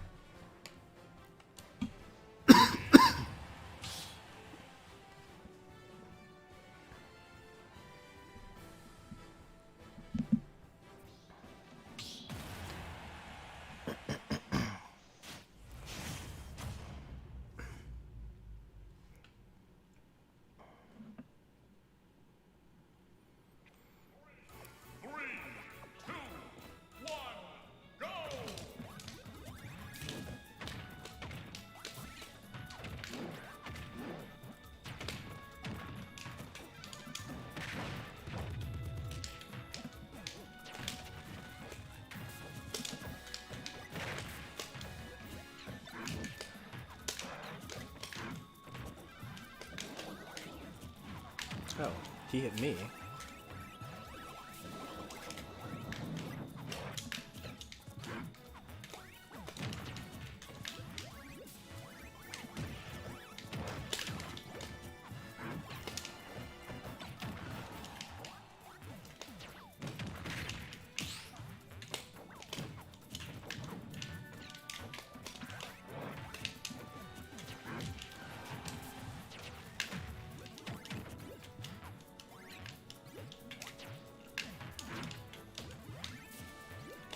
Good or bad.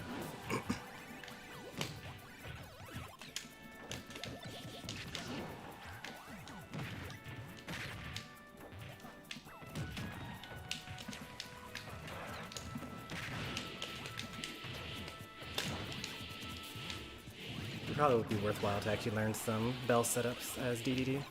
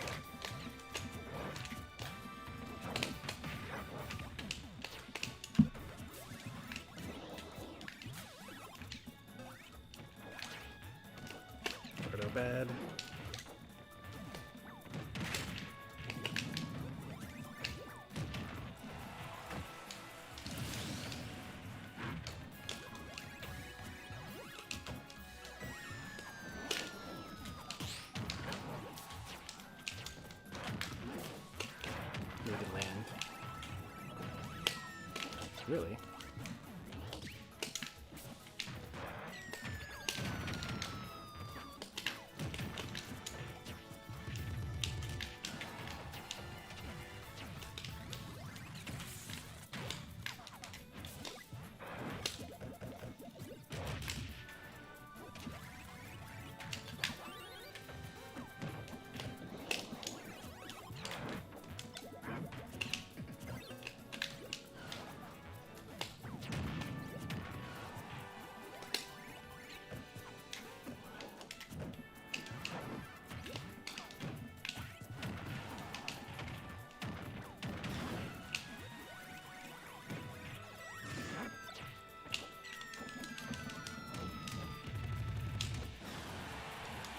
Oop, I'm a dead.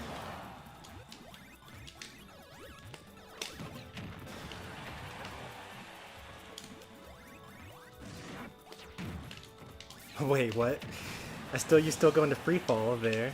This is my first time seeing that interaction before. There's so many new things to have to learn about this today.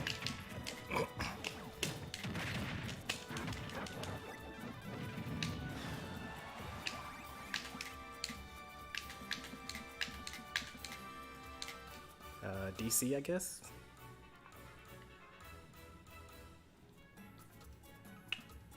On my part, probably? Because my character was the one that didn't move. No contest. Let's see. No, on Sonic's part. Typically I would take that, but we'll reset the percentages. That's what we did the last time. So I'm gonna see when exactly that happened. I was at 1 stock, 41%. You were at 2 stocks, 99%.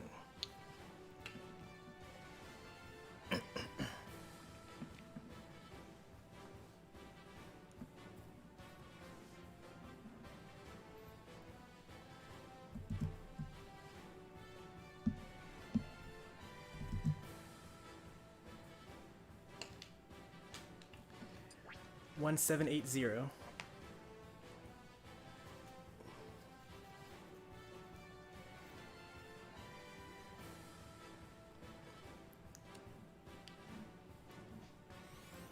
Well, even if I took that game, they still have a shot because they're still up 2-1.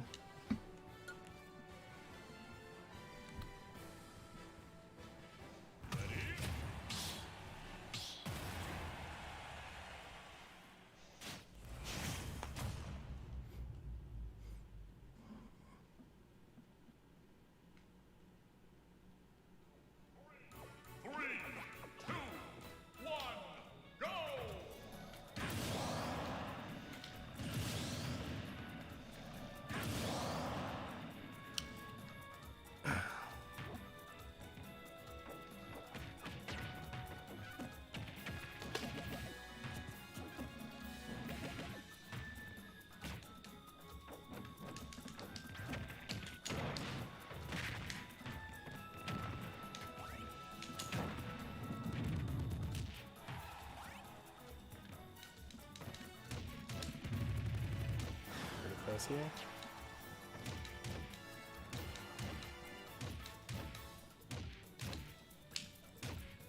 All right, let's go.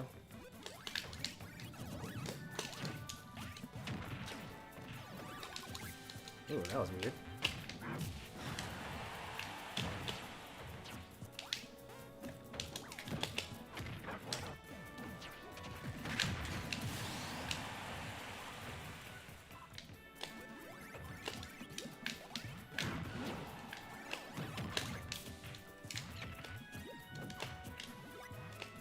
Gordo's so bad. Oh my goodness.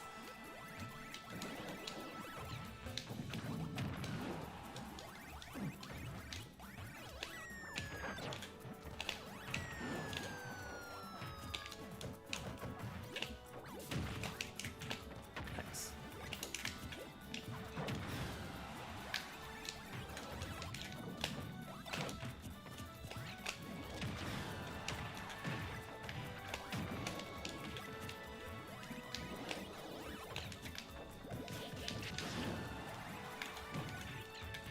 Oh, really?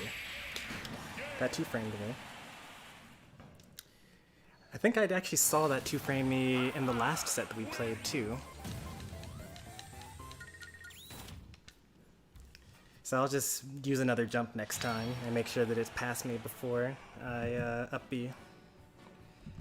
We got our first bracket reset for the series. So that was 3-1 in Somic's favor. We now go on to grand final set number 2. We both reset to set count of 0-0.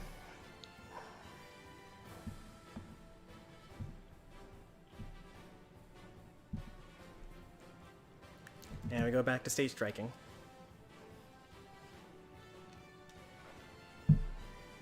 Ugh.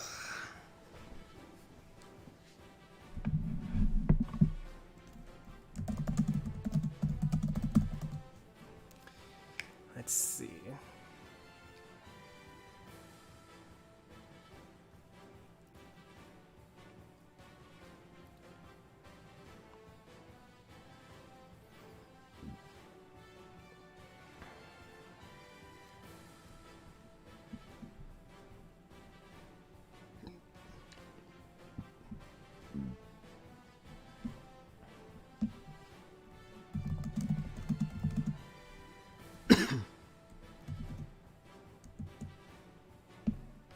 Already banned small battlefield. Let's see. Where do we go to?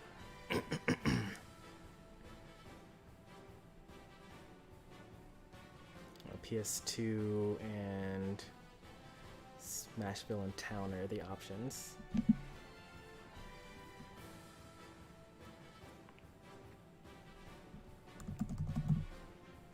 So we'll go PS2.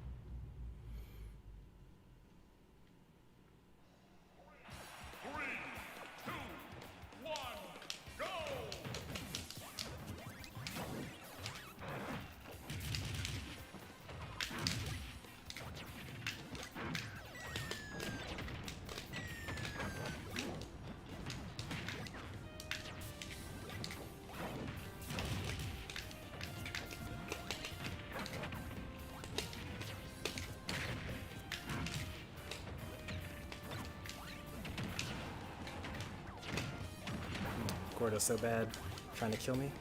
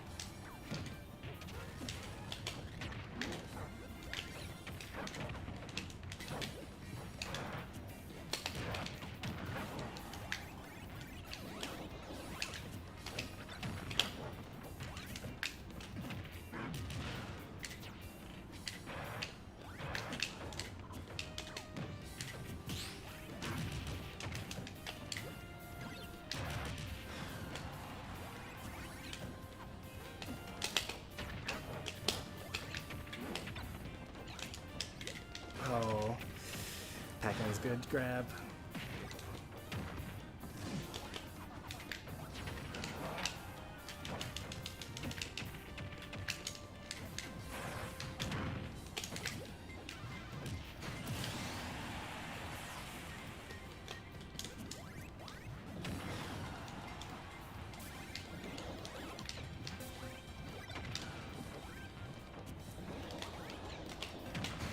Makes sense.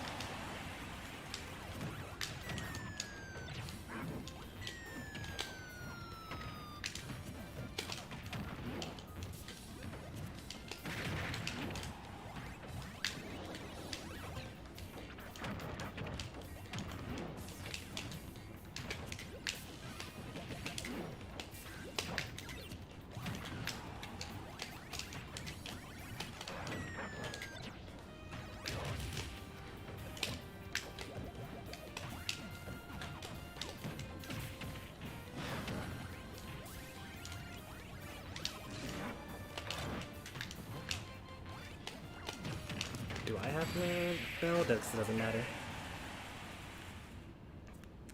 I thought I picked it up, but it's hard for me to tell.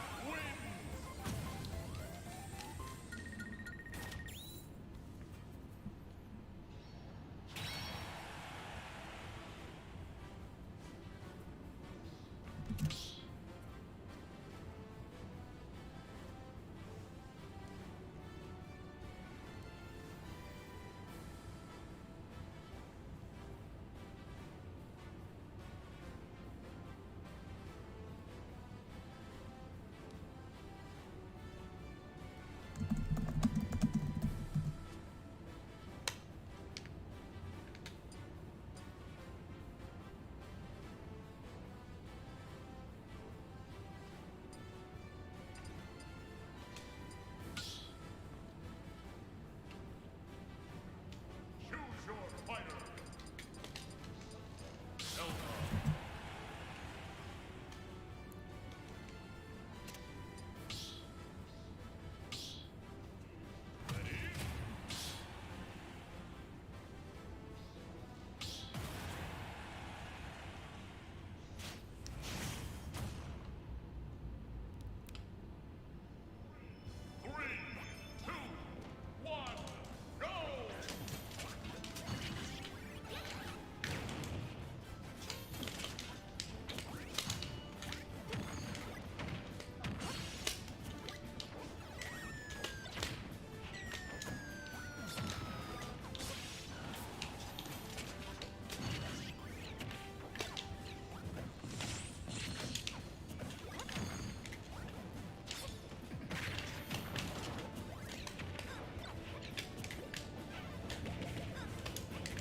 Ooh, very nice.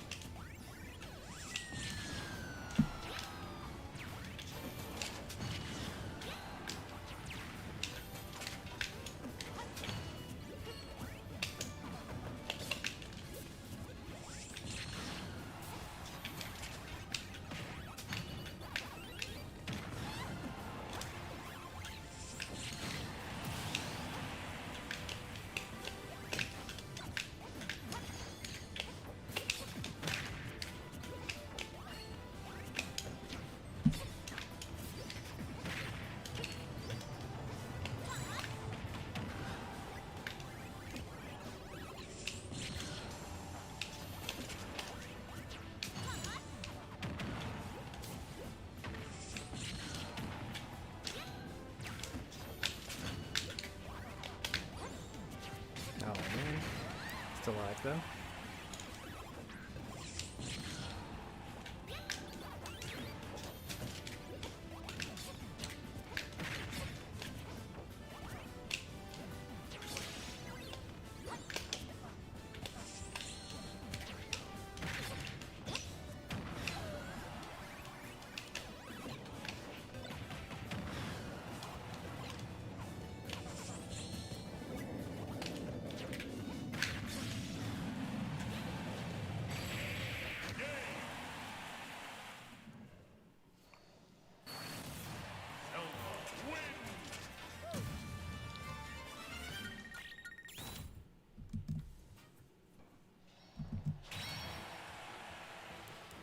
Oh, we got an Erico raid. I was like hyper focused right there.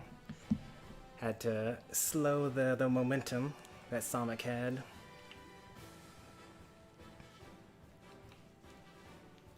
And I also realized that I was getting hit too much trying to actually chase him down. So I just chose a character that I could kind of full screen him from, or full screen him with.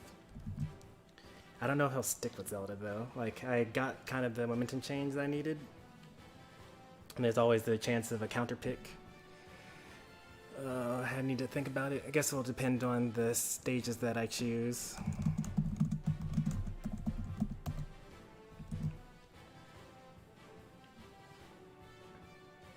But welcome Vector, Real Banana, Danielle, Erico, and MJ. Welcome Raiders. Those of you that don't know, Erica does a variety of content, giveaways, Pokemon United, Smash of course, RPGs. Another character you want to another player person you want to check out.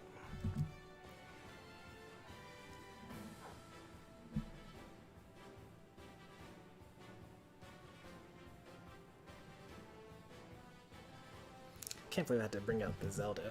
I dropped this character. I know that I'm pretty sure that my Pyra and Mithra can't do this.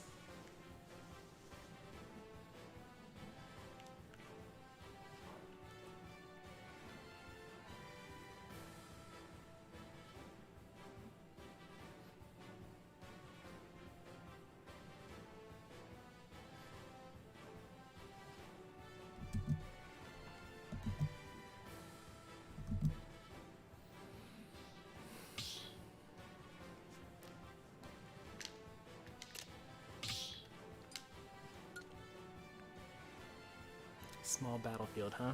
Choose your fighter.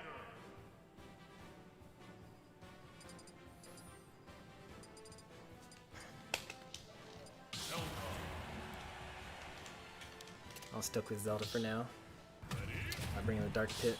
I was somewhat worried that this might happen.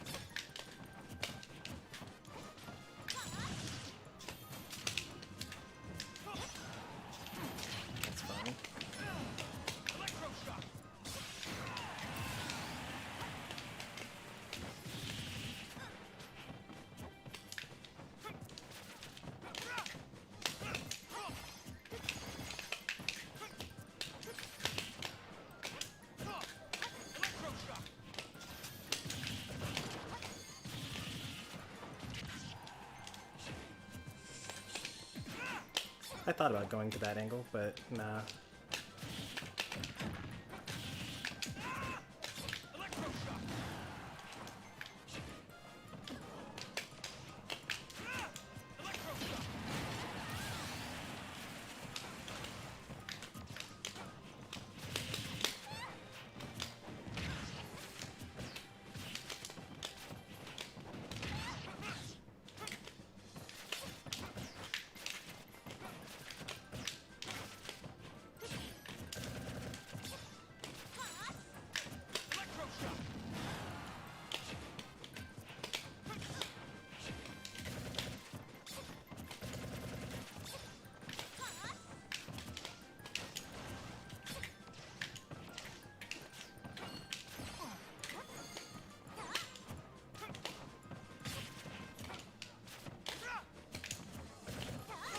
So short when he crouches after that.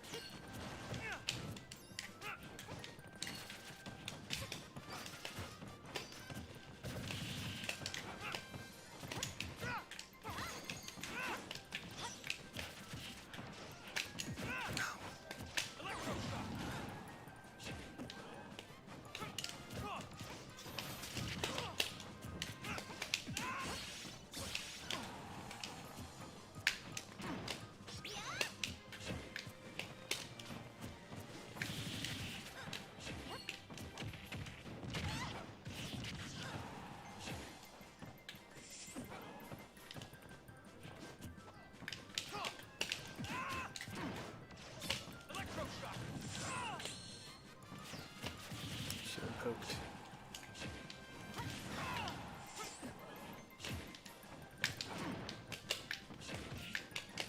Oh, got me.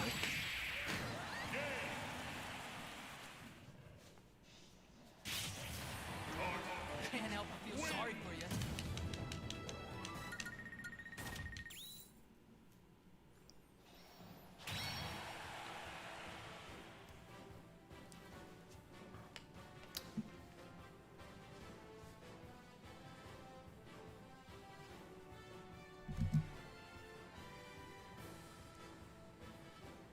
I was sure that you were going to run up in electroshock arm me or something. Should have jumped. Jumping is always the answer. Alright, tournament life.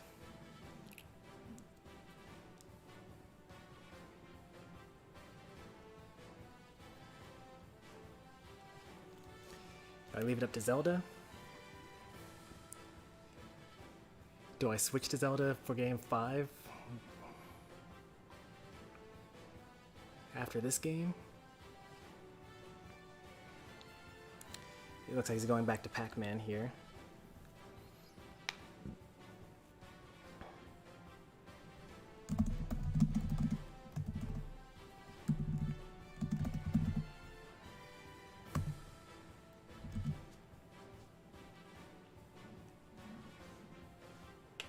Yeah, you can switch.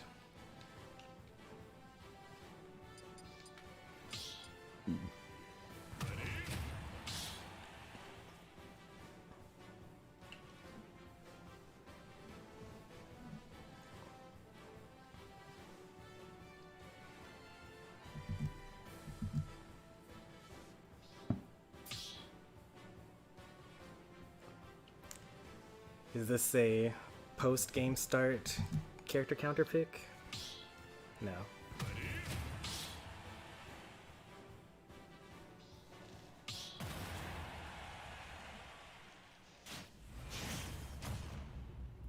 The bracket was reset, Jose. This is true finals here. 3, 2, 1, go!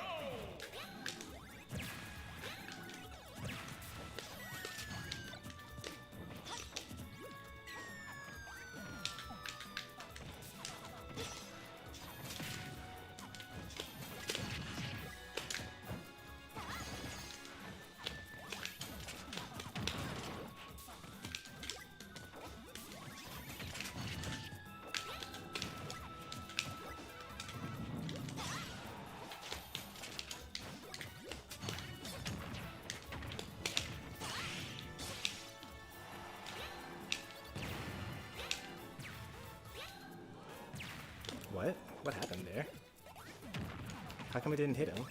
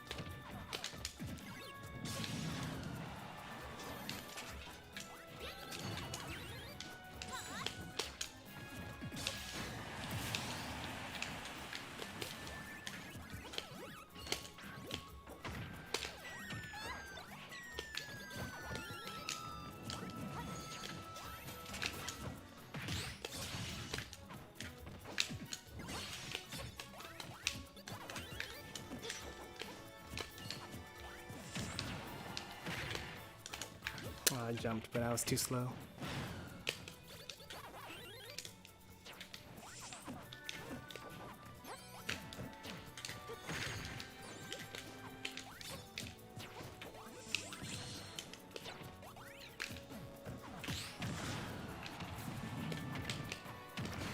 Once again, I dashed.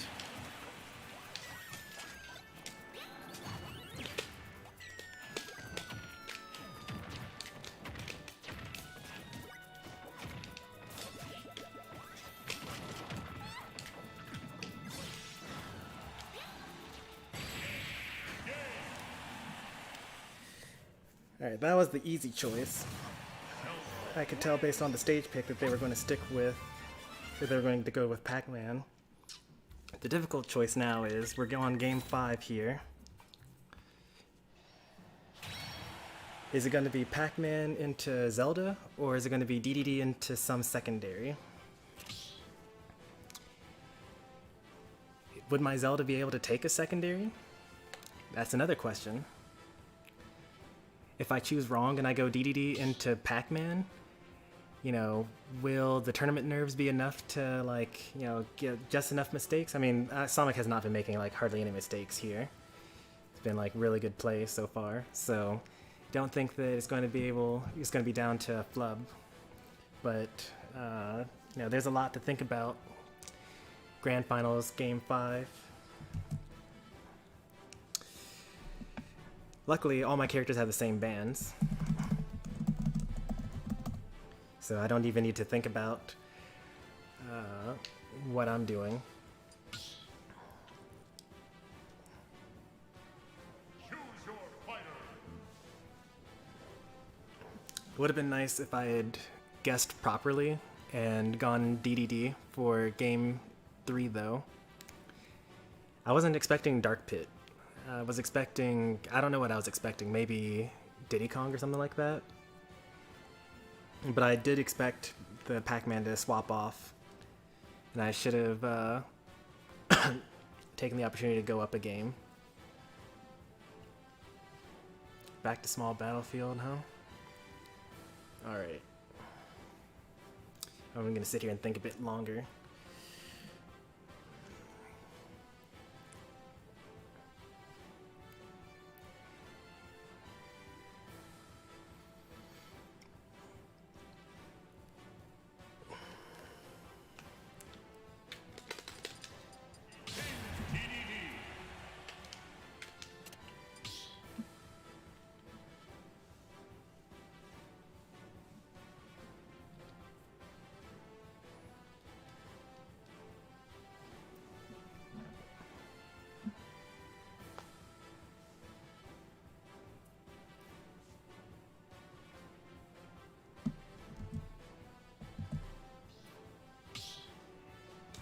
Alright, this one's for all the marbles.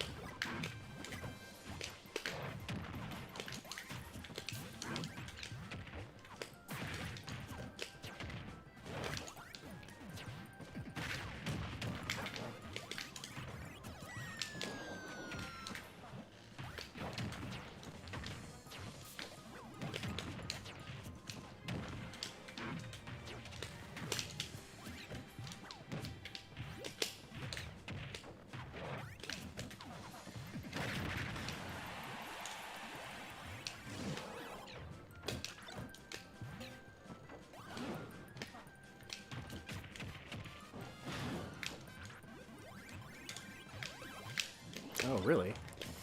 You got those too?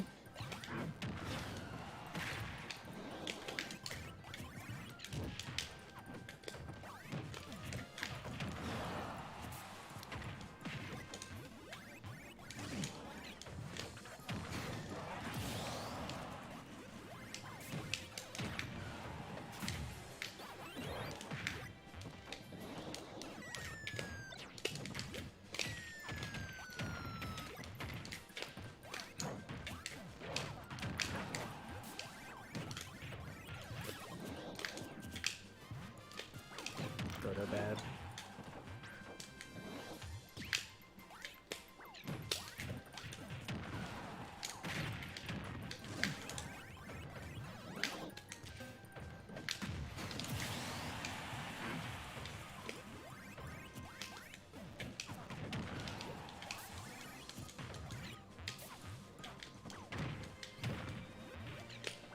Gordo's so bad. I'm gonna stop throwing out Gordos.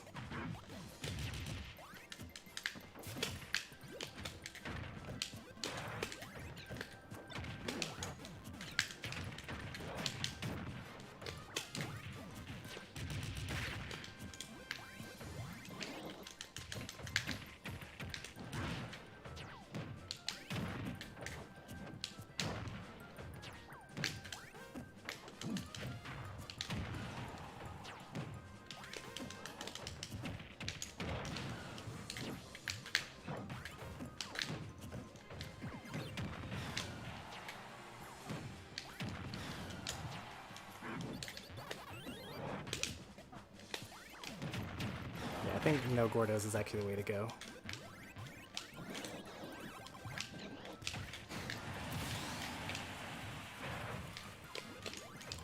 Gordo's so bad, just perform better by not using it.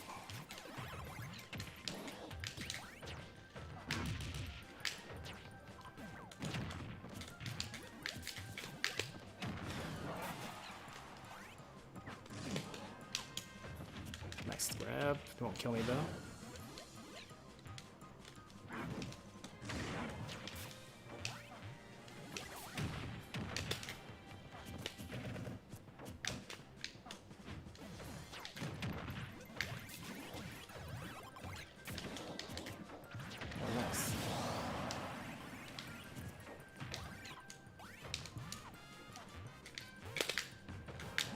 Oh, I footstooled him. Okay, whew. I was really upset that I footstooled him, because when you get footstooled, you actually get to act again, so he actually could have up-bead a second time. Whew. No, you cheater. I did cheat, not gonna lie. Quote 3. That's what I was talking about with Doyo and with Jose, actually. You always have to be ready. Like, as soon as you think to yourself, oh, he can't make it from there, be ready to steal that last trampoline.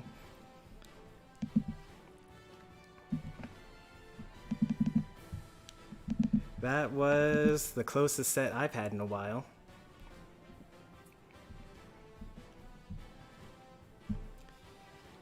And I think that you already know this, but, you know, going for that melon and you saw that you weren't close enough to actually catch it, and you went for it a second time, that was, no good.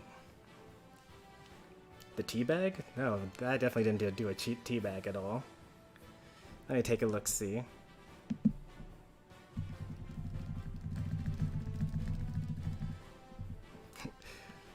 Don't ever speak to me again. That's fair.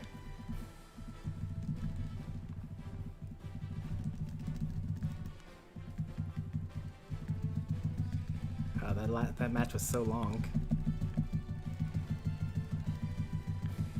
But even though you did lose, yeah, I couldn't have teabagged because I was still like in the air. Alright. I'm still like letting my heart rate flatline, not flatline, but like go to a reasonable heart rate.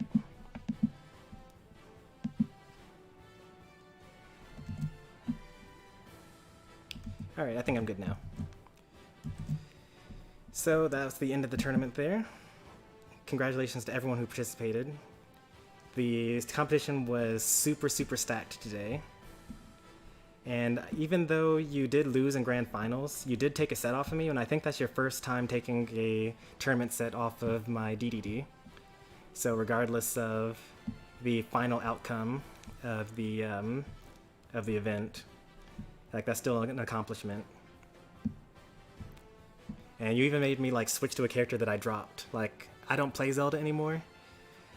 Even though like my Zelda's still better than my pirate, I'm still working on my pirate. I want her to be my second best character.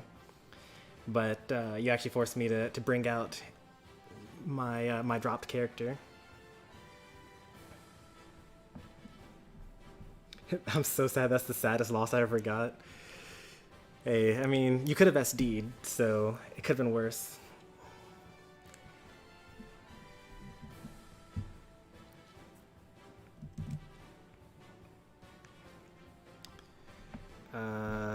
So I need to save a highlight for that stream, or for that set. I think that enough time has passed now. What a long set, jeez. Oh man, that was still, oh boy. What a long set.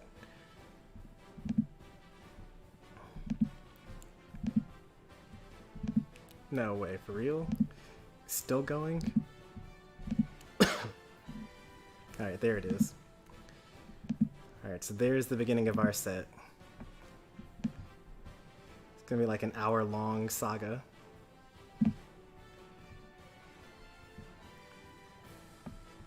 Literally an hour long. Actually, literally an hour long. That's how long that set took. Maybe a little bit less, because there's a bit at the end of the bit at the beginning, but that's going to be a really good one to watch. You pulled a lot of new tricks today, Sonic. I got hit by a lot of things that I've never gotten hit by before, and that should actually, like, that's very impressive actually. If you notice when I'm commentating stuff, I always call out what setup you're about to do before you actually do it, or while you're doing it, and I always reprimand your opponent for getting hit by it. I got hit by a couple of things today, like I did regularly get up against Bell, which was silly of me.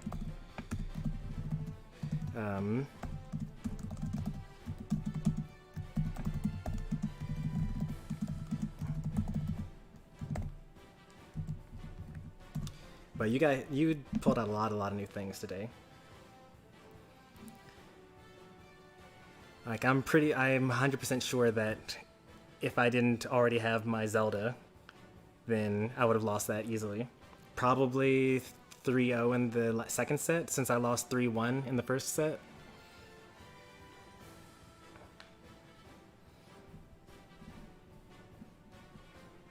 Stormy Sensei the cheater.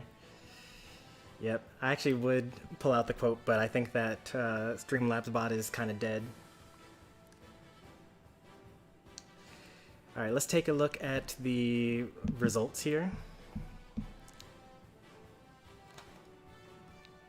Oh boy, alright, I'm rearranging myself back to casual streamer position and not hardcore gamer position. Oh.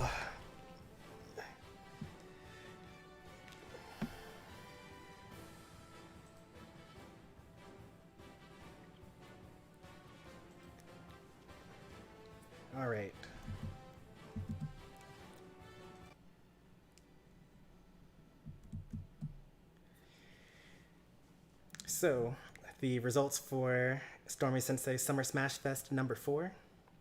In first place, we got myself, only losing to Sonic, who got second place. Sonic in second place. Losing to me twice, I believe. Yeah, losing to me twice, I think. Is that true? Who did Sonic lose to? Oh yeah, it had to be me, because I beat him in Winners Finals. Especially coming off of this 3-0, and then coming back with a 3-1, that was especially impressive, by the way. This was also the first tournament that we had a bracket reset, bringing us to Game 5 of Set 2, Grand Finals. So that's a new accomplishment. Also, in third place, we got Jose. First time attending one of my tournaments, but long-time viewer. In fourth place, we got Doyo, the real one. Losing to Android 21 main, I believe, as well as Jose. In fifth place, we have a tie between Duff and I Like Pie. I think Duff was eliminated by Doyo. I Like Pie was eliminated by... It has to be Jose, right? That's the only person that it could be. In seventh place, we have a tie, Android 21 main and Chomper Be Chompin'. And then tied for ninth, we got Bit Bros, who DQ'd, M Destroyer, who DQ'd, internet issues, Octarian, and Splatoon Joe. So congratulations to everyone that played today.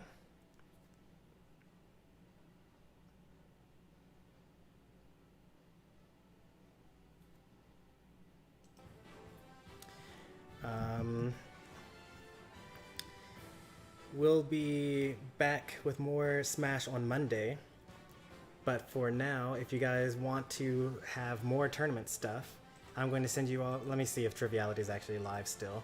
Triviality has a tournament tomorrow, so if you guys like participating in stuff, you guys can head over to his channel and sign up.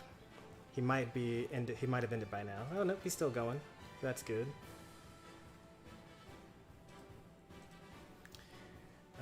I have to sit here and wait a little bit longer because the highlight isn't finished yet. So the gameplay hasn't saved. I might go into the... What am I trying to say? I might go into shared content now and look at some of the replays from earlier on in the tournament so that I can get some more VODs up.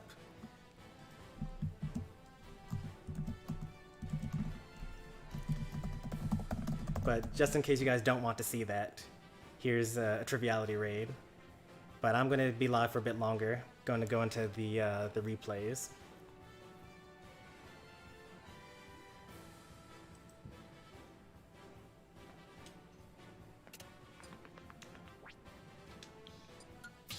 Oh, I should check to see whether you guys actually hear Triviality's stream when I open it up.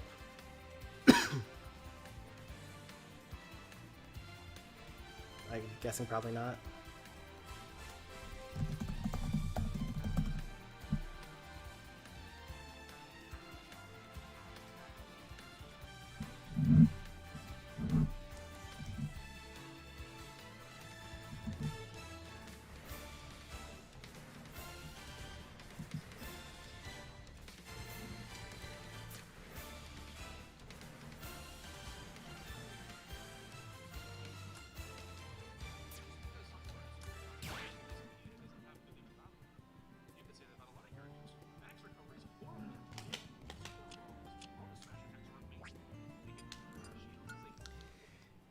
Where are you guys?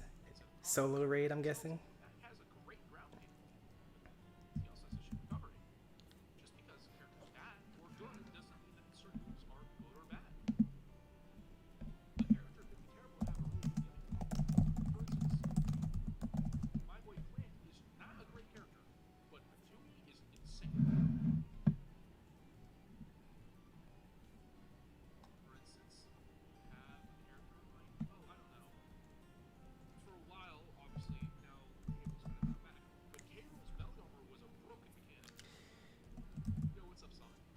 So question to the people that are still in my chat. Are you able to hear me? Are you able to hear Triviality's stream?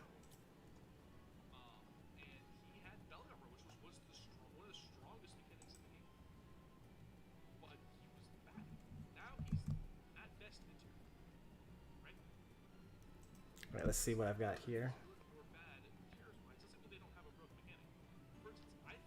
So I got Doyo versus Chomper. I got Doyo versus Android 21 main. So Stormy, since you're a DDD player, I would like to hear about this. Donnie here was saying that he felt like DDD was more difficult to deal with and more annoying to play against than Steve. So just your opinion, because I'm pretty sure he was the only person to believe that. But I want to get your opinion on it because you are a little bit better at the game. I personally think that he is the most annoying character in the game now. He can throw Sonic at the wall because I don't hear him really playing games as hard as they used to. Because I'm pretty sure Steve's taking that Sonic. Also, that was funny.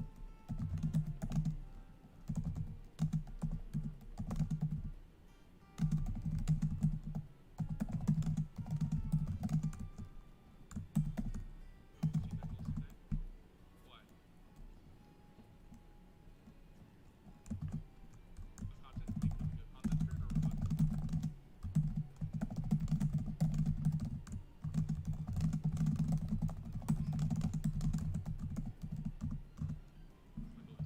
what?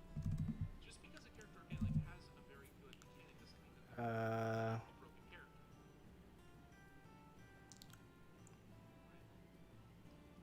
I don't know if Duff did the He has a loft.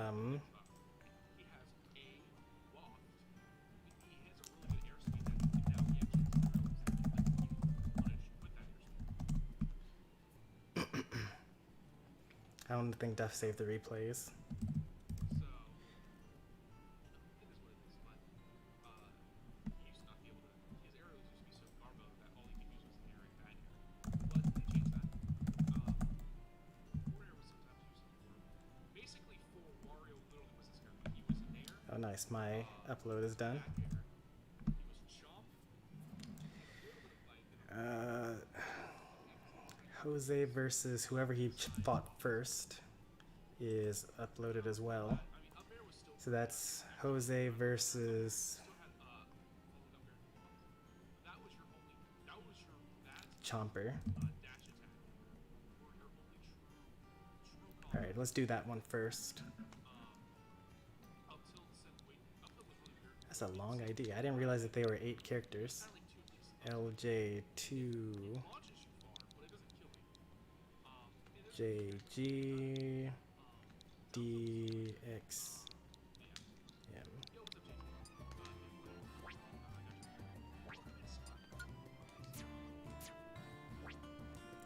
Alright, we also got Doyos, 2S, R, Y, G, C, 5T.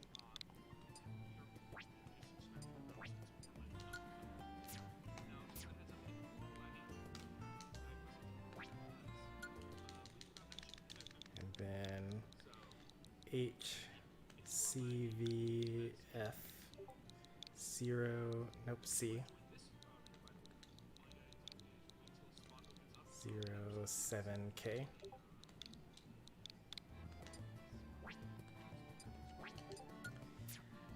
And then Jose versus I Like Pie wasn't saved because Jose ran out of space in the vault.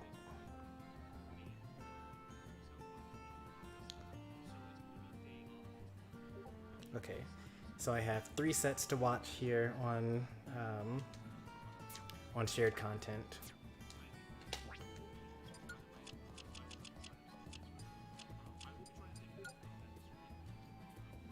Oh, I love it when people name things properly. That's beautiful. I'm gonna have to shame Jose for not labeling them. I mean, he gave me the IDs, so that's good. Let's see. What order is this in? This is game number 1. And then this is game number 2.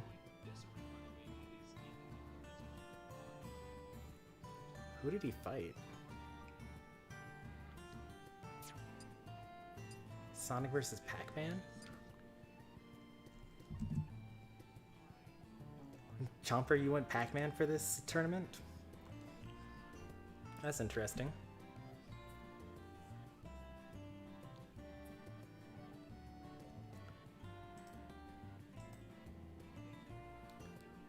Let's see. And then losers round 1, match 1 by Chomper. That's... Now this is losers round 2 versus Doyo. Okay. And then same one. I'm guessing you went Meta Knight there. And what is that icon? I can't see. Oh, Lucario. And it's Sheik, I guess. Lucario Sheik. Alright. And then lastly, this is round 1.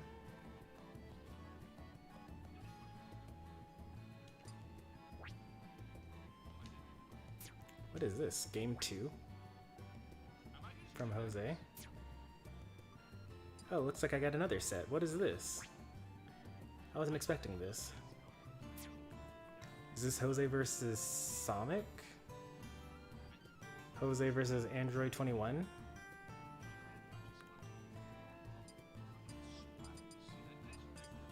Alright, let me take a look-see here. I'm gonna have to look at... Okay, so I have 4 sets to look at. Jose has 2 sets of replays that I need to watch. And this is last week's. Alright, so... That's last week's. So that was at the beginning of the tournament. So then this has to be versus Chomper, right? You went Roy in this tournament? I guess that makes sense because you have the Game & Watch for game 2.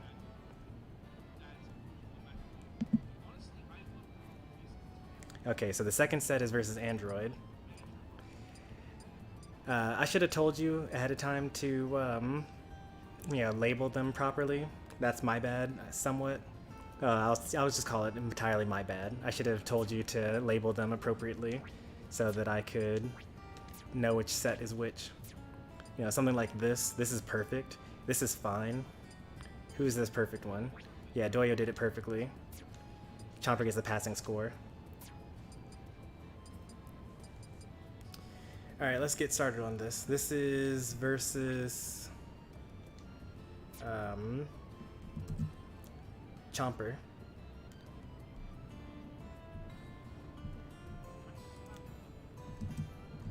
Right? Confirm.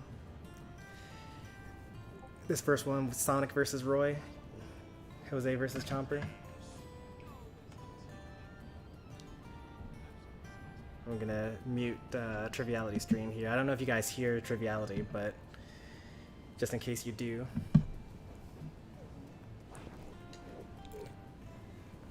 Alright. So here we are, day of the tournament still. Crossing the 5-hour mark.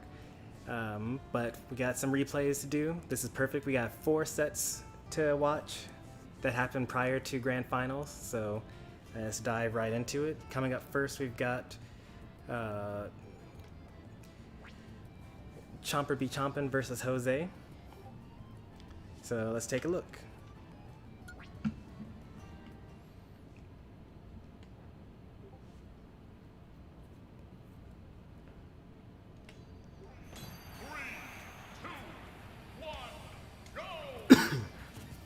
There we got Roy versus Sonic.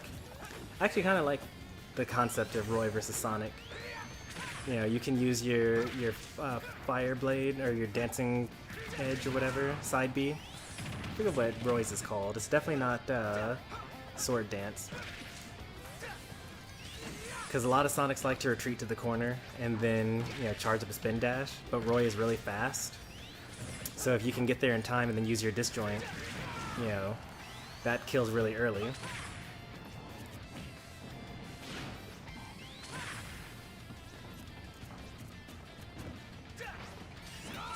I guess it's somewhat fine to retreat to your separate corners. I like to kind of stay in center.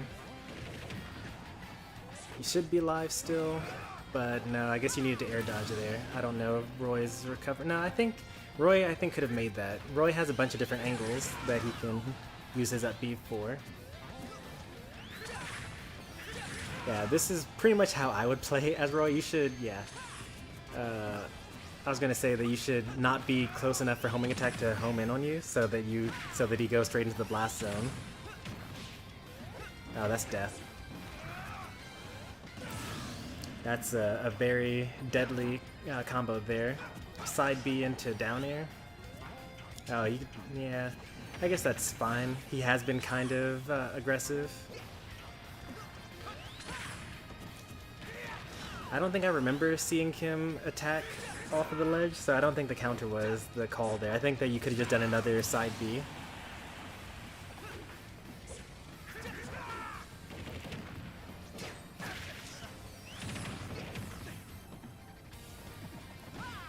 We're going to dedicate an entire month to walking while we're playing Ultimate. You know, none of this get caught by your initial dash.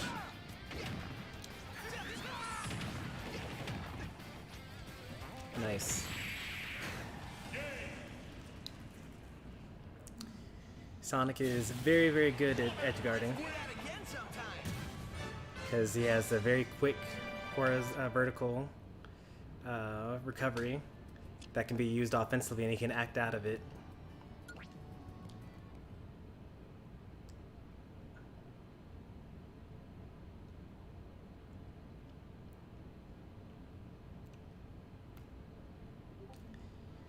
Game 2. We got the switch to Game & Watch. Let's see, I guess imagine, yeah, the strategy would be breakfast meets. I'm surprised that went through the Nair. One problem with, you know, playing some of these really popular characters, I mean, Game & Watch is now a popular character, which is crazy to think, but he is. And Roy, who's kind of always been popular, even when he was bad, is it kind of allows your opponent to like know generally what to do against the character. I'd imagine that Jose has a lot of experience against Game & Watch. Of course, you have no way of knowing that.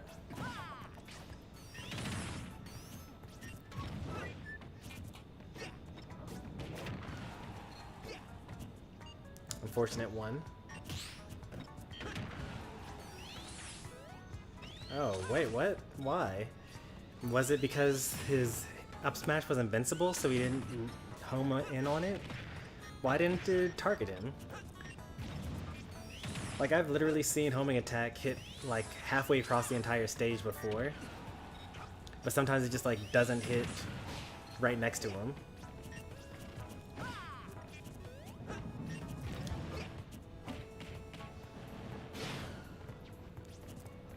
Nice.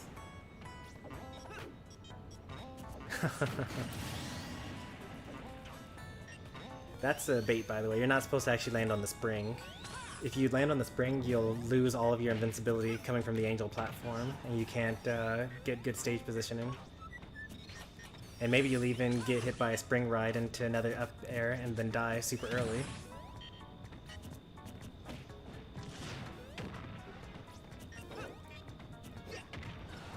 Don't land on Mega Man's Rush, don't land on Sonic Spring. Basically, your opponent puts something literally in an obvious place for you to obviously take the bait, don't take it. Like, even as simple as, like, Youngling throwing up a bomb, because as soon as you catch it, well, not as soon as you catch it, but, like, you know, you're wasting time catching a bomb rather than, you know, getting stage position. Nice down tilt. Very fast. Very early kill percents.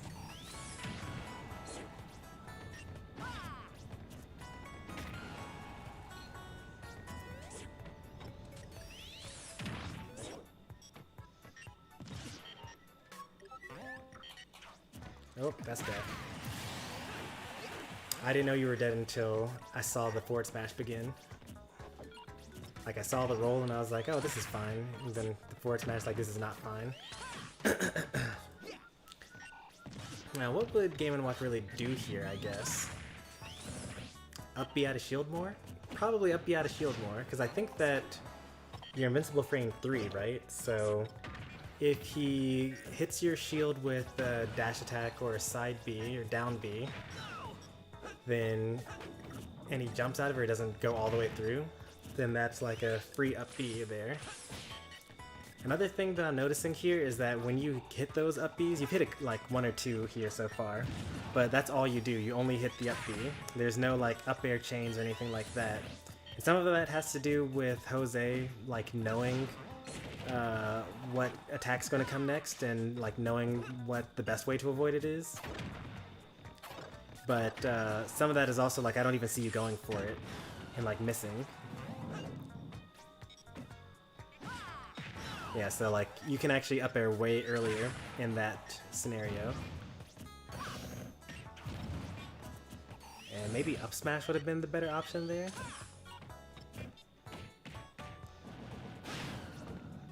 Oh, that would have killed.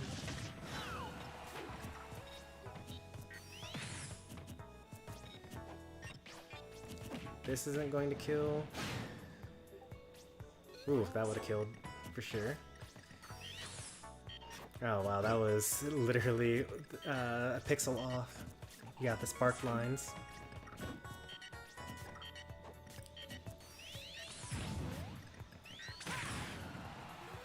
Makes sense, you know. Like trying to enter the avatar state.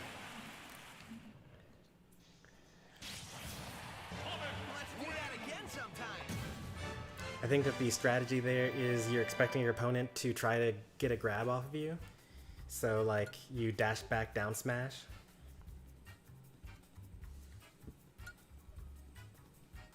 But Jose was way too patient.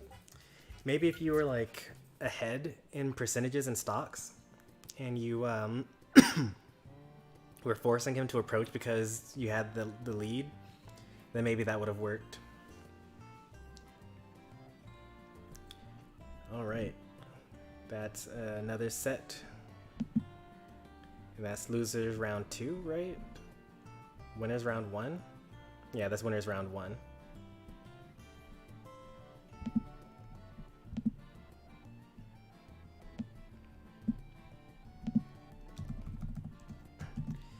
It's almost 1 a.m. for you. Luckily, as the school is out. Yeah, that's actually kind of the whole purpose of the summer schedule. Because typically, this channel only does Smash Friday nights and Saturday nights. And then every other night, I play single player games.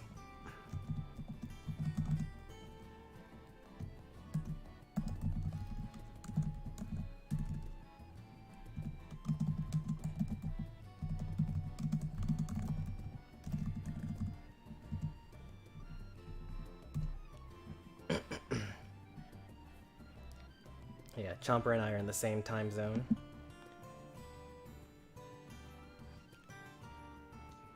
That makes sense. You versus Sonic. Oh, I'm glad that you have that one. That's a good one, probably. You were saying that, or Sonic was saying that that was a really hype and intense set for him. Who got 4th? The person that you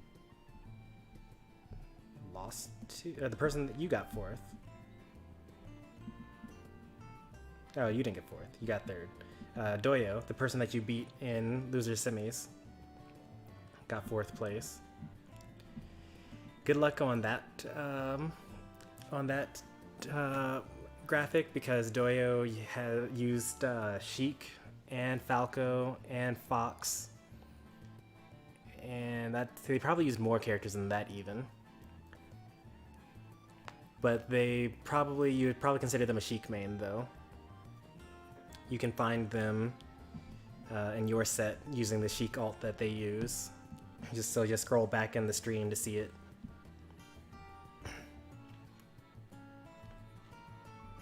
Alright, next up we've got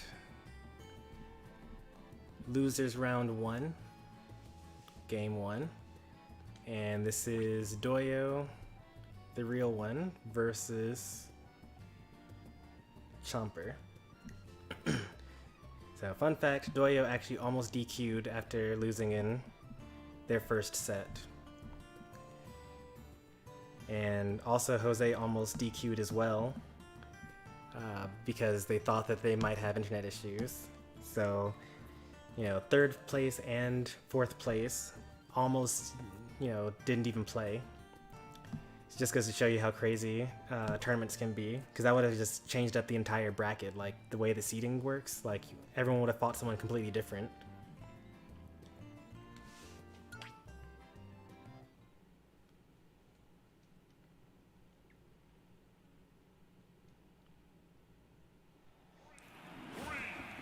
Alright, game 1.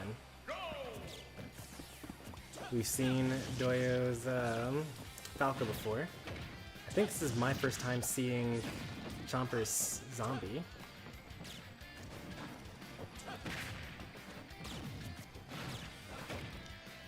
Oh no. I actually thought about going Falco against Somic's Pac-Man, because like he technically is kind of the perfect character against him. Like Falco has enough different playstyles that you know, it can make that you can just work. Wonder if you would have been better to get an up smash in rather than forging a weapon there.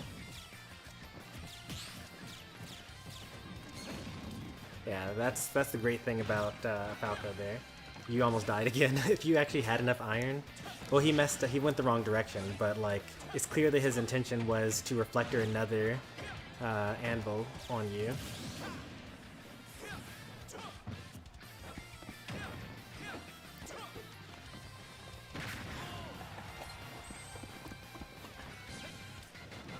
There are some matchups like this that, you know, honestly, I just think there are characters like this and matchups like this. This is why Steve can't actually be a top tier.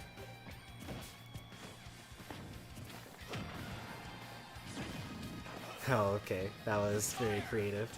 Down smash, yeah. Oh, but you lived though.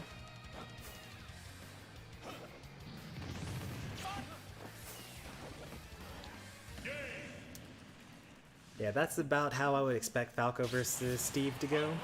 I mean, granted, Doyo is much more proficient in Falco than Chomper is in Steve.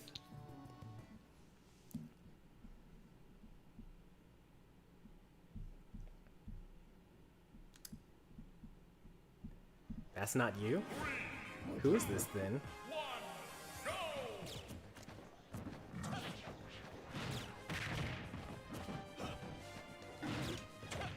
Hang on. This isn't Chomper? I'm seeing in chat that this is not the person. But it's from Doyo, and he's labeled it as Losers Round 1.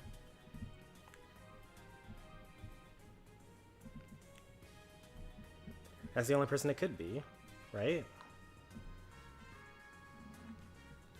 But, I guess I'll have to ask afterwards who this is. Hopefully they didn't upload the wrong set.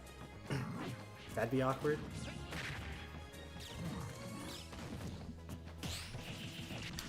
We're switching to K. Rool. This could be better. As crazy it is to think, because like K. Rool is so much worse of a character compared to Steve. You know, he's heavy at least. And he has moves other than, like, you know, minecart that have decent range, you know, forward tilt. He's got to stop throwing projectiles, though. If you're going to play against Falco as K. Rool, you got to, like, not really throw projectiles.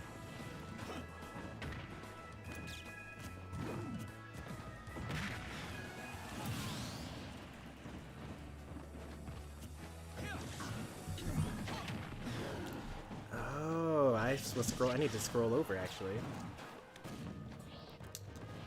This is Doyo versus Surfetched. I have seen Surfetched Octarian's Steve before. I've never seen his K-Rool before.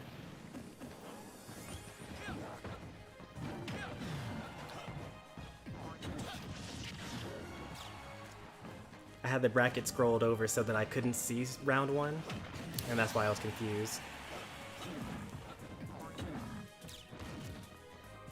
This is going to be a really awkward upload. I'm not going to edit this out, I'm going to just upload this as is too.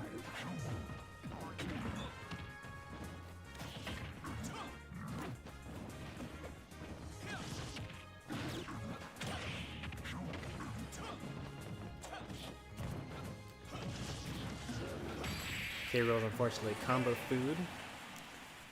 Doyo was coming off of a very fresh loss, and I feel like to some extent he was kind of taking it out on Octarian there. Because he was having none of anything. Like, he reflected every single projectile, hit every single combo, like hit several edge guards. Very nicely done.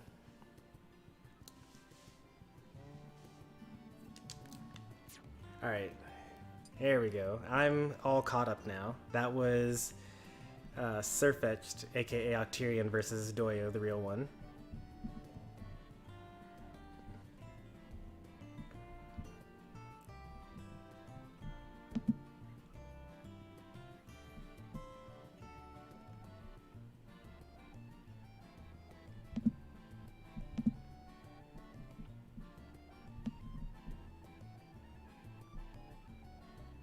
Let's save that.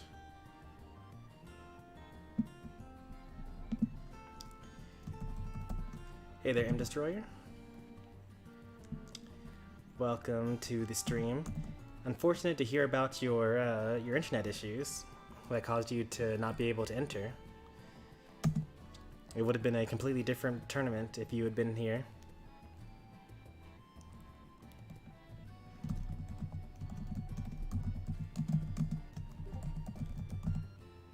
Is it Octarian with an O or Octarian with an A?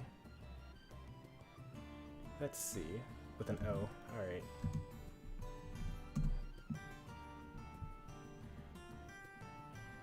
Oh, I need to put the set. This is round one. There we are.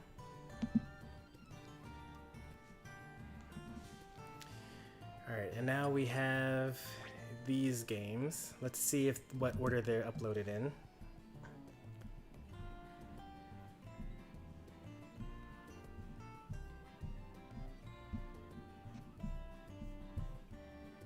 Okay, that's fine.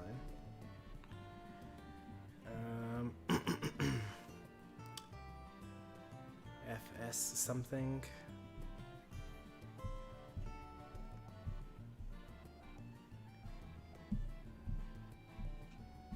Oh, I don't know what order these are in. Could you inform me, Jose, if you're in chat?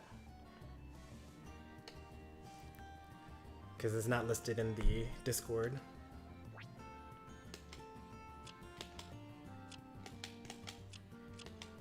Well, this is definitely not game one, so I think it's in this order, because FD is a counterpick stage in this tournament series. So this is probably game one, game two, game three.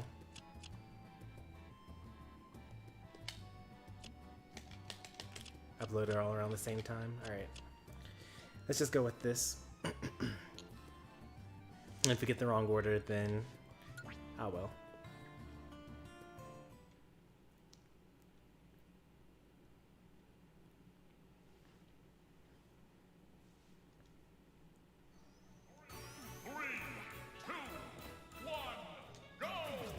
Alright, so this is going to be a pretty good set, I think.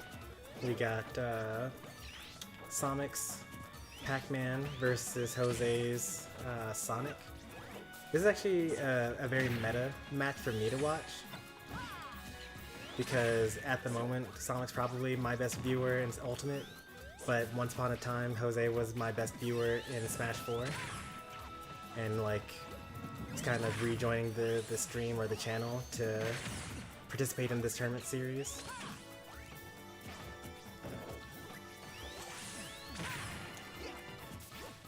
So this is like of special interest to me.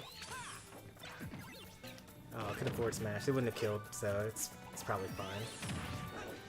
Gotta hit those. Oh no, well, okay, that also works, I guess. But Pac-Man had the opportunity to detect there, so I don't actually prefer that. It's definitely better to just steal the trampoline.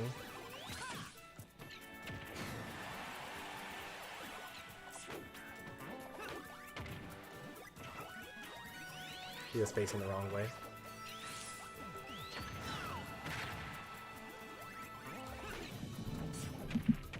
That's gonna kill, right? Nope.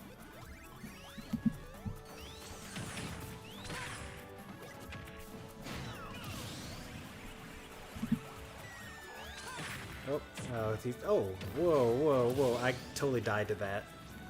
I was like, oh, that back air didn't kill. Sonic is safe. Nope. What a set. Okay.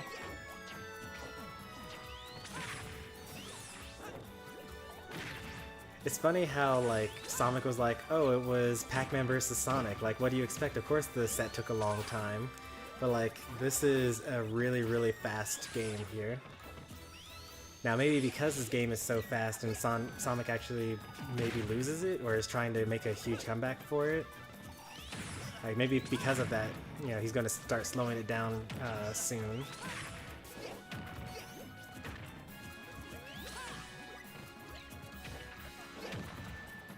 Forward smash? Yep, but not enough range on that forward smash.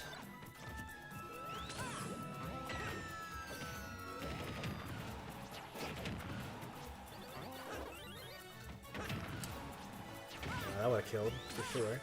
Another forward smash? Yep.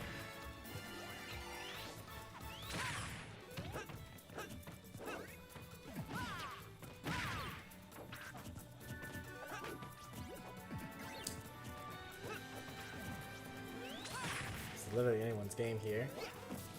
I mean, I know how the set ends, because this happens after Grand Finals. I'm watching this on shared content, but like,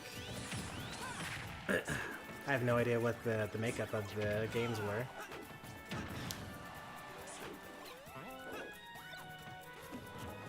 Another forward tilt? Oh, nice. Oh, that was still active, and the weakest hit of forward smash caused the death there. I think that, you know, forward smash with a hydrant and that scenario wasn't that great because there was no way I was going to hit. Like, if anything, maybe you could have up tilted it so that it, you know, stood in place a bit, and you could have what's it called? Caught him on the stand up. Alright, well, Sonic's now at kill percent.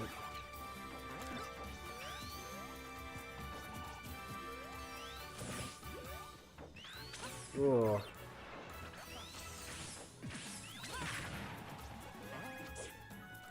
That's it, right? Yep. Sonic was having the comeback, but stopped him right on time. Oop, I don't want to go to the next replay, because I need to do things in reverse order here.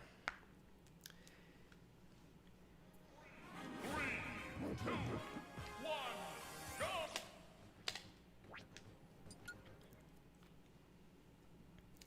It would be nice if you guys were to upload your things in reverse order, so that, because it goes by most recently uploaded. I'm not going to like make that a point, because like it's just, I can just do it myself, and I can even, like, if I really cared, I could just edit out the stuff in between. But since it auto plays the next thing over and over, the further back it goes. If you upload in reverse order, then I can just sit there and watch the entire set all at once.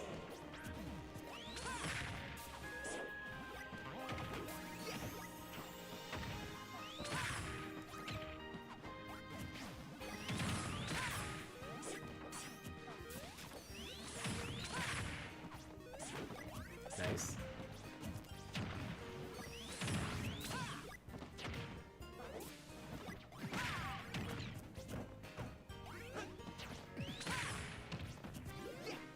Probably Nair would have covered both regular get up and also roll there.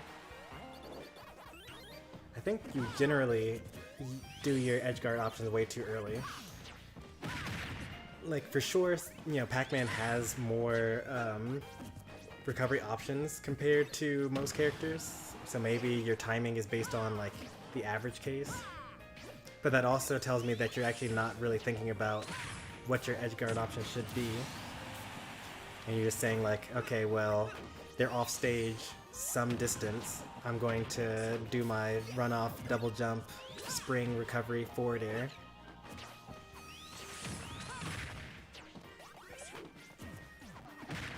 That's gonna kill, right? Nope. Nice, nice DI.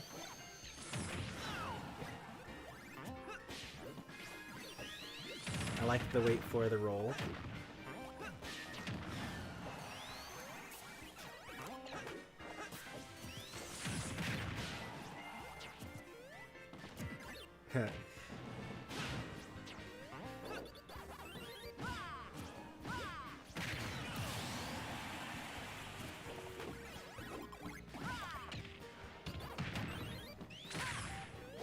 Sonic's also pulling out some new combos as well, in addition to like some new neutral tricks.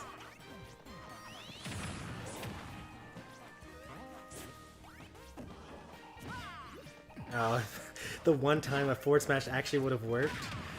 That's so unfortunate.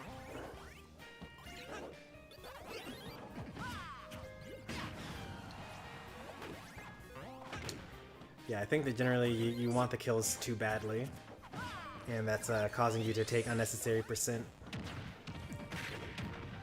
Like, Pac-Man will actually die to a forward tilt at this point, I think. And, like, it's not as risky to go for that. You know what I mean?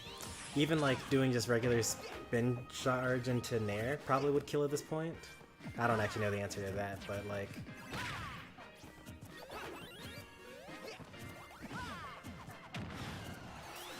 just too much swinging. And all Sonic has to do is just avoid, you know, your kill options, and then punish the end lag on them.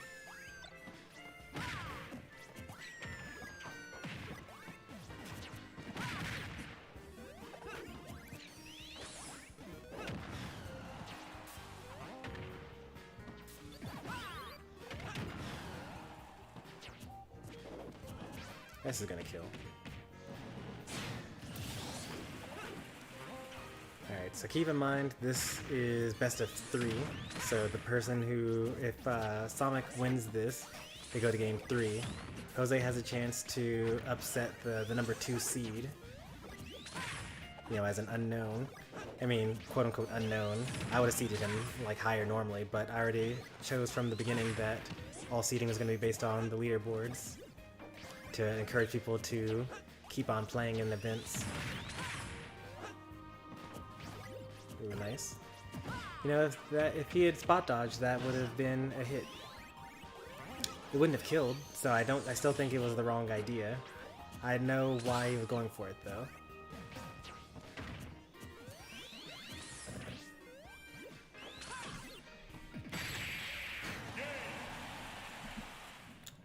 Yeah, that's exactly what I'm talking about. Sonic's homing attack, when you miss, is so laggy that Pac-Man had the time to forward smash in one direction and miss, and then forward smash in the other direction and hit. So a lot of the Sonic matchup is punishing that option. Alright, we're going into game 3 here.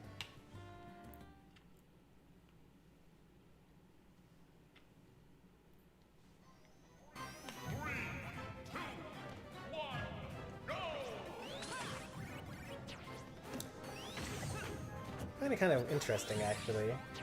So, in all the matches that I played against Sonic, every single one, he, at the 3, 2, 1, go, he runs to the ledge, puts down a hydrant, and then jumps off the stage and charges bonus fruit.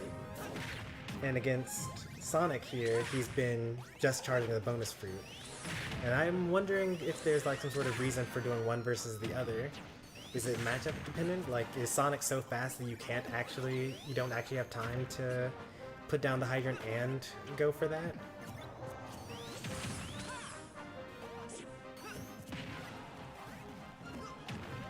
I probably would have upbeat the hydrant there, based on where Sonic was going to be.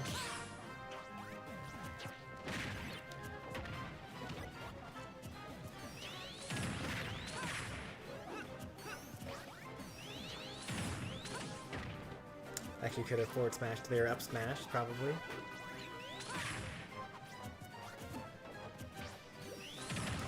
I like that Jose now has the,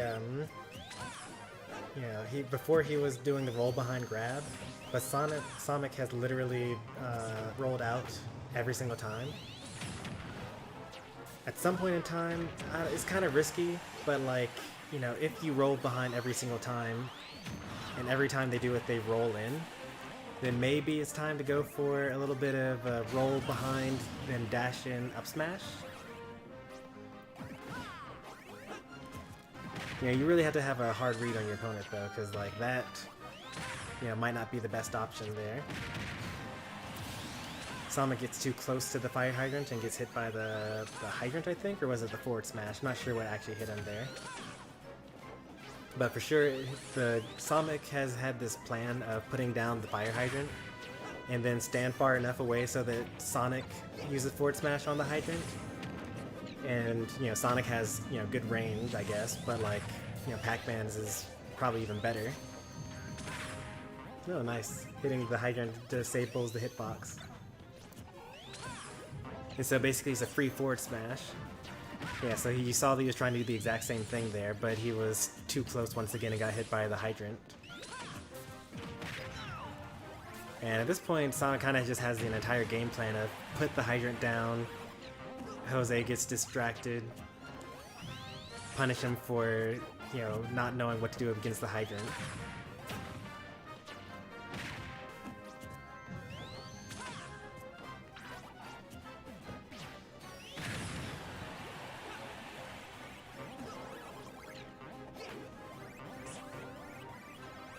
Ooh, that was close.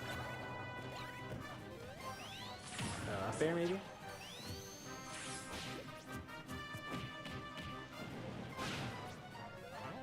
Alright, this is good.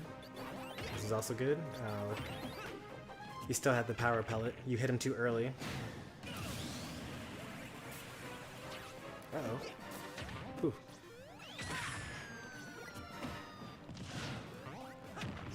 It's pretty dangerous to go up there against Pac-Man.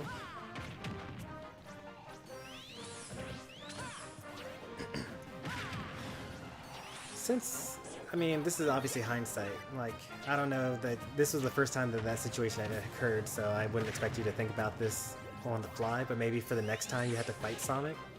Sonic was holding shield for quite a while. You know, homing attack might have gotten a shield poke or even a shield break.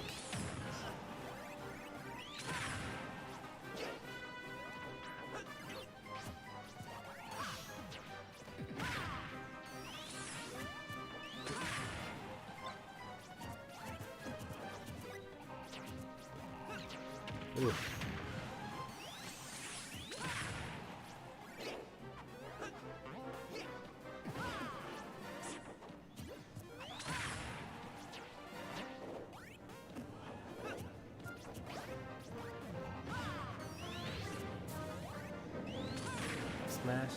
Forward smash on the hydrant.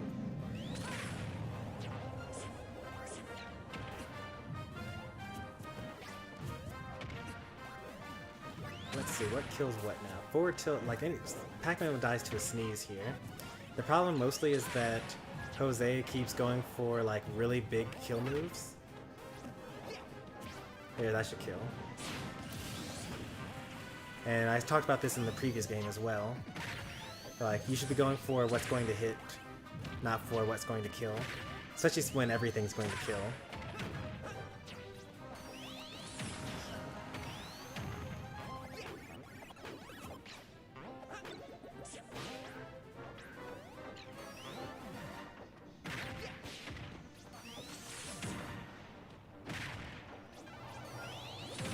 Again, waiting for the roll. A nice one.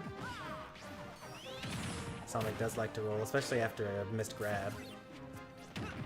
Down tilt? You could have down tilted the hydrant there. That would have been a nice angle for it. Don't get hit by that, you'll die.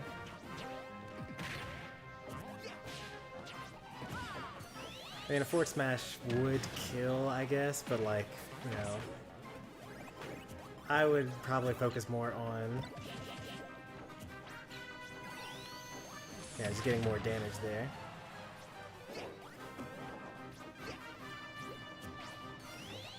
Oop, that killed. Wow. That's a new one. Sonic hasn't really been doing that for a while. Alright, that's 2-1 Sonic's favor. Very nicely done by both players. I really enjoyed that. Last set that we have. Well, first let me make the highlight here.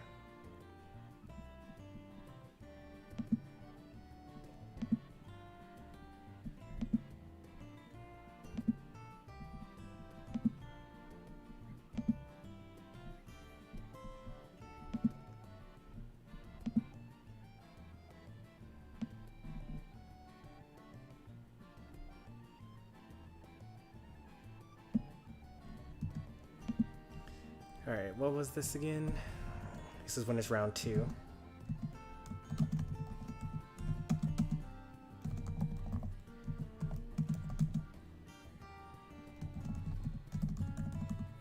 wonder if that was their first time fighting each other. That'd be surprising.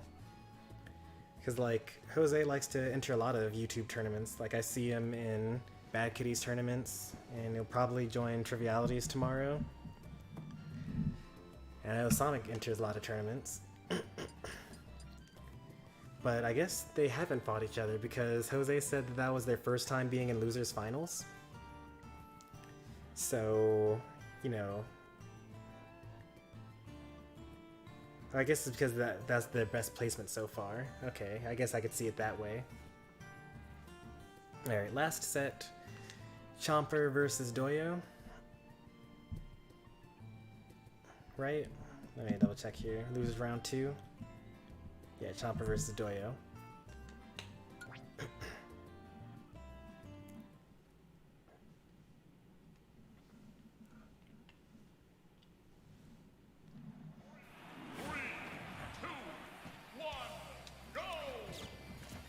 Alright, so this is Doyo, fresh off of their fight versus Octarian and Android 21 main.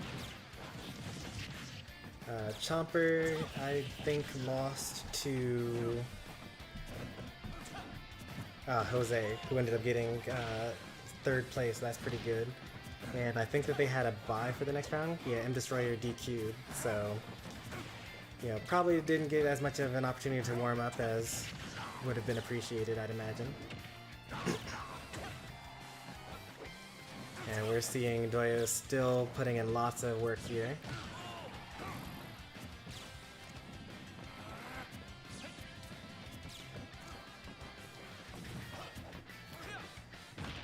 This game has only just started.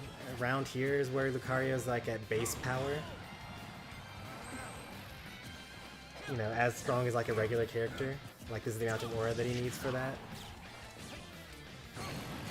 Yeah, your aura spheres are a bit predictable.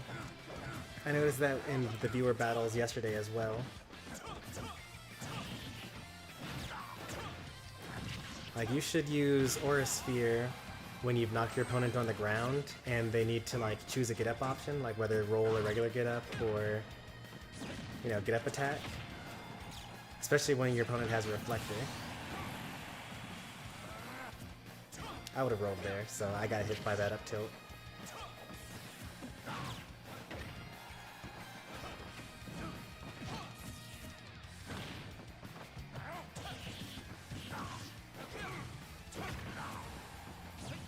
Oh no. BSD. Or was it a tactical aura game?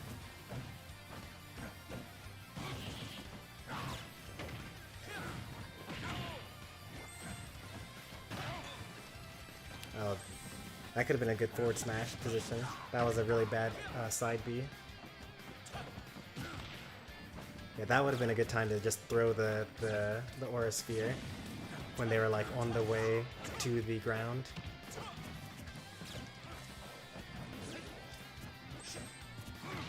Don't throw it. Yeah, he also expected you to throw it.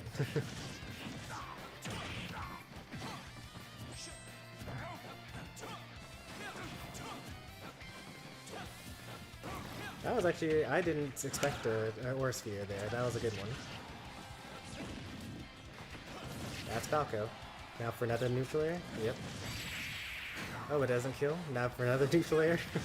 Rinse and repeat. Another neutral air. Oh, very nice. The longest delay ever. I would have gotten hit by that last hit for sure. Alright, scary stuff here. Lucario, not quite at max aura, but close enough to it. But it doesn't matter, you get the up smash. Nice one.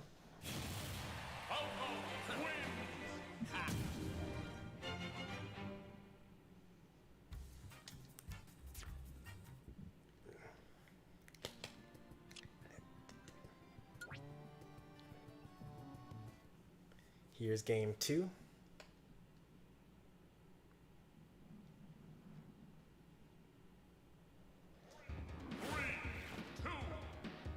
We had a swap to Meta Knight.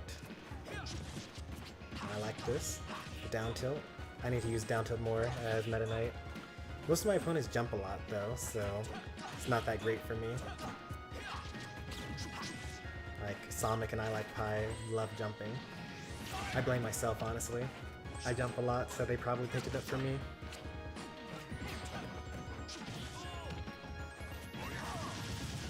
That was unexpected.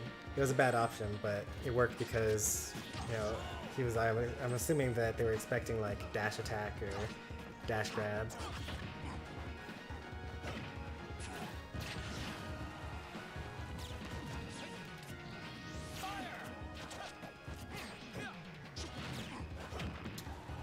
I would say generally you're gonna want to edge guard a bit more as Meta Knight. I like that the 4 tilt 1-2, but not going for the third one because that's the one that has a lot of end lag. Like I would have rapid jabbed there, which would have been a worse idea than 4 tilt 1 and 2.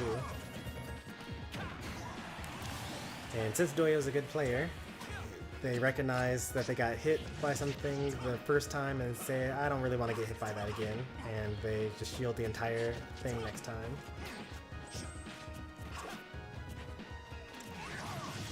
Got hit by a spot dodge. Spot dodge was caught, I should say.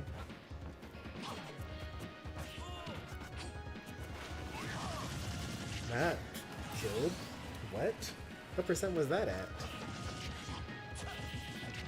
Jump up side B? I mean down B? It tends to be the way that Doyo likes to edge guard with Falco. I actually saw a lot of Falco today.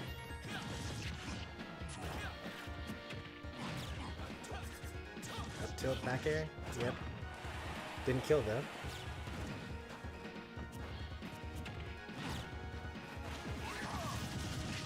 They chose their edge guard option too soon. So if you angle that way, way down into the ground, then you'll actually bounce off. And, you know, it's still easy to hit, but, you know, at least they have to think about, like, oh, are they going to bounce or are they going to stay still? And the more you make your opponent think, you know, the more mistakes they're prone to make.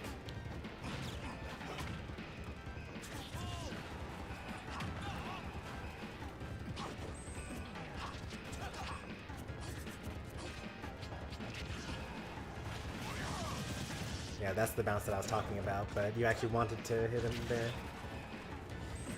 I think that Meta Knight actually probably destroys Falco.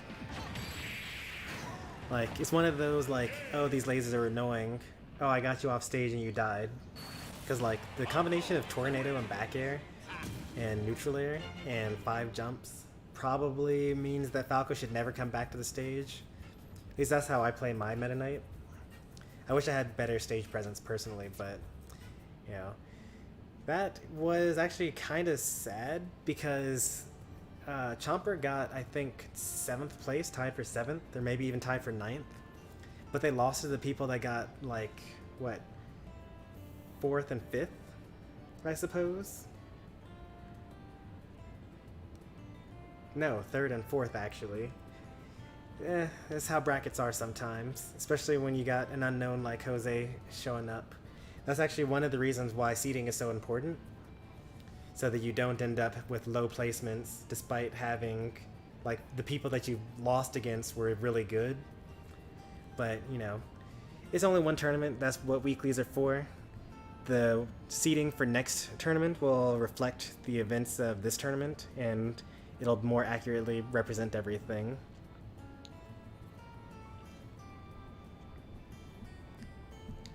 So I'll make a highlight of that as well, and then we'll be done.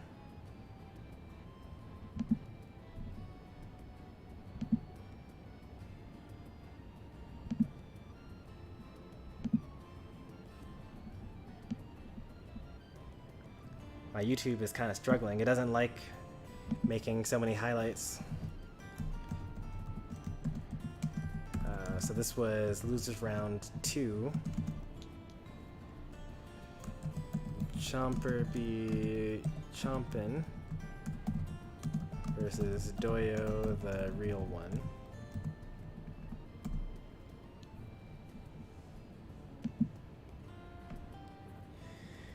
And now I'm just gonna sit here and wait for the upload to finish.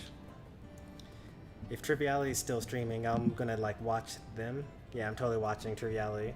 So I'm going to put on the ending soon screen at this point. If you enjoyed the stream, be sure to leave a like. If you want to see more from me, be sure to subscribe. I'll be back tomorrow with Monaco, the heist game. Very fun. Running a little longer than I expected. I thought it was going to be like a rinky-dink short game, but it's actually kind of like really big. But that's okay. Oops. Oh, I didn't know that I could press that button. What button did I press? X for details? Okay. Nice.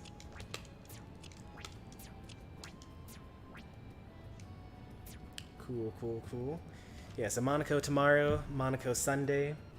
Probably City of Heroes Sunday as well. Maybe City of Heroes tonight is at 12:30. Yeah, probably City of Heroes tonight as well. Except that's on Discord. I'm gonna take some time and like eat dinner and whatnot first though. But yeah, thanks for watching everyone. I'll see you next time. Take care and bye.